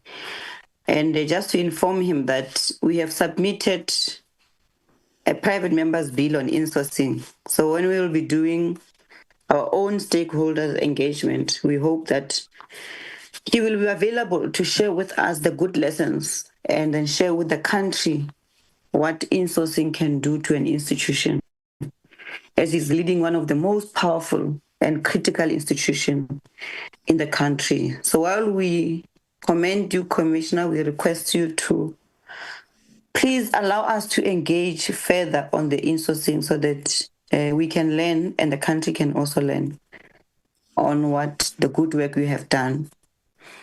I'm going to start by asking the Commissioner, because you just said it now, even Chair, that the Commissioner will be leaving the office very soon. And I think your very soon is like within 8 months, or what is remaining in his contract is 8 months. So what are the reasons for his early departure? And given SARS centrality to fiscal stability, would this not risk disrupting continuity in meeting revenue collection targets and commitments made under the Vision 2030 transformation agenda? Is there an approved succession or transition plan to prevent institutional instability? Can the Commissioner confirm whether there are internal disputes among senior executives, including reports of tension at an ExCo level? What measures are in place to prevent the recurrence of governance breakdowns that previously led to the Nugent Commission? What mechanisms exist to ensure that SARS autonomy is preserved from political interference, especially in leadership transitions? For the longest time since the Commissioner was in office, we have not seen SARS being used to fight political battles. And that's one thing that we commend the Commissioner on. Looking into the Human Resource Chair, it's understood that some individuals who were removed from SARS during the period of the so-called rogue unit have returned to the organization. How true is this? And how many such individuals have been reappointed? While it is publicly known that Mr. Ravele is back at SARS, is Mr. Johan van Logenberg also back? And if yes, when did he return? In what capacity and what is his current remuneration level? What process was followed to ensure that these appointments complied with integrity and conflict of interest standards? The 2024-25 annual report records an employee engagement level of 71%, with SARS ranked the most admired employer amongst BCom and accountancy professionals. Does this metric take into account staff morale in sensitive or high-risk divisions, such as enforcement and customs, or only head office data? Given the leadership controversies, what additional steps have been taken to maintain institutional trust internally? Chair, there are rumors that the Chief Financial Officer has been sidelined, with his responsibilities reassigned while he is designated to special projects, in inverted commas.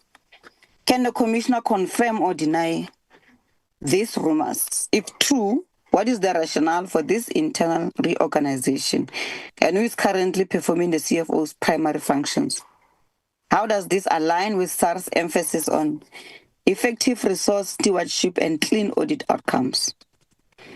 Chair, SARS reports 1.855 trillion rands in net revenue and a compliance revenue contribution of 304 billion rands in the 2024-2025 financial year. What portion of this compliance revenue was generated from customs-related audits and verifications, particularly involving imports from China and large e-commerce platforms such as Temu and Shein? Without breaching taxpayer confidentiality, can SARS confirm whether any administrators or intermediaries responsible for collecting import duties failed to pay over funds to SARS? And how much are we looking at? Has SARS investigated whether any of these entities are linked to politically exposed persons or companies previously shielded by the former minister or administrator? Has the Office of the ANC Treasurer General, the organization of the current chairperson of this standing committee, or any political representative approached SARS to intervene or mediate on behalf of such entities? Chair, in the presentation, SARS notes that its customs risk engine now processes 16 million declarations, releasing 96 to 98% within 7 seconds, and subjecting only 2 to 4% to scrutiny. Given this automation, how does SARS ensure that human oversight remains adequate to prevent manipulation or insider collusion within the customs clearance process? Has SARS conducted a comprehensive risk assessment to confirm that the newly appointed import administration companies are not linked to political office bearers or donors to governing parties? Chair, if you look at illicit economy and enforcement, the annual report highlights the dismantling of illicit gold, tobacco, petroleum, and coal networks with more than 11.6 billion recovered across 4 major operations. That's what was presented earlier by the Commissioner. What is the status of prosecutions emanating from these investigations? Are any senior political figures, customs officials, or private sector financiers implicated in these networks? Does SARS have a permanent illicit economy task team, or are these operations ad hoc? What collaboration mechanism exists between SARS, the FIC, SAPS, and the Hawks to ensure that financial intelligence from these investigations leads to asset forfeiture and criminal conviction? Has SARS observed any resurgence in illicit tobacco trade, and what preventative measures are in place following the collapse of major syndicates? In terms of revenue collection, Chair, SARS reports that its AI-driven debt propensity models recovered 94 billion rands from 3.7 million outstanding cases and an additional 103 billion through verification and refund fraud detection. What portion of outstanding tax debt remains uncollected? How much of this is owed by corporates and how much is owed by individuals? Has SARS identified systemic barriers, technological, legal, or capacity-related, that limit its ability to collect this remaining debt? In the 2025-26 update, SARS reported a 9.3 year-on-year revenue increase and a compliance recovery program yielding 13.9 billion rands. How sustainable is this rate of recovery given the forecast shortfall of 76 billion rands in SARS funding over the MTEF period? Chair, in terms of the political interference, the allegations that the ruling party, the not-so-majority party, has previously resisted paying customs duties for important election materials, such as the T-shirts. Has SARS ever been approached by a political party requesting preferential treatment or exemption from input duties? What systems are in place to ensure that all political organizations are treated equally under customs and excise law? Has SARS in the past 6 months hosted any official events attended by ministers or deputy ministers? If yes, what were the objectives of these events and who funded them? Do such engagements compromise SARS institutional dependence or create perception of political alignment? Chair, SARS has implemented extensive AI and biometric technologies, including the Lwazi AI assistant powered by GPT models and facial recognition verification for over 1.1 million taxpayers. What ethical safeguards are in place to protect taxpayer data and prevent unauthorized third-party access? Has SARS conducted a privacy impact assessment or engaged the information regulator on its use of large language models? How is SARS managing the potential displacement of employees by automation, particularly with the rollout of agentic AI systems under the Modernization 3.0 program? And we're looking at how many jobs to be lost in this regard. Chair, the last one will be, the presentation covers or shows that SARS grant allocation has grown by only 3.1% over the 10-year period. And this is what was presented even by the commissioner, compared to 6.3 growth in tax revenue and a funding shortfall of 7.6 billion projected by 2028-29. Has SARS requested additional funding from National Treasury to sustain digital transformation and the AI modernization plan? What is the minimum investment required to maintain its current operational integrity and compliance yield pattern? Has any of SARS employees been arrested in the past 12 months that the commissioner is aware of? And the last question, Chair, is that how true is it, Commissioner, that you are disbanding the anti-corruption unit at SARS? And what are the reasons for that if such is happening? What will happen to the staff working in that unit? And is it true that the work of this unit is now being done by the ENS attorneys? That will be all from my side, Chair. I thank you. Thank you, Honorable Moto. Honorable Beasley. And Chair, just to Honorable Van Rooyen was before me. Please proceed to ask questions and make comments. Okay, thank you.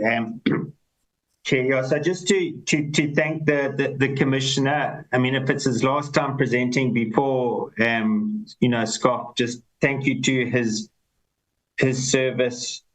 I mean, SARS collects 90% of our revenue, so it's an incredible organization, and it is a shining light to the rest of public service, what a public entity can be run like. So just huge compliments to the Commissioner, the Deputy Commissioners, and all their staff that work for them. So just some questions. The trade receivables, I was looking in the financial statements, has gone from 365 billion to 548 billion in 2 years.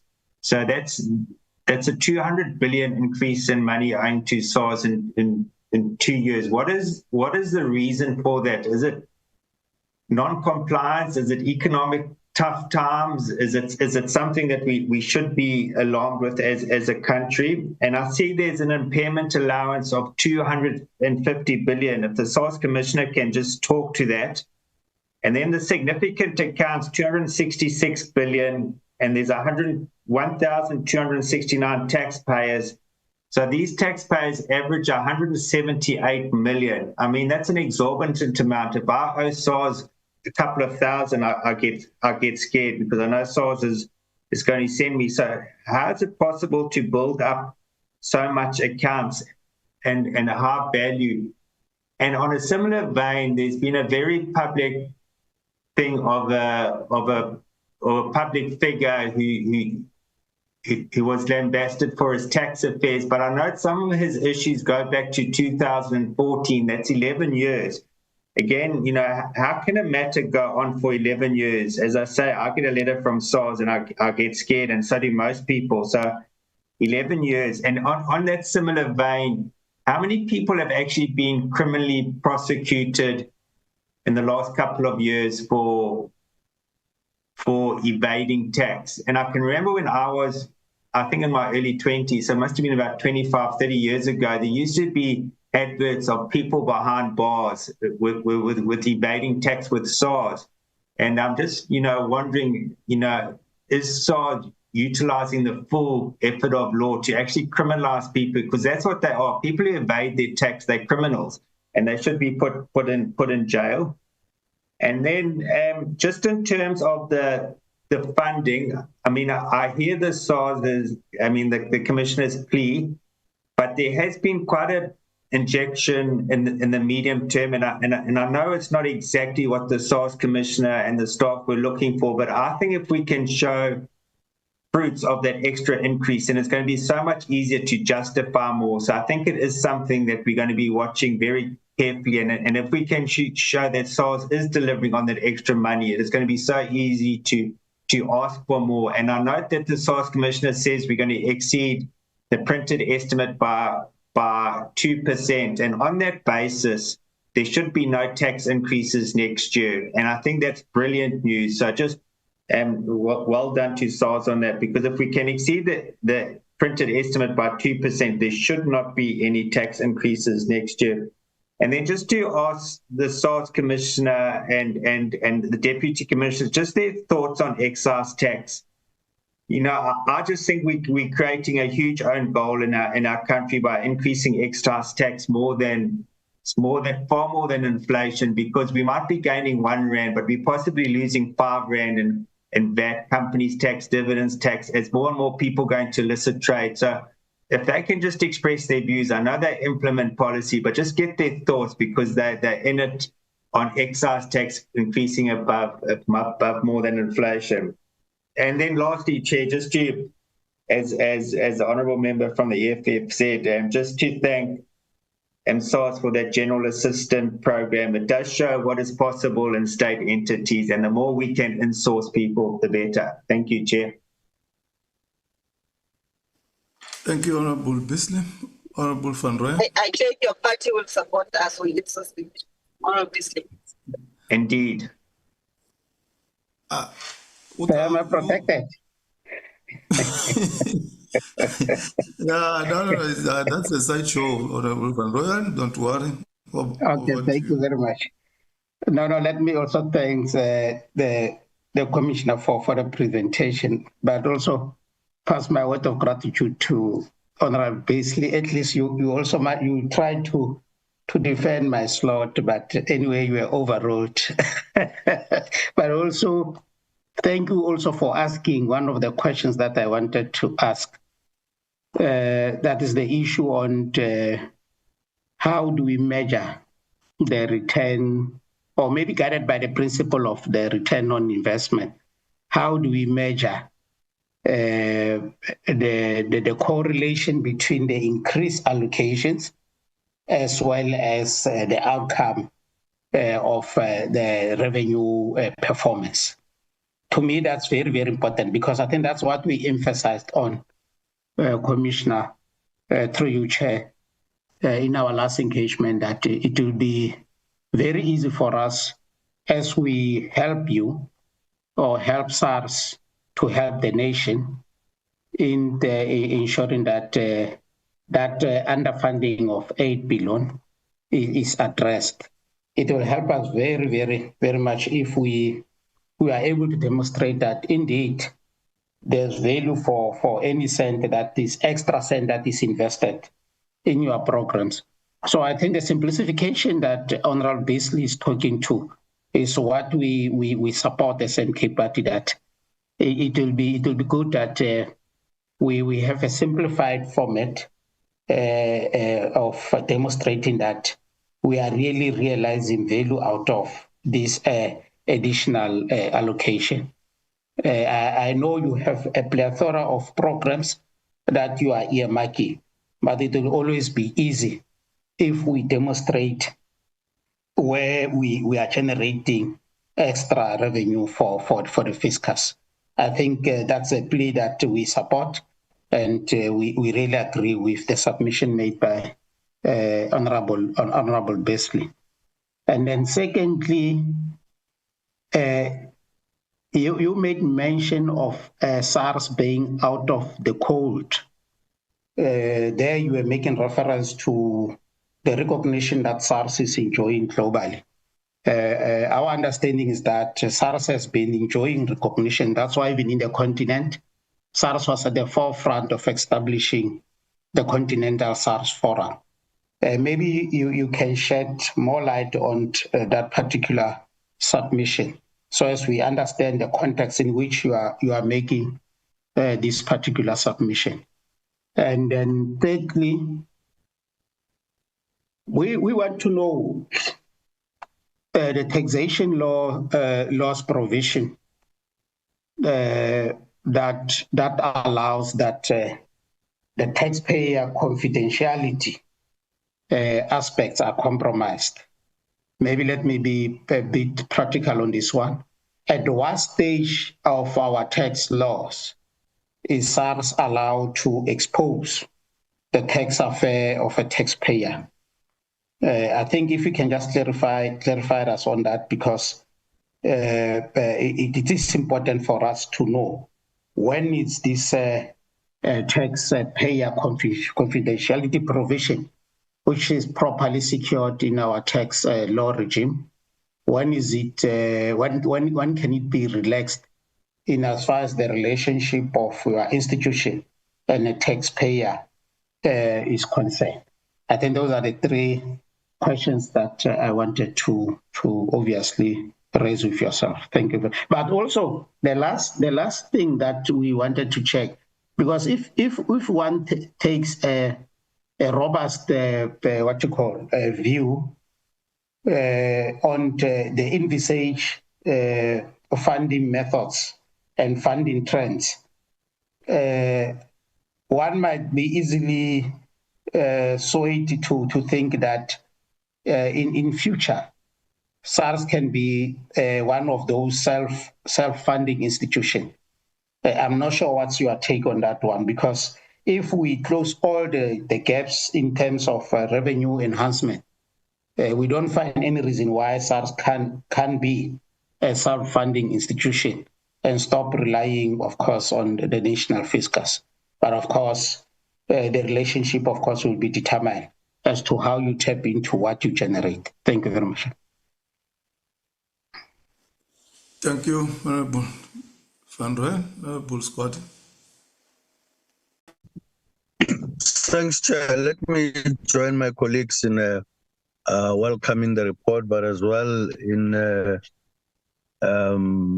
congratulating the Commissioner for the excellent and exemplary leadership that he has actually shown through SARS, and we're hoping that it can be clear to all that it's possible that even within government institution you can have excellence, centers of excellence that are actually created through the leadership. Chair, it's also interesting to know from commissioners to how do they really handle, political intervention, like Honorable Maudwe had said, because I think she knows that the most recent cases that we know is actually from Honorable Maudwe's party. And how do commissioners go about dealing with those kind of political interventions on behalf of individuals? It would be interesting to share experience. Secondly, Chair, is in terms of the report that we are getting from the four major illicit schemes that have been busted or dismantled, namely that of gold, tobacco, fuel, and coal. I would want to really understand how many of those cases have been finalized. Are there any prosecutions or, convictions? And how much of cash has been recovered, and even assets, if there's any, that have been recovered? And in terms of credit models, with the 103 billion from verifications and major contributions to compliance, how will the model capacity be reallocated to the biggest leakage areas such as the VAT refund abuse and customs undervaluation? The last one, Chair, is in terms of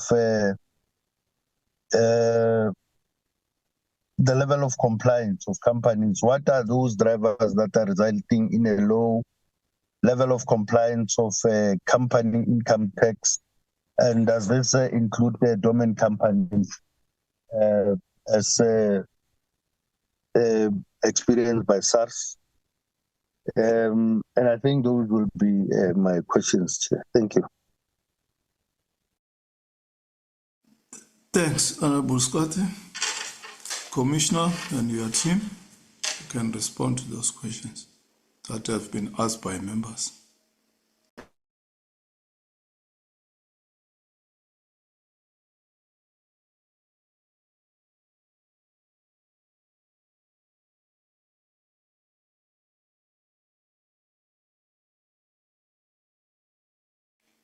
Commissioner, are you there? Buhle, or is it me who has a problem of network? Can you hear me, Buhle? Yes, I can hear you, Tata. Who's a commissioner up in the platform? Yes, he is. He is on the platform. Commissioner, can you hear us from Brooklyn? Le hayela SARS.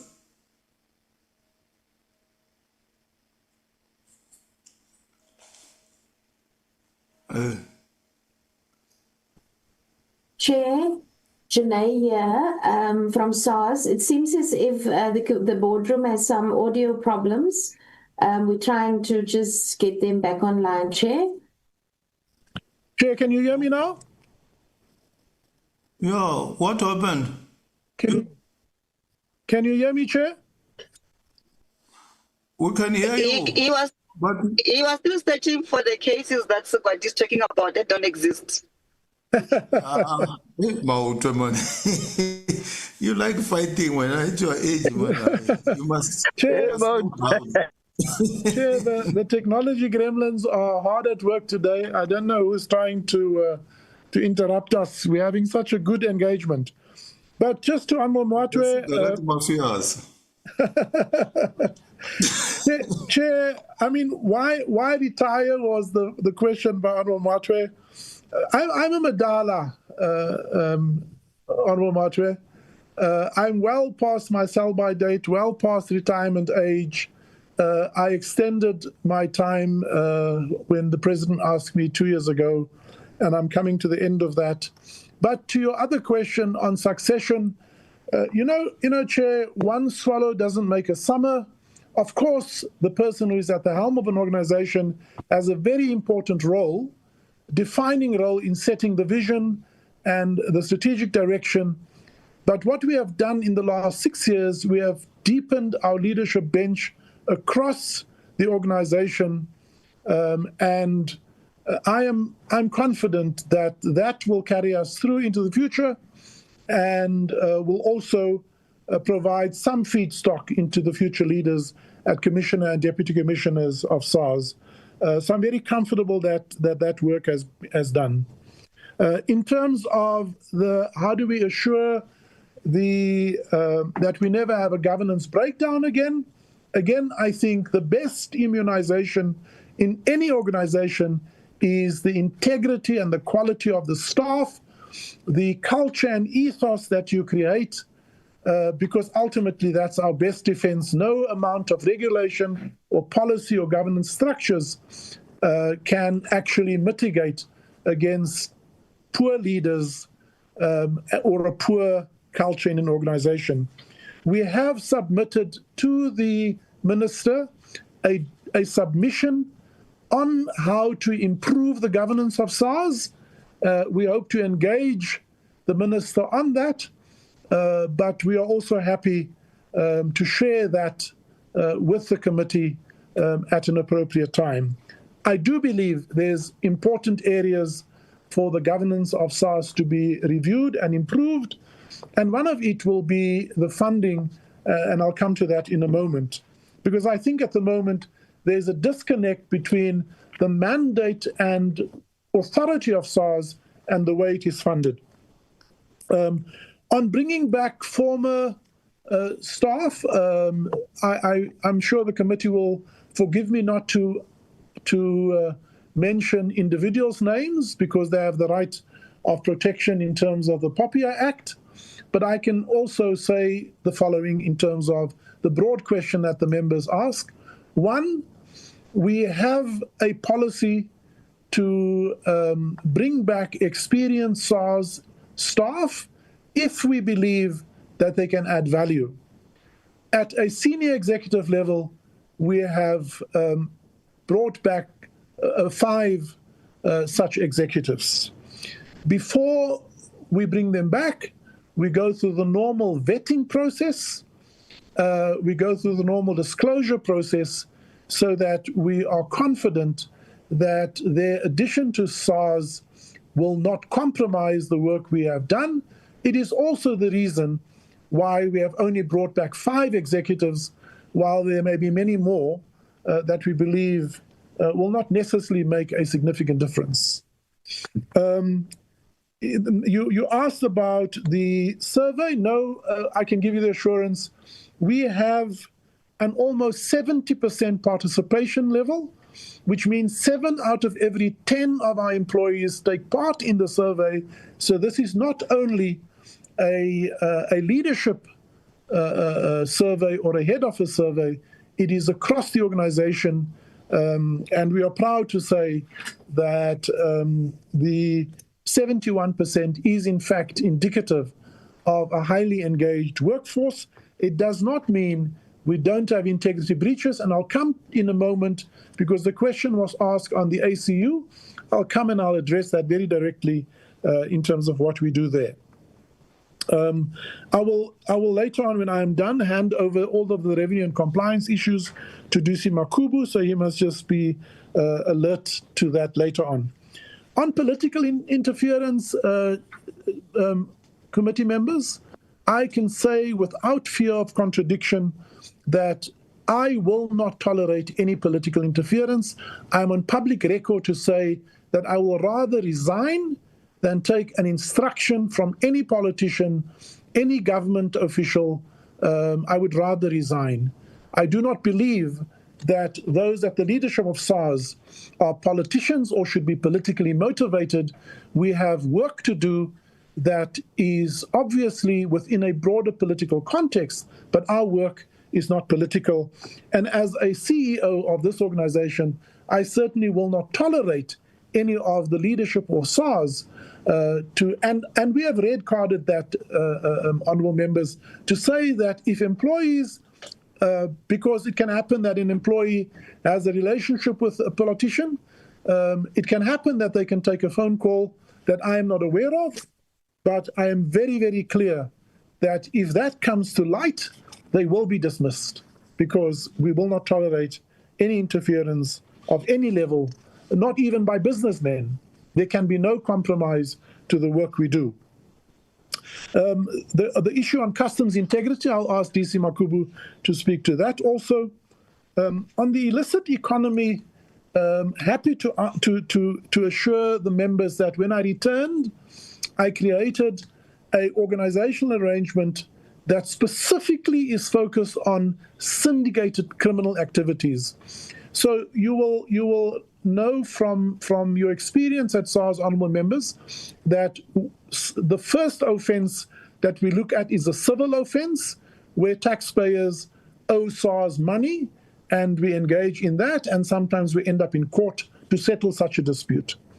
We then have a second capacity where we believe taxpayers have also engaged in criminal activities and we have a capacity to deal with this. This third capacity that we've created is where we believe it's not a single taxpayer, but a syndicate of individuals who come together. So we created a capacity to deal with that. At the moment, there's under 300 people. We can double that because of the amount of work that we have to do, and that is subject to available funding. Again, part of our request to the minister is, for example, we want to employ about 300 excise inspectors to hit the streets, go to spaza shops, go and visit factories who make illicit tobacco, or shops who sell tobacco or cigarette products that should not be sold. We need to enforce the law, otherwise the law has no value. Chair, and then to come to the issue of what else have we done? We work with the Hawks, we work with SAPS, we work with the SIU. So the highly publicized issue, for example, of what's happening at the hospitals, we work with the agencies on those matters. And obviously the SARS work is not as public as the SI work because we have the confidentiality measures. But as those cases get onto the court roll, we can talk more publicly about individual taxpayers and entities who are compromised in this regard. But for now, I want to give the assurance that we work well with our sister agencies in this regard. What we have done this year is we have introduced individuals to help us think more strategically around how we deal with these illicit economies. Let me just share the following with the members, that we have a segmented approach. So for the same way that we have a segment for large corporates, a segment for wealthy individuals, a segment for small businesses, we have now established a professional segment for the illicit economy and criminal economy. Because even though these are illicit and criminal, they are highly organized, highly resourced, often better organized than us, and they have sophisticated schemes and arrangements. And so we need to be strategic in how we deal with them, and so we created the capacity to deal with that. In that regard, to the question that had been asked, SARS has referred through this capacity that we've created 1,261 cases, including cases that came from the Zondo Commission, direct state capture cases, but broader and beyond that, 1,261 of these cases, 567 of these cases have been enrolled and prosecuted, and 50 and at the court heard, and of the 567, 550 were found guilty and issued with a criminal sanction. I'm happy to say, Chair, that our success rate for civil cases at the court is around 90. Civil cases is 83% and criminal cases 98%. So we have a high success rate, but we do urge the prosecuting authority to also enroll some of these cases. 86 cases, for example, just from the illicit criminal cases that we are pursuing and that we have dismantled. We've handed 86 of these cases to the National Prosecuting Authority, and we would appeal to the National Prosecuting Authority to enroll those cases so that they can be heard, because we believe that those who perpetrate and break the laws of our country must be found guilty and serve time. In terms of events, we don't have many events, Honourable Chair. We have, for example, an event such as our annual revenue announcement. We have public campaigns. We don't invite politicians or political parties. We invite government officials. We invite members of the portfolio committees. We have attended some of our functions, whether it is a reward, annual recognition award for our employees. The chair himself very wonderfully graced us at such an event, our results announcement. But we don't invite political parties. We invite government officials and colleagues in government. In terms of ethical AI, Chair, here we must proceed with caution and with humility because it is an unprecedented area. So we have established within SARS a clear policy that governs the way we deploy AI. We have also, to ensure the responsible employment, that we must accept that AI is implicit in our work to enhance efficiency, to detect fraud, and to improve services, as our track record already shows. But we must also build the guardrails to ensure the responsible, ethical, and safe deployment, to ensure fairness, transparency, and protect confidentiality. We are building an institution that allows, with global best practices, learning from other organizations, and therefore we're putting in place an AI Governance Council for oversight, bringing industry players to help us with that. We are in the process of finalizing that. We've put in place a risk management framework and continually learn as we go along how to best deploy that. I can give the committee the assurance, 6 years ago, I engaged with our trade unions. In our case, that will be the PSA and Nahawu, and we had a very honest conversation. I made a commitment to them that I will not retrench a single employee due to the deployment of technology and AI. But in order to do that, they must work with us to upskill our employees, to take on new roles. And we have a focused drive to increase the AI fluency of our staff.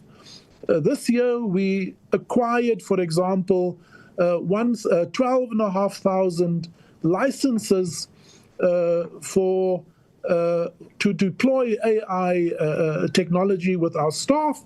We are building the road as we walk it and ensure that, in fact, we are creating new jobs and that not a single one of our employees will be left behind.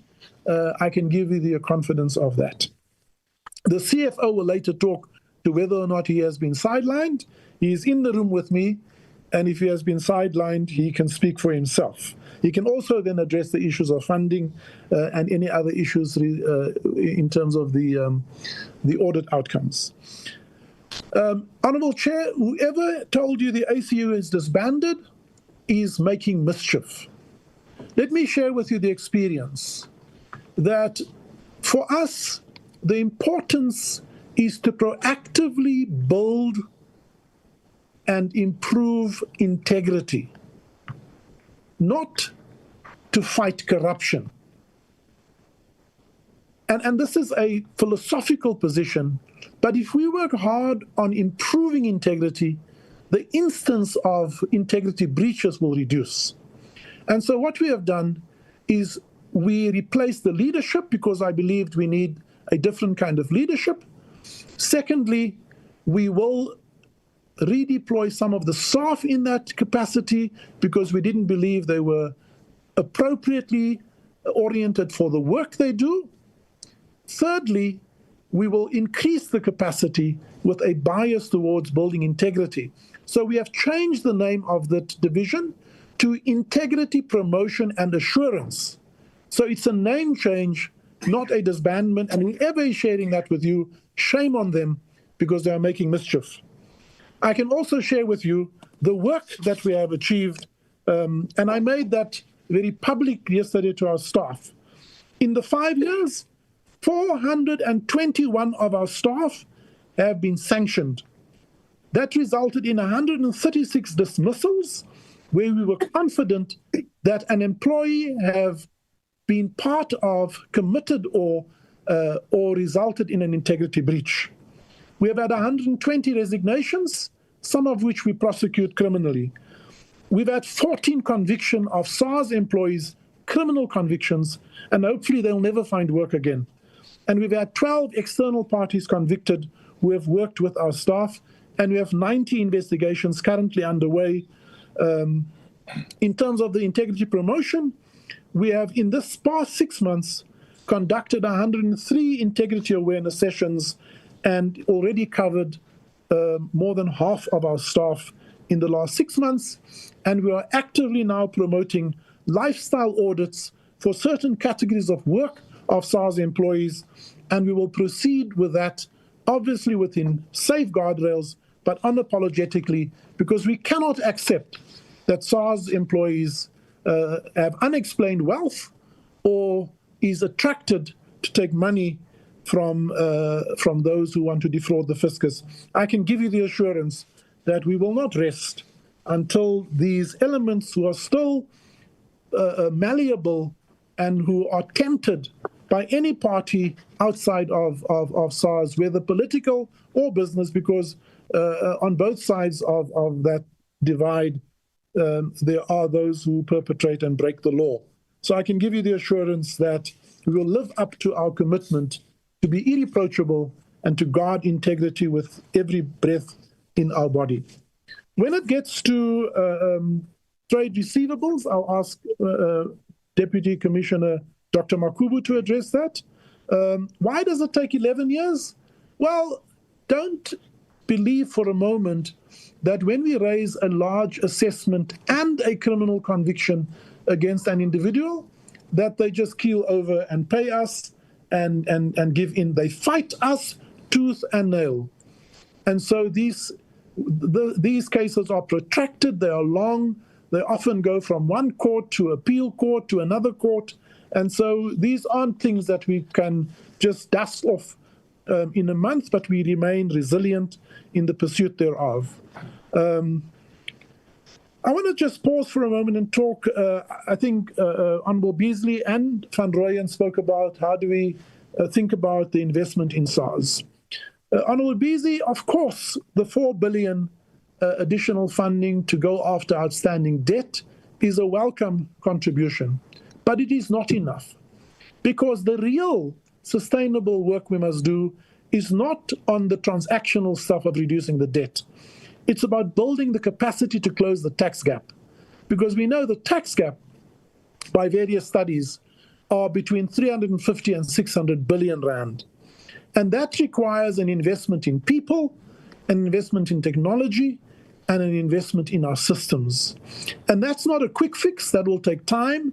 And so when you face a 10-year steady decline in our funding, you can see how far we have fallen behind living up to the mandate.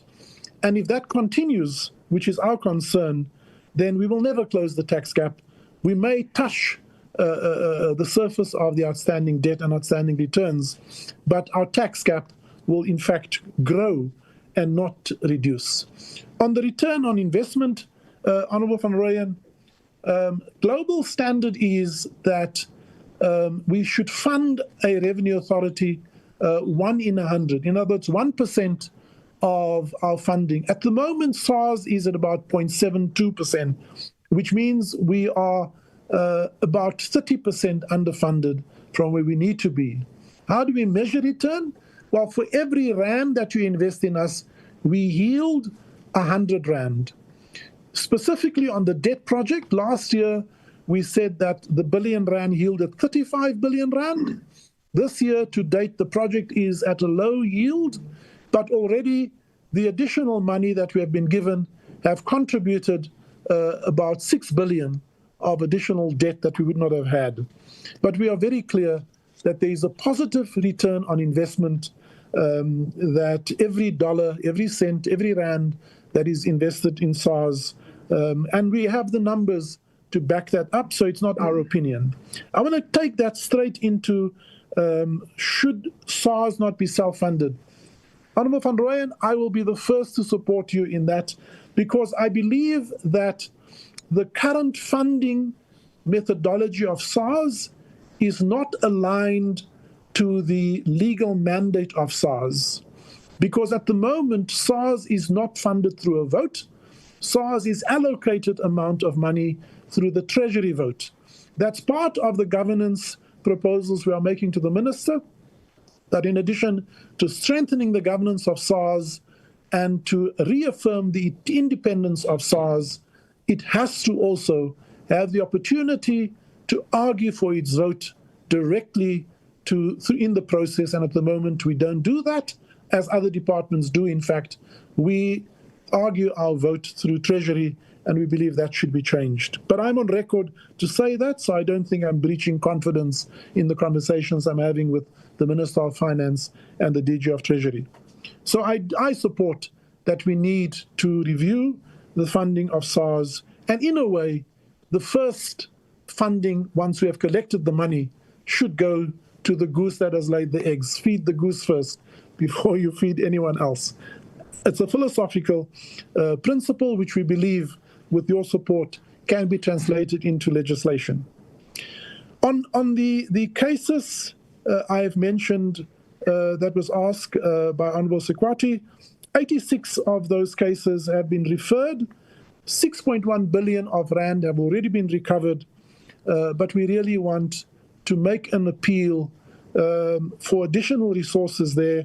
We think we can double the amount of casework we can do, but at the end of the day, downstream from us, it's the work of the Hawks, the work of the NPA that must bring those cases to book.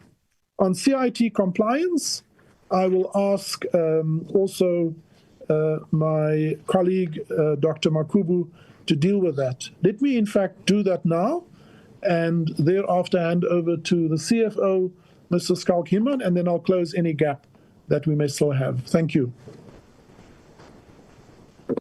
Thank you, Commissioner, and greetings to the Honourable Chair and the Honourable Members. I'll touch on a few things that were raised, starting off with the customs and excise interventions. There was a question that was asked around the impact of customs interventions as well as excise interventions. You will recall or see, members, that on page 33 of the annual report, we talk about the 304 billion that the Commissioner alluded to, and we quite clear that of that amount, 13.4 billion comes from customs and excise interventions, which is a year-on-year growth that is quite sizable from 12.2 billion in the prior year.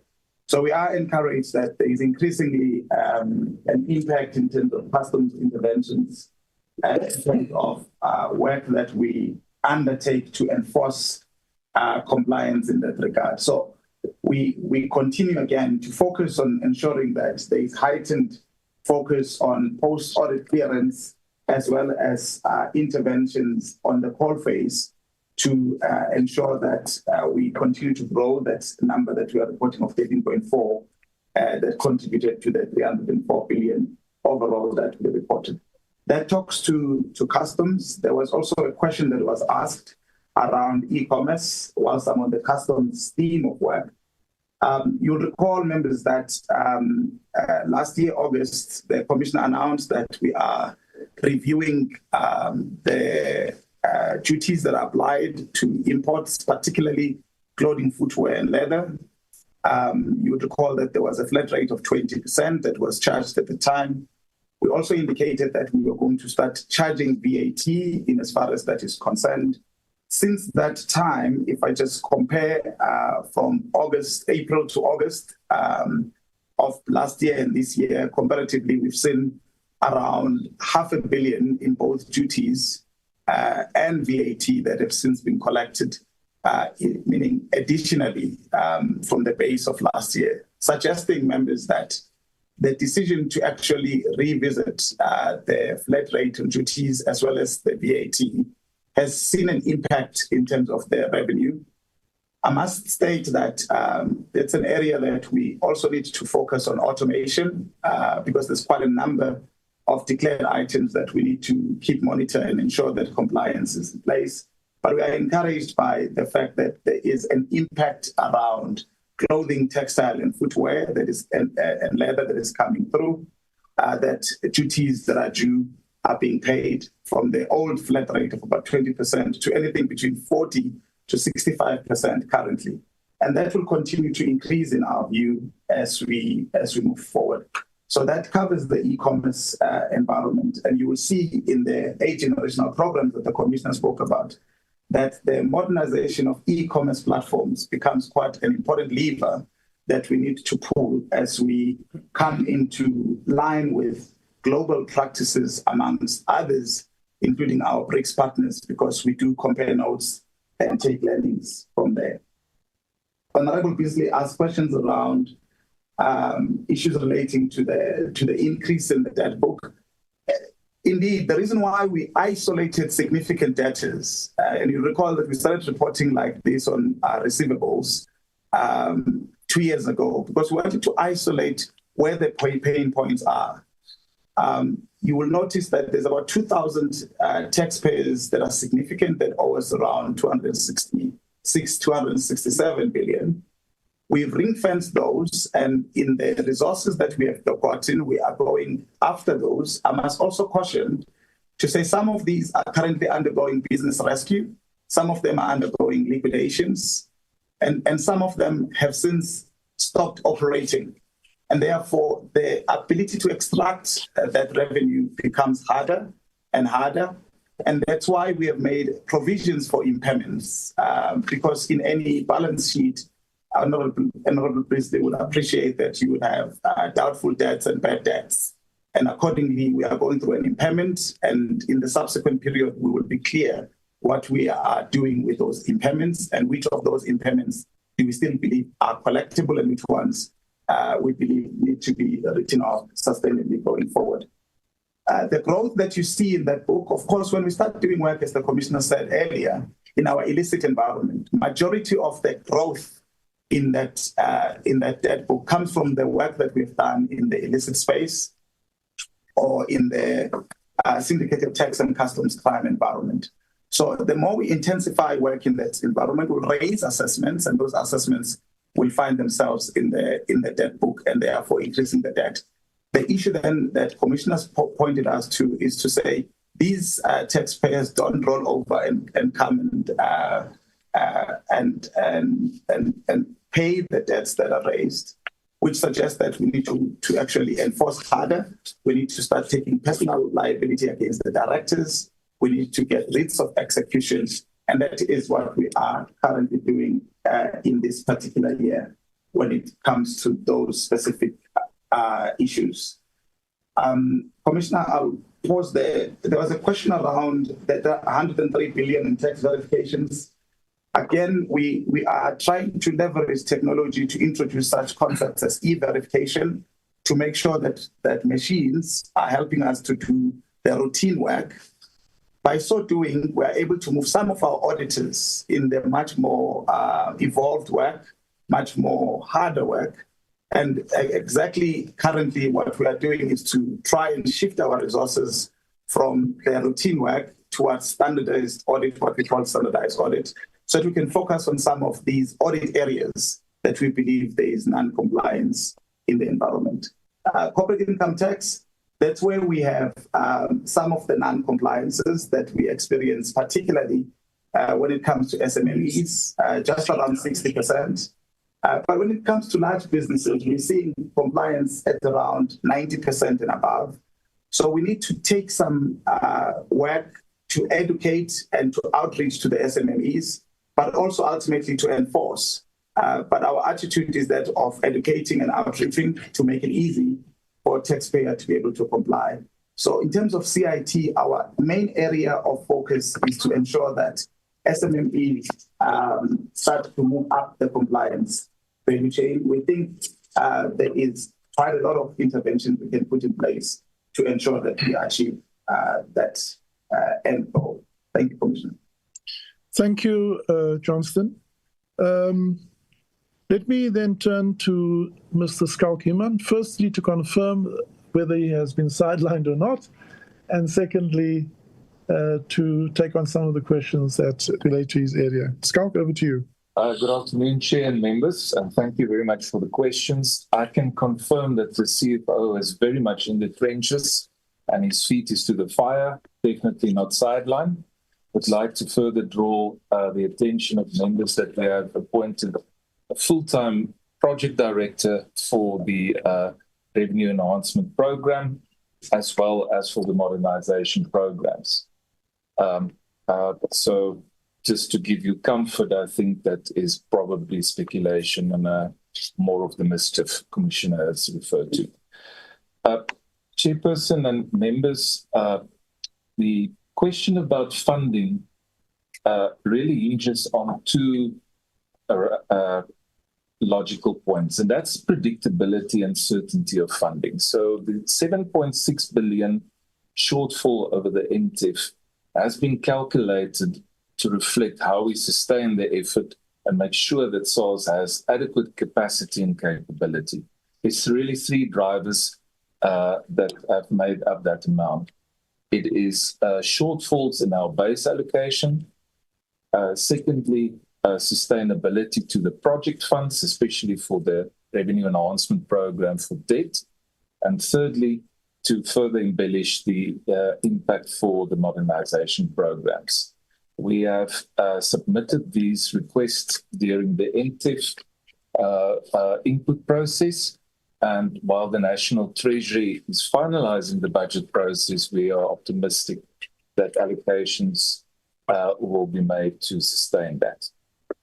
The honourable members, several members have requested assurance on the return on investment And I'd like to draw your attention on page 66 of the annual report. When the previous financial year, the yield of the additional funding was for every rand invested, 111 rand and 80 cents were yielded.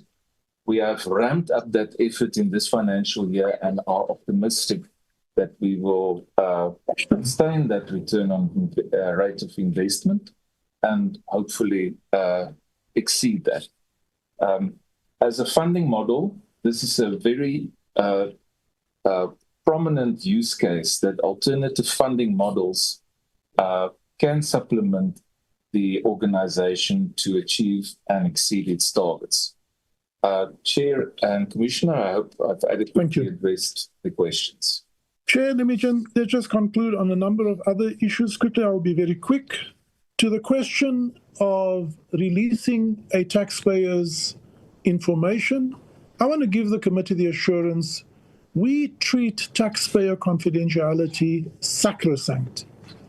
If you cannot trust SARS with your information, then you should have an issue with us, and you should not trust the Commissioner of SARS if he does not or she does not guard that with an absolute level of diligence that's unquestionable. However, the law allows SARS in instances where SARS is accused of abusing its power, when it is accused of maladministration, when we are accused that we are motivated by a political witch hunt, and when we are accused of having fraudulently doctored information to put forward evidence that does not exist. In terms of Section 76.5 of the Tax Administration Act, particularly, one, to set the record straight, and two, to guard the reputation, the important reputation of SARS, the law allows SARS in those instances to disclose the information, but it is in defense. We would never be offensive as far as this is concerned. In other words, we will only resort to this measure when we believe that those instances that I've referred to have in fact taken place, and we cannot leave the public to wonder what the truth is. And we are also very, very clear that if we need to be subjected to the processes in law, that we will honor that because we are law-abiding. So I want to be very clear that, again, I want to say that the message to staff is very, very clear. In the same way that we treat every other taxpayer without fear, favor, or prejudice, anyone who has to deal with this component of the law as selectively as we are, and the members will know how we have gone to court in defense of taxpayer confidentiality when we felt it was necessary.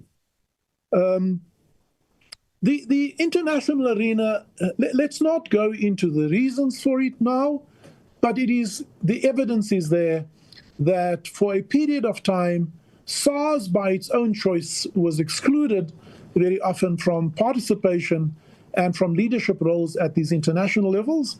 And the evidence is there, so I'm not going to really go beyond saying that this is not a figment of our imagination. How do we prevent Nugent 2.0? I've mentioned earlier on, we need to strengthen the governance, but no amount of governance can yield to human failure. When we appoint weak leaders, incompetent leaders, and leaders who do not honor with great reverence the mandate that is entrusted to them, then in the future, I'm afraid we will still capture organizations and we will use them to serve an alternate purpose to that which they have created.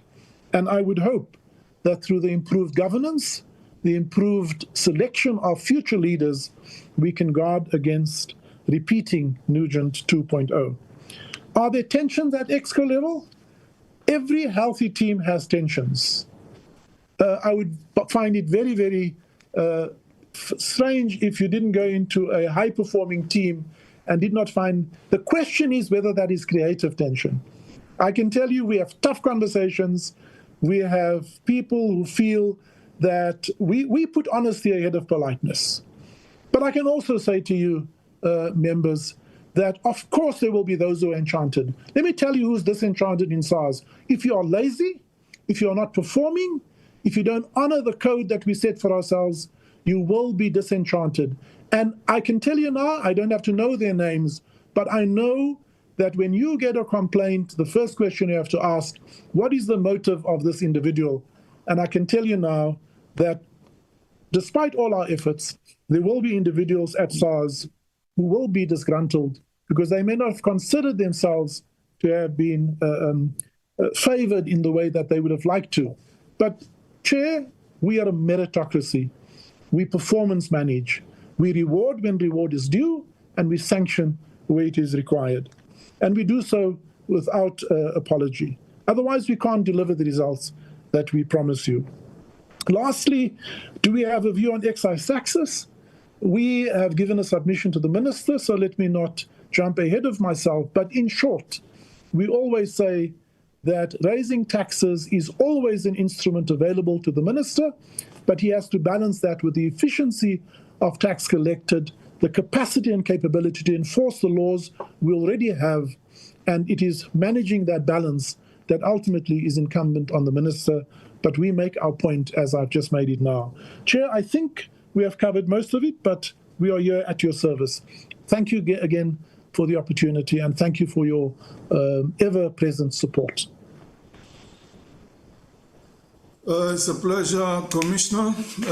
Let me round up and then we adjourn so that we can meet tomorrow.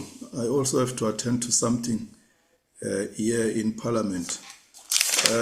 Unless there's an announcement from the side of the support team before I adjourn the meeting. Is there any announcement?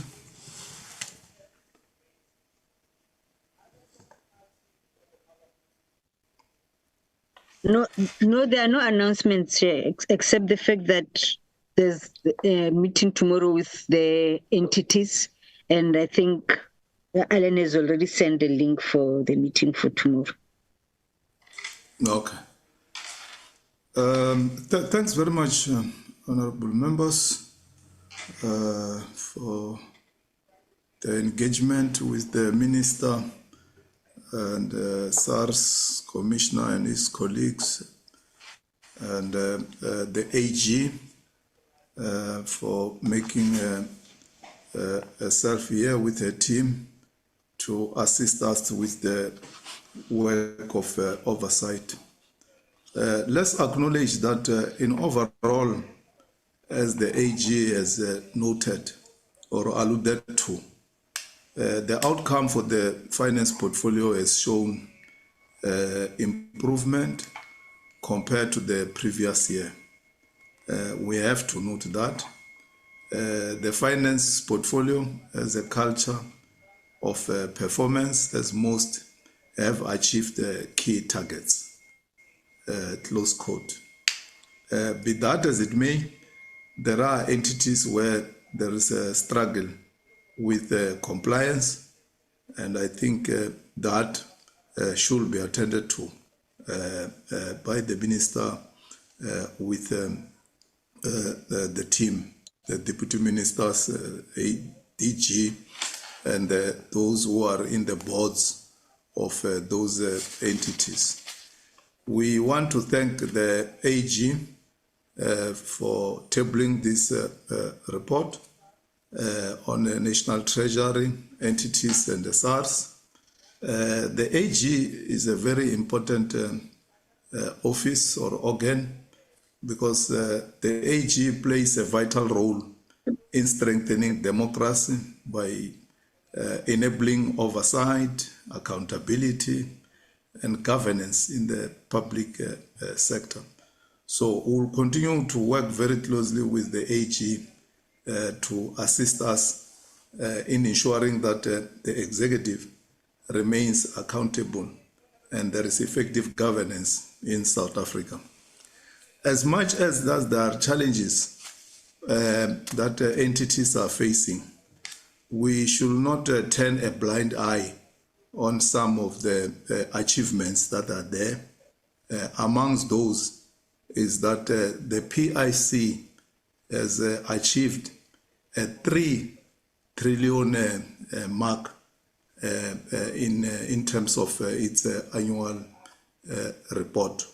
That should be commended. And as members have raised issues before, those issues will have to be attended to. And we also acknowledge the role that SARS is playing, led by the Commissioner, who has indicated that towards the end of this year or early next year, he will be retiring. As I've said, that I hope will be officially be informed so that we properly do the official message.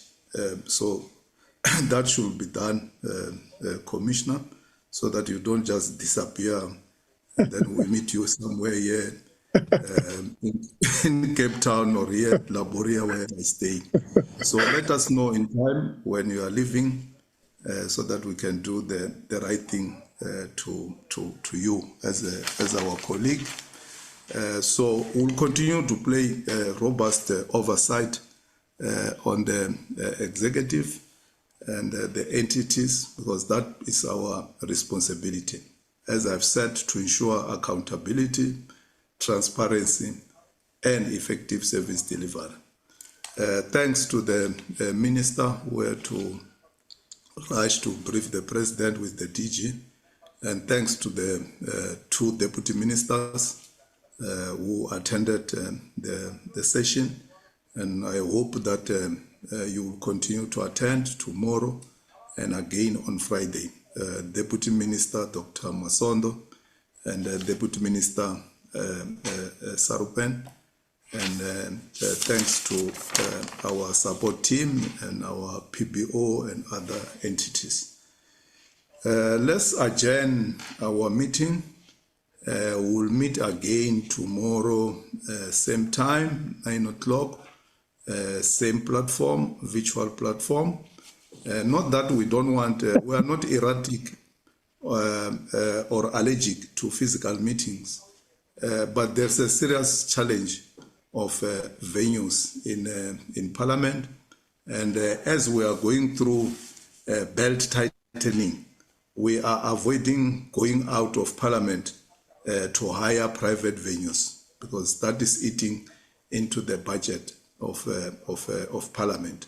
There are more committees meeting on one day, more than the venues can accommodate all of us. So it's a struggle. And you know, now with the ad hoc committee meeting almost every day, so that venue is almost out. And you also have, we share venues even with the NCOP. So bear with us if you see us having more virtual meetings than physical. But when we meet after the MTBBS, we'll try by all means that that briefing should be physical. So the meeting is adjourned. We'll meet again tomorrow. Thanks, colleagues.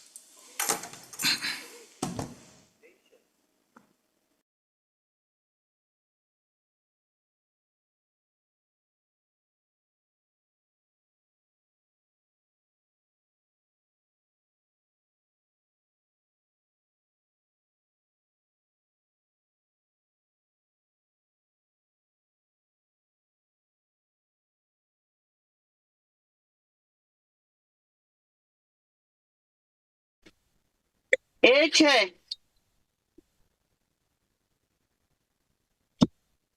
Chair. I think the chairperson has gone off the platform, Ms. Maud. Emma, thank you. All right.